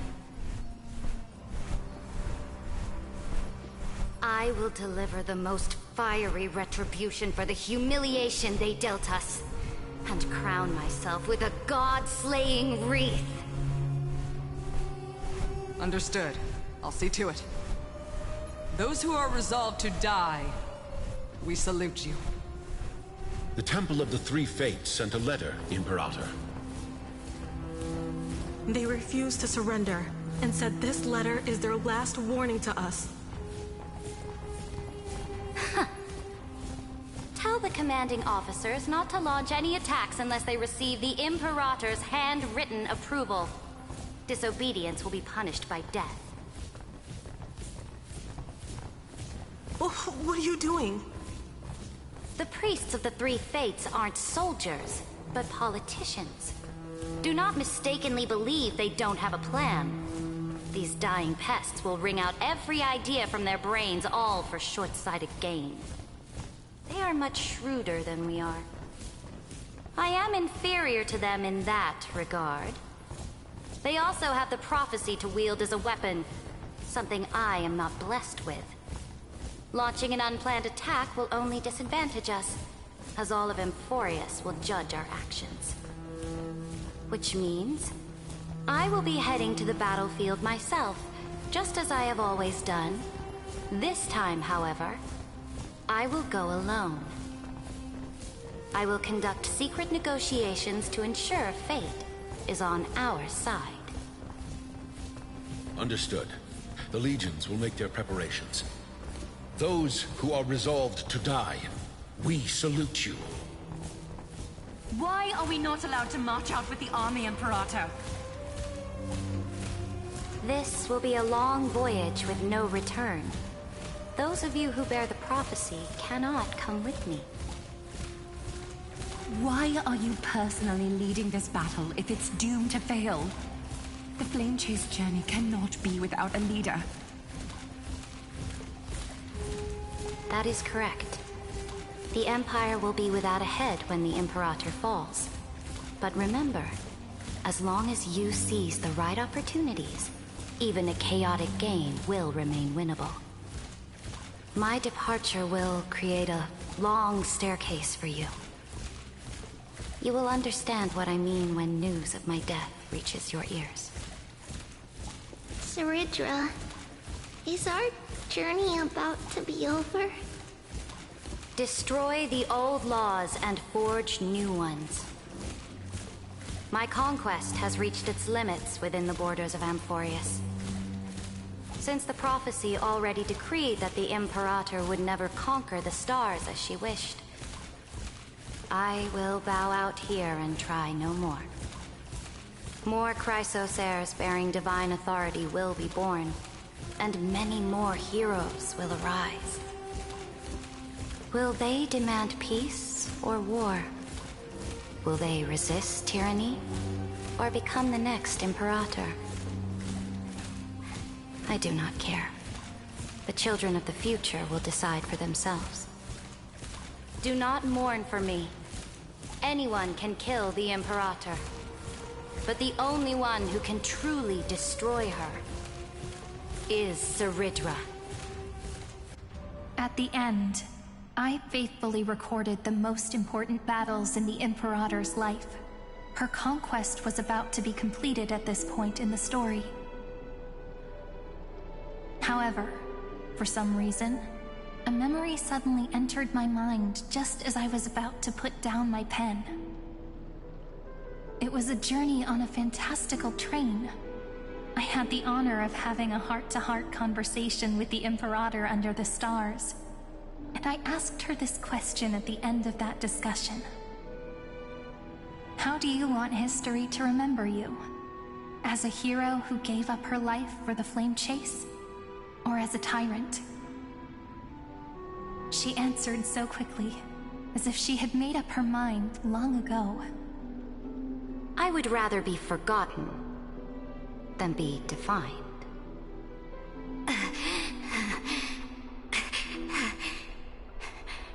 Because Because the law can be neither eternal nor unchallenged. And only humanity can pen laws into history's pages. Now, I have shattered the greatest law of Amphoreus. The game is nearing its end.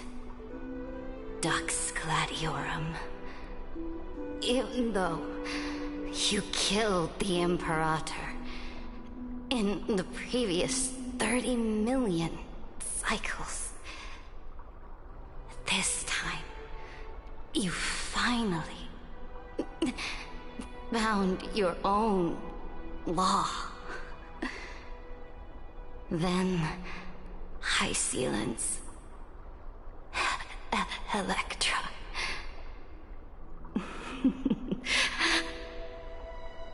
I will ask someone to deliver the prophecy's ocean at the boundaries of this world to you. Will you choose to swim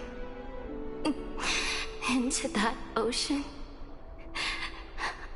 I do not care. Do not care.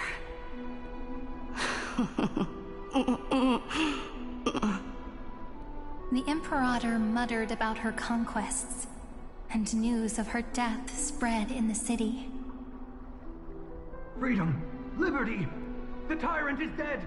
Go! Shout this news in the streets! My people, my fellow elders, do not panic. Stand your ground. That usurper has paid for her ambition with her life. People once cheered for my ascension. And now they cheer for my fall. No matter. I am fond of applause.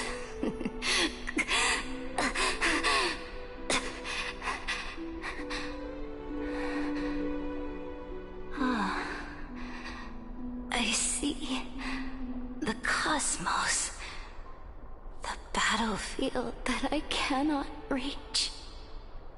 I will return in the next cycle.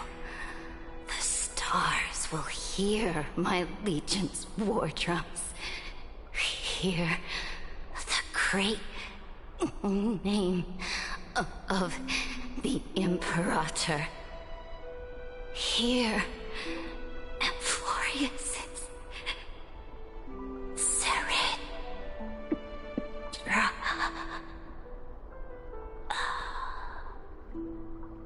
To this day, we do not know which rule the Imperator overwrote at the cost of her life. Perhaps the truth will only be revealed at the moment of checkmate, just like every chess game she ever played. We only know her death inflamed Akama. On one side of the city, those who defended liberty toppled her statues to the ground. On the other side, her supporters put themselves between the masses and her monuments, declaring loudly that the Sovereign is still among the people. It is said that golden blood congealed into the same letters everywhere they fought. It was the name borne by Akama's first and final Sovereign, the Imperator Seridra. But the one who bore that name did not see any of this. Her gaze was cast far away, and the sound of tides in her ears drowned out the people's cries. What was the Imperator thinking about in that prophesized ocean at the boundaries of this world? In that shallow puddle of stagnant water, was she reminiscing about her past conquests? Or repenting for the millions killed for the flame chase? It was neither. The Imperator only saw how the surface of the water gleamed like that crude chessboard. Dissected by light and shadow, in the afternoon when her teacher played against her for the first time. Look at this chessboard. What do the pieces look like? They are strangely beautiful. They look like the stars in the night sky ablaze.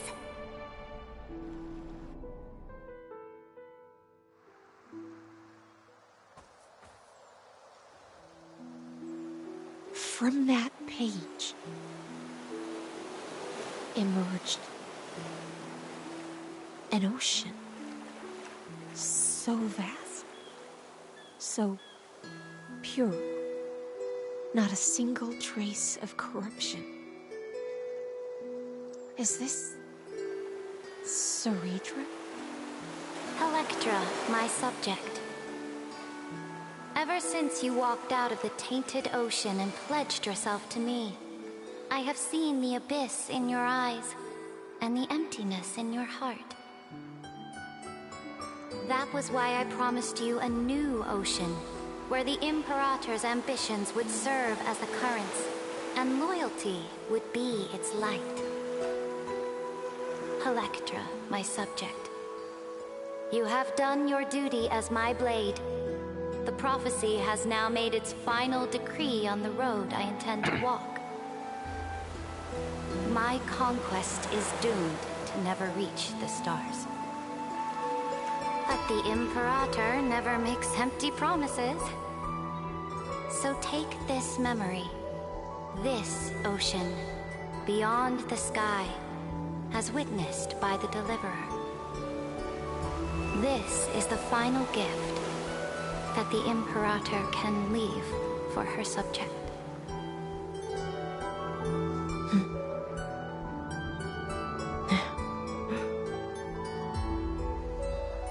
When I was still a fish in the ocean, I always felt so genuine swimming through the waters. But once I stepped onto land, I found myself caught in a play. Every land dweller wore a mask in their life. So I, too, donned a costume and tried to find my role in this show. I became your blade in war and the violin strings at banquets. Do you still not get it? I do not long for the oceanic depths of my homeland. Nor do I crave the swelling seas beyond the sky. Perhaps even I don't know what I want. I still don't know where I should swim to even at the end. But I know one thing right now. A fish is simply a fish. And she can never leave the ocean she's in.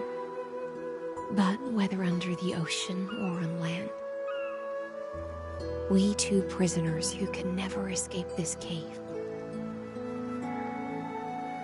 can still look outside the cave and see the stars.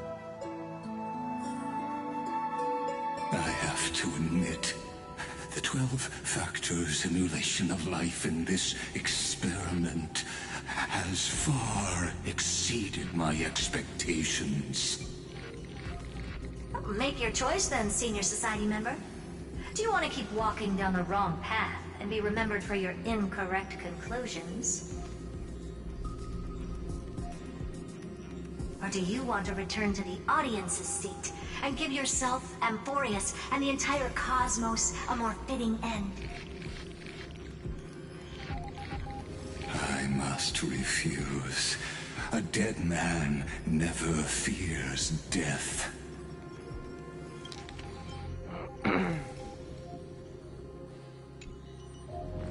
Did I not make myself clear? Have you forgotten about our dear Lord of Silence? You wouldn't want her to consider your 8 other clones as cancers within the erudition and chop them all up, would you?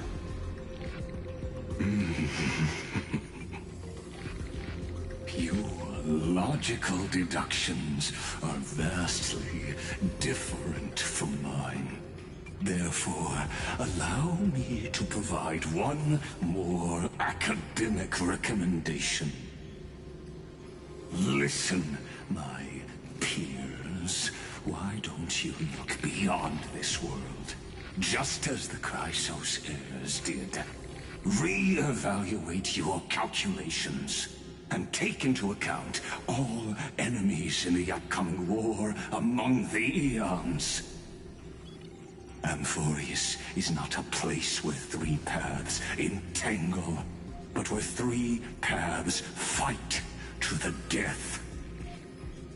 You used Memoria to resist me, but did you not consider the possibility that the Remembrance and their children might have taken this opportunity to join the fray as well? They have been trying.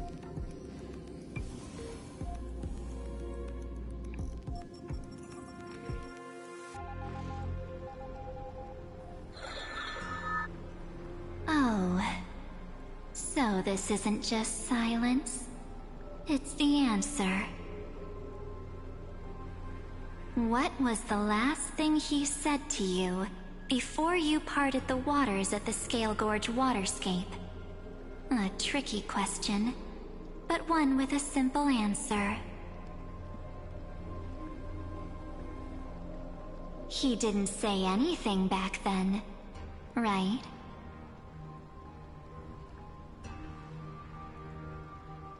That's correct. And now I'm sure. You are not March 7th. There's no way she would remember that detail. Why wouldn't she remember?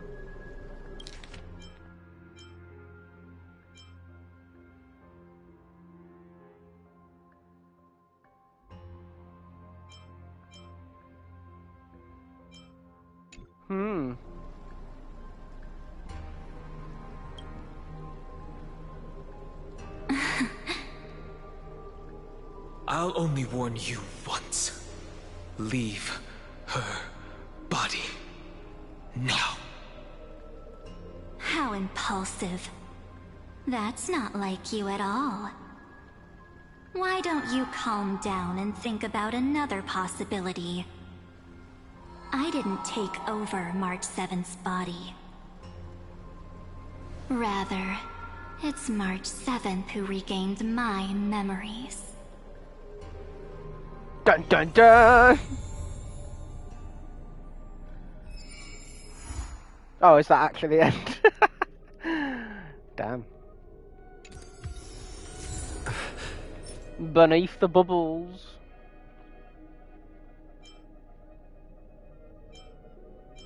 Frozen tides.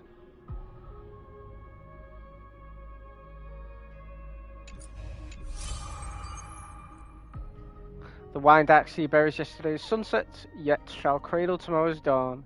From the destiny bestowed upon this journey, I shall inscribe it within these pages. It's over! It's finally over! I mean, still technically not over. But bloody hell. They love going off on one, don't they?